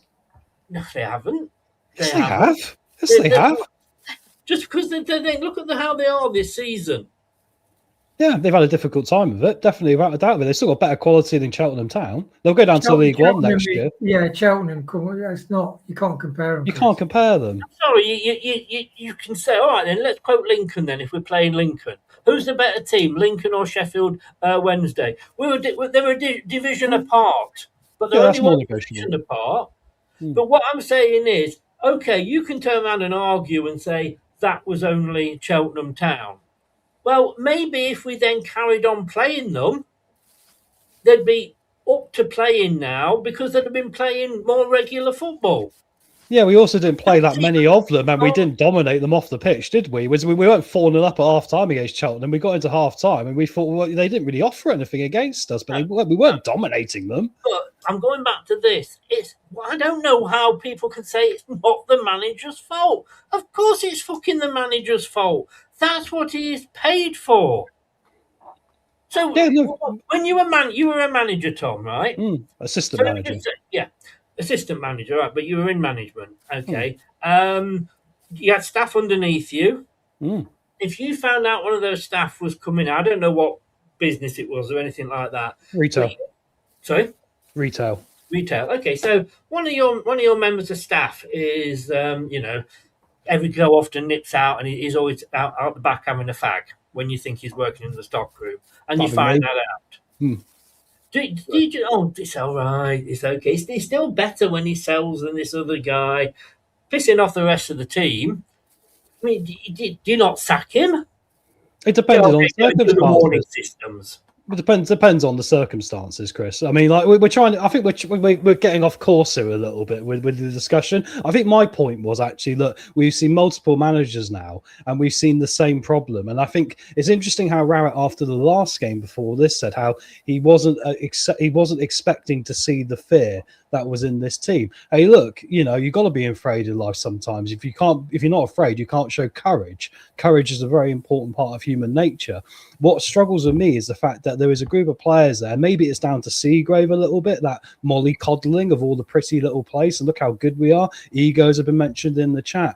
That is hard to kick out of players, especially when it's been so deep and rooted now, not just through one manager, but through so many of them. So, look, it is on the manager, totally, and I get you're frustrated with it, but we can't be sacking managers after 4 games, especially when he's had midweek games as well. Look, it's not perfect right now, but there's still more things that we can do, and hopefully he can progress with it. And ultimately, it's going to be on the players and the football club above any manager that's been here this season. If we get relegated, that's the reality. At no point did I say, and first of all, can I just say, the QPR fan, you've been timed out. You want to keep saying the same thing over and over again, that's what's going to happen to you. So go back to your own fan base and annoy them. Gray's quite correct there. We can't employ a competent manager, it seems. I can't, who was the last competent manager we had? Answered on a postcard. Can't it be both though, Chris? Can't it be the fact that the manager sometimes isn't brave, and the fact that we've had for a long time, and the fans have known, we've had players that are overpaid, crap attitude, and it's show it in fits and spurts, one match in every 4, and that's what you're dealing with. And we've got rid of a lot of players, and we are dealing with the dregs of a squad that has had a shit attitude for a long time. So I think could it not be both? It's logical that it's both. I'm not saying the players don't take any blame, but when those players are being picked week after week after week after week, then it goes on to the manager. The manager to say, I'm sticking you in the reserves. You're not giving me what I want. Marty, at least, Clibbo, do you remember Marty at the start of the season? He did that with Winks. And with Faze, he stuck him in the reserves, brought them on for the last 10, 15 minutes because they were angling to leave in the transfer window. Once the transfer window was shut and they said, all right, we're here now, we better play, he brought them back in. Yeah, but I think there also is a problem when you've got influential, and what I mean by influential, I mean on the pitch influential players having an influence backstage. And I think these coming in, coming out, because if you play with Harry Winks in the side, it's a very different way of playing than the alternatives that we had. So, you know, I don't think any of that was managed very well. I mean, I will say, from what I know, I don't like Harry Winks' attitude, but also as a manager, it is your responsibility to either cut that off at source or work with it. I don't think this thing works with, well, if you behave yourself, you might come back into the team. I don't think it works, not at this point. And I think that's where, you know, that rubs off on other players. It rubs on, you know, am I playing this week because Winks is coming back in? You know, what you need is a settled team that is working hard. As a manager, you look at the players and go, these work well together. You know, these are not going to give me shit after the game. These are not going to give me hassle for something I'm asking them to do. You've got to weed all that crap out because, you know, at the end of the day now, it's not about how many skills you've got. It's how much you're prepared to get your head bust open.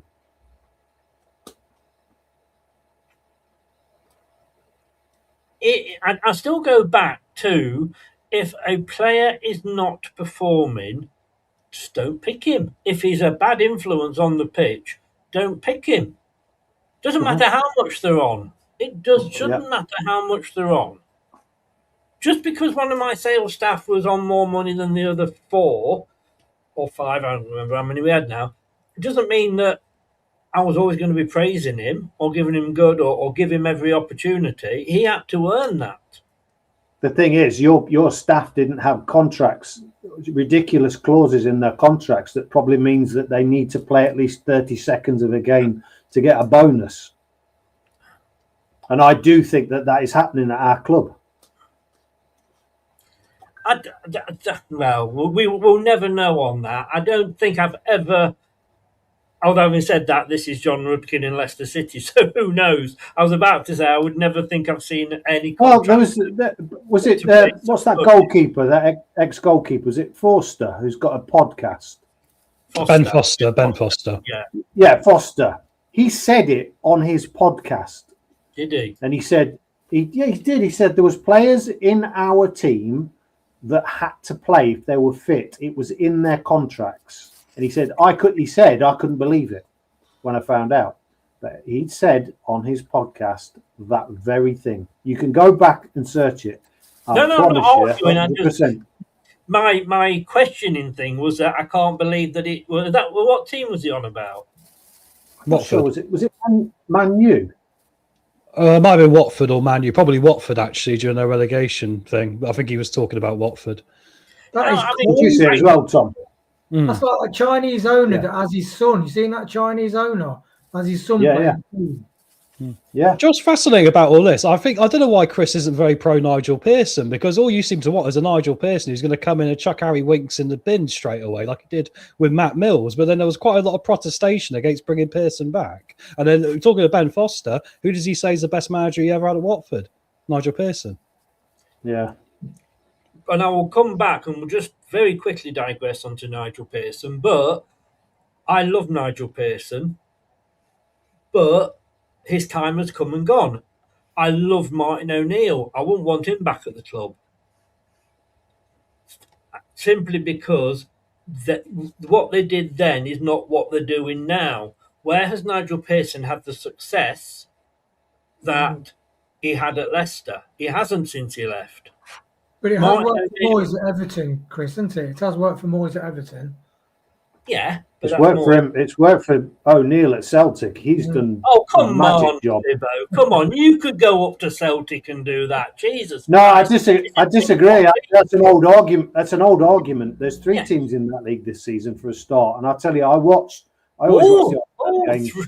three teams. Yeah. 3-team league. Well, look at all the top divisions in the country. There's pretty much only 3 teams in every one of them. So that's an old argument now, which you can't use. I watched this. Well, you can, but it's not accurate. I think I watched the Celtic Rangers game the other day, which I do all the time because I used to live in Glasgow and I'm a bit of a Celtic kind of fan. They played brilliant. It was brilliant to watch. It was exciting from minute 1 to minute 90, and there was good counter-attacking football. It was end-to-end. There was last-minute defending. There was good saves. It was absolutely brilliant. Now, you can't just walk into Celtic and make that happen, which was proved when Martin O'Neill left his post, having come in just to help out. That other guy came in with a bit of a pedigree. What did he do? Jack shit. Now O'Neill's come back in. He's got them back in that potential title race. Okay, I'm going to throw back an argument then that was thrown at me earlier. Once you get past Rangers, Celtic, once you get past Hearts, fair enough, this season, we know that Hearts wouldn't, look, we had one of their managers. How well did he do for us? Once you get past those, you've just got a league full of Cheltenhams. So, again, I think, yes, you can have that argument that it's only a 2 or 3 horse race there. And when they were having all that, when Brendan and Martin were having all that success, Rangers weren't even in that bloody division then. It was a one because they'd been relegated because of financial things. So that's not my point. My point is all the top leagues in Europe have 1, 2, 3 teams that are competing, right? The rest are also runs in terms of the big prizes. Now, Celtic were doing shit in the Scottish League. O'Neill came in and raised the bar and made them play well. Celtic would absolutely annihilate Leicester City. Most teams would annihilate Leicester City now. I mean, that's not a good thing to be quoting, I'm afraid. No, but you're the one that's saying, "Oh, I wouldn't have Martin O'Neill back at this stage of the season." I wouldn't. I wouldn't because what did he do? He would have got us playing much better than what's going on right now. I'm convinced of that. I wouldn't have him full time. Okay, that's a fair point then, because we're talking part time. Short term, I probably would have to agree with you, even on Nigel Pearson. Short term, long term though, I don't know. I really, really don't. And let's be honest with you, Martin O'Neill's been offered it 2 or 3 times and turned it down anyway. Yeah. But if we're talking long term, then it is a different argument. All right, let me ask you this then. I'll start with Tom and I'll go around Tom, Wayne, Clibbo, same question. In these last 4 games now, have you seen any improvement? Oh, no. I mean, first of all, before I come to that, in this last week, because he now has, Tom said at the start, he's had 7 days where he's not had that before. Was there improvement in this game over the previous 3 games, Tom? I think at times, yes. I think there was. I'm not sure it's going to be enough because there's still, like we say, we think flaws in players' character. But I'm going to say yes, there has been some improvement. Wayne? Yes, I think there has been improvement because that Rowett was bemused at that Norwich game. He just could not get his head round what happened in that game. So we have got 3 draws out of 4. We could have won 3 of them. We are close, but no cigarish, so which is a lot better than under Marty. Because under Marty we were dire, and Marty could not garner fighting spirit. Clibbo? I think anyone that denies that there hasn't been some improvement are not watching. But the margin of error now is so small. I don't see enough improvement, unfortunately. And unfortunately, I do think we are going to get relegated because of that. We've left it too late. Maybe if we'd have got Rowett in a little bit sooner when he was available and we could have, used those 3 weeks or however long it was that Marty was sacked, maybe there would have been a bit more of a chance.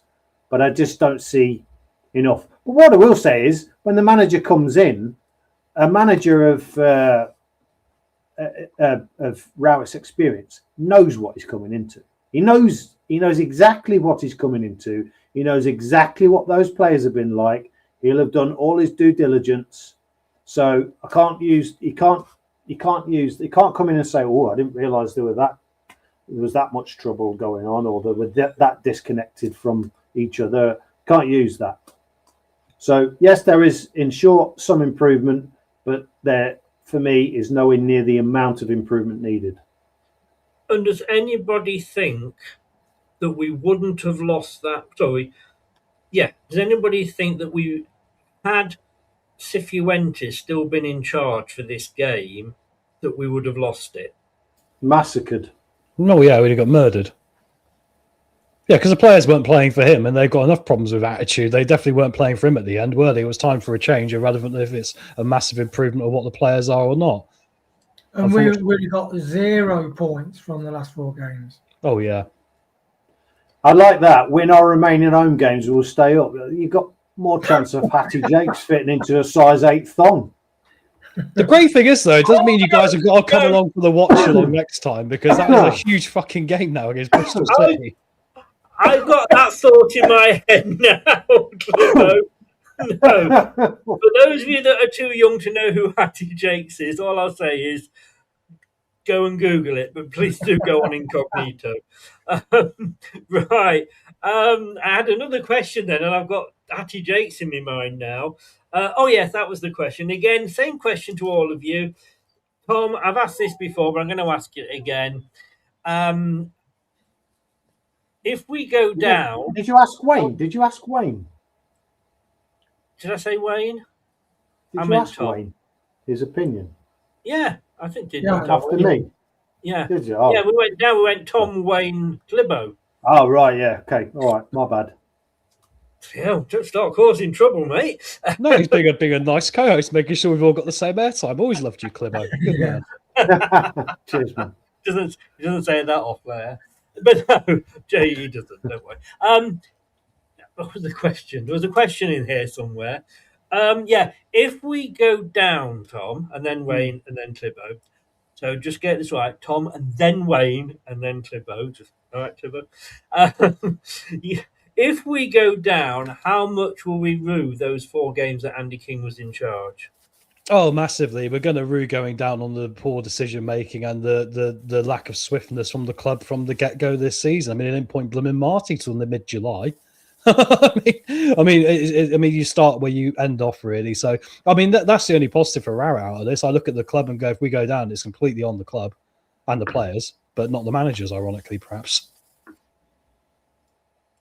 Wayne, let's not start that one again. Wayne. Yeah, and they were more winnable games as well. 3, I forget who they were against, but we thought, we could probably get some points from these. So I think, yeah, we would have been out the playoff zone with a bit of a gap. And a gap is confidence. You know, when you're in around it, you worry and give other teams a chance. Clibbo? I won't think of those 4 games that Andy King was in charge at all, because I don't think they were the games that made the difference. I think what made the difference was a series of very piss poor decisions from up above, from like you said, Tom, from the get go. So I won't have any blame. I won't blame those 4 games on us getting relegated. I mean, you start when we got relegated from the Prem. If we hadn't have let that goal in against Everton, if Maddison had scored that penalty, you know, it wasn't that. It was all the other shit. We just picked up on that one because it was the nearest to the end of the season. So it's 2-1. So do I agree with you, Clibbo, or do I make it 3-1? And I'm afraid I'm going to have to go 3-1 because I think, yes, we did take too long. I'm not necessarily... Andy King's got to take a bit of the blame because, again, it was a case of I'm going to do exactly the same as the guy that's just been sacked was doing and he was losing. So I'm going to do the same and expect something different. So, but I will also allow for the fact that he didn't want the job and he wasn't prepared for the job, and he said that himself. But, again, from above, they took too long, and we should have had somebody in, if it's Rowett, by that time. Just to say, I don't blame Kingy himself. Just no. Yeah. I hope I didn't word it that way because I don't I don't blame Kingy. Although again, a little bit because he could have actually maybe up 5%. He could have changed things around. But Chris, he can't not poke the bear a bit, can you, Chris? Sorry, the manager's got to take some responsibility. He has. That's why you've got that word, manager. You know, he's not a head coach, because apparently that will make a difference because he doesn't make the same decisions as a manager. But as Leicester said on the appointment, he is our new manager. Before we get to the performance and the man of the match, and I think we're probably going to have a big disagreement here as well. If we get relegated, look, Lincoln are going to come up by the look of they're top of the first division, League One now. So if they come up, we ain't going to get the manager from Lincoln, I don't think. If we go down, again, Tom Wayne Clibbo, same question. If we go down, are we sticking with Gary Rowett? Oh, I can't answer that question yet. We haven't seen enough. So it's too early. Ask that question in about 5 games' time. No, I'm asking that question now. I need an answer. Sitting on the fence. Look, Keir Starmer. No, don't you dare link me to him. Jesus Christ. Answer the question. You're doing a typical. You're doing a Wayne. Maybe. I'm leaning towards yes. So far, but there is still a long way to go. I'm leaning towards yes. It's a Brexit vote. A Brexit That will do. Wayne, don't you well dare. done, Tom, because when you asked that, I thought, what the hell kind of question is that, Chris? Yeah, it's a very, very, very valid question because who else is there? And I say I wouldn't rule out Lincoln's manager. I wouldn't rule him out coming to Leicester, even if they get promoted. But yeah, I'd say where we are. Yes. As well. I'm not going to hold you to this. You know what I mean? I'm not going to be coming round to your houses at the end of the season going, you said this. Yes. So you're leaning towards a yes as well. Clibbo, which way do you want to lean? Well, I think based on the fact that I think financially we all know that we would have to come straight back up. So you'd need a dogged style, somebody who's going to, get stuck in. I think on that basis, I would probably say yes, but it depends how much damage is done to him by the end of this season. Just a quick one there. Talking of Hottie Jakes, a Carry On Leicester would be a great film. What a great comment. Oh God, Carry On Titanic, more like. Right, it's that time. I have the official performance and man of the match in. I'll start this off. I'm going to possibly be a little bit controversial. I don't know what you guys are going to say. We'll start with the performance and then we'll go to the man of the match. I'm going to give a team performance there of 4.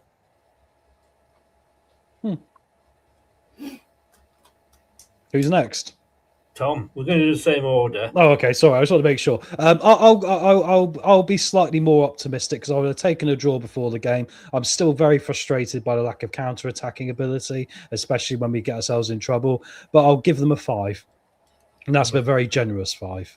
Yes, I mean, had they performed almost at least half of what they did in the first half, they'd get more than me as well. Wayne? I agree with awful game of 6 because it was against Ipswich. It was maybe the manager's so the players themselves think stood up well. We just need to look after the ball going forward and progress the ball quicker. I just think, that it was obvious with all the pressure they were going to score at some point. You could just a case of when, wasn't it? I did watch Zulu the other week. It did remind me of that a little bit. Clibbo? Are we giving half points or not? No. Not on this one. Well, I think given a few of the circumstances that we were playing in, I can't give a 4. I would have given 4.5, but it was kind of average, wasn't it? So I think 5, and like you said, Tom, that's an extremely generous 5 because I don't think when you take into the second half consideration, I mean, it was, if you just said what were they in the second half, you'd say 1-2. So I've elevated them up to the giddy heights of 5. I have put you both down for a 5 with an asterisk, but it was a very generous 5. Yeah.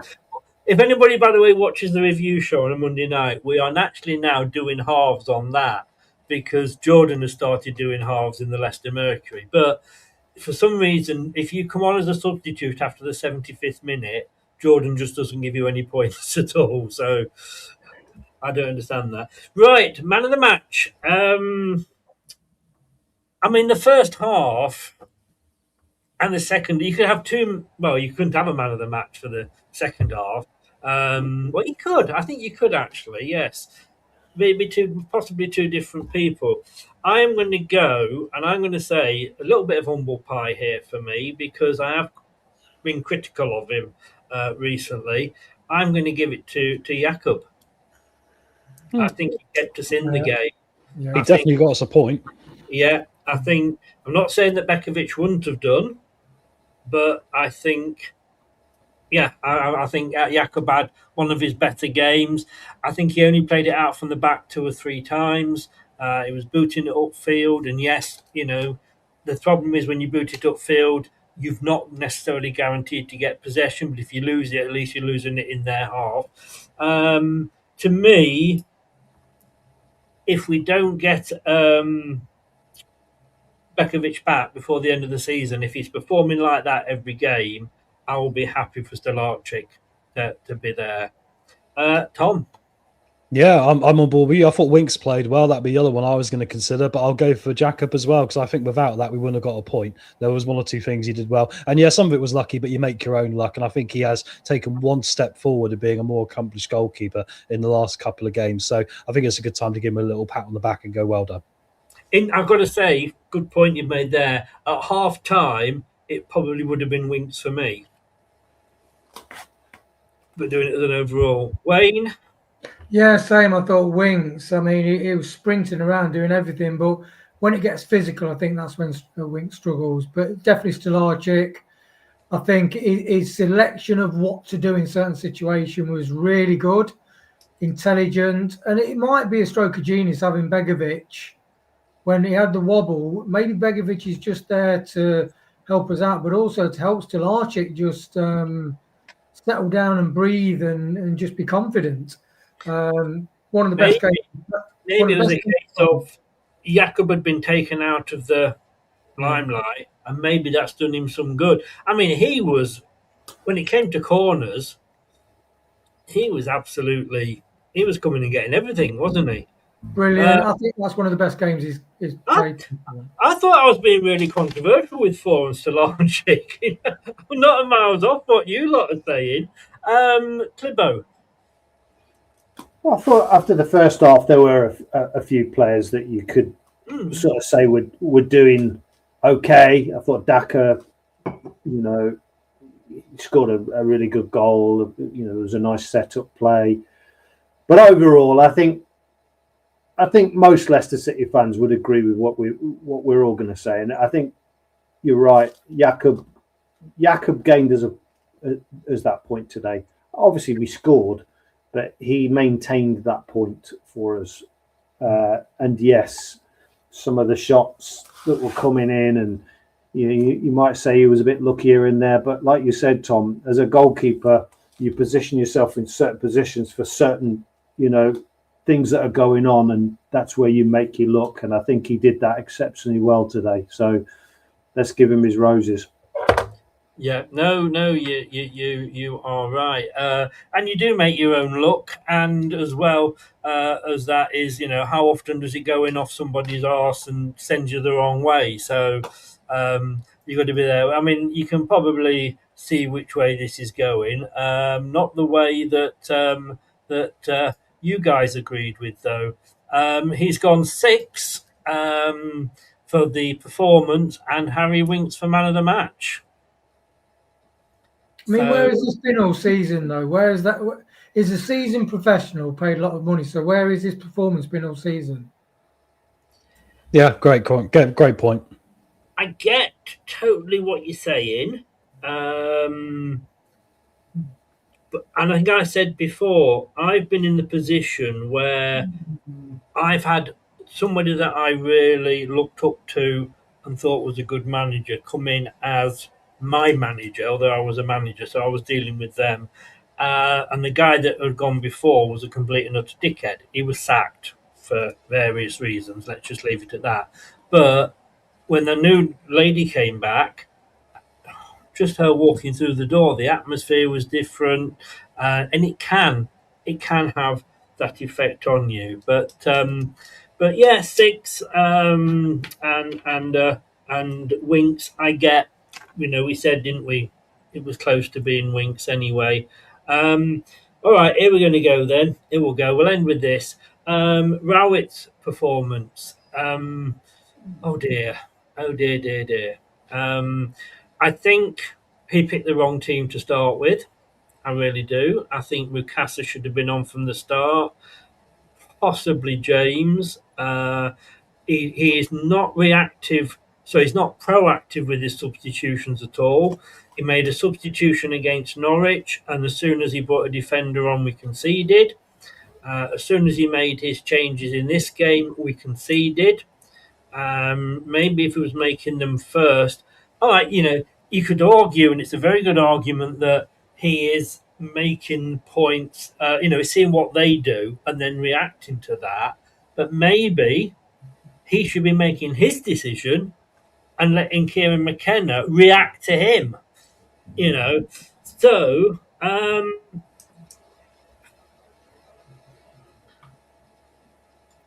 I'm going to stick with 4 for him as well. I'm sorry. I don't think. Yeah, maybe if it would gave halves, Clipper, it would have been a 3.5. But now I'll go with 4 for those reasons, and I think there are options available to him if he would take them. And I know it's a difficult position that he's going to be in because. If he was to start to pick, and he picked a team of youngsters against Bristol and we lost 3 or 4-0, he would get absolutely plastered. I know he would. Let's be honest, he would get absolutely killed.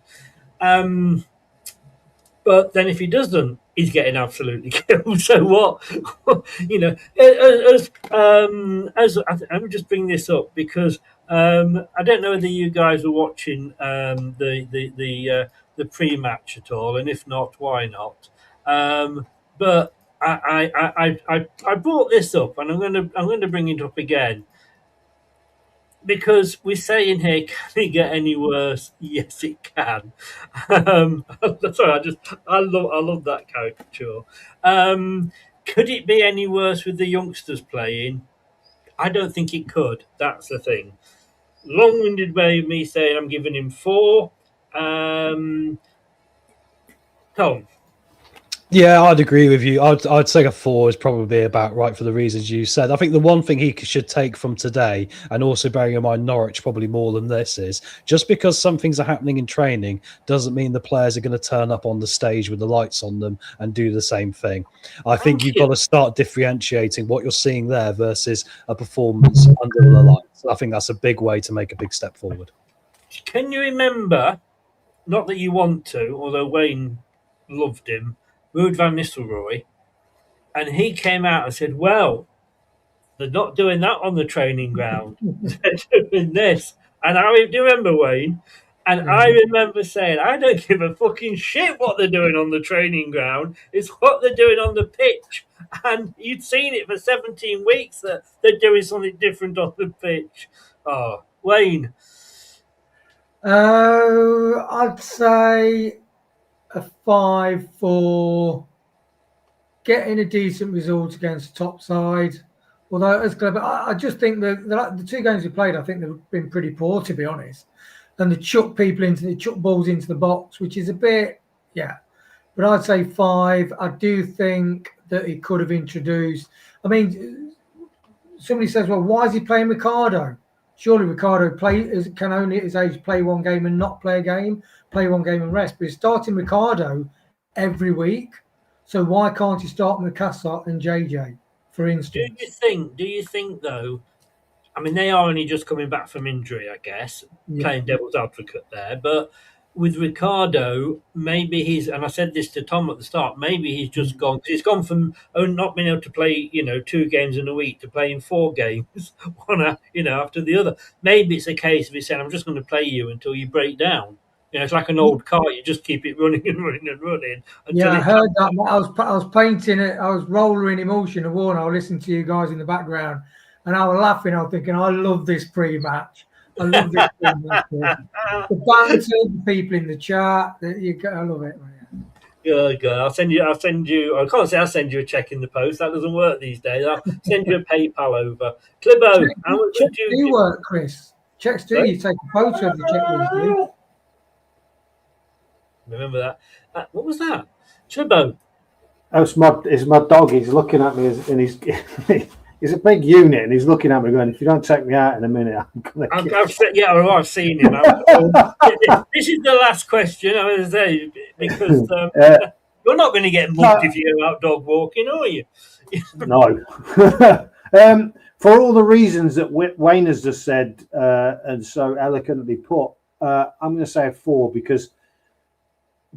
largely because of reactive decisions and not proactive decisions. I think it was below average, and I always gauge 5 as average. So that's where I'm gauging it. I don't think it was better than a 4, but I do agree with what Wayne was saying, every word of it.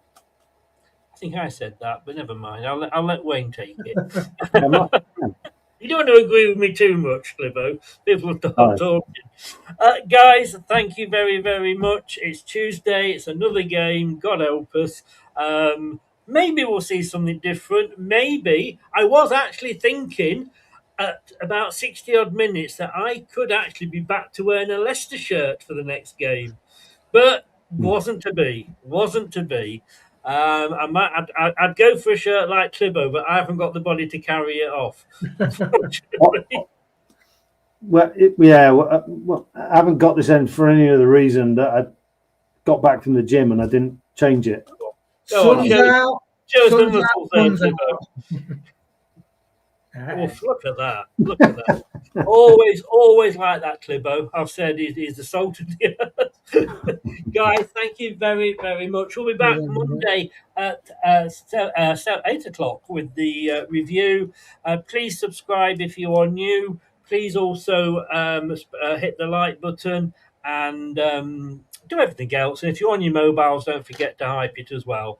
Have a good weekend, guys, and don't do anything I wouldn't enjoy. And I will see you whenever I see you next, whenever that is. I've got no idea. All the best, everybody. Thanks very much. Take care. Enjoy your weekend. Thanks for watching. These videos are tremendous. You better like them too, or I'll be back.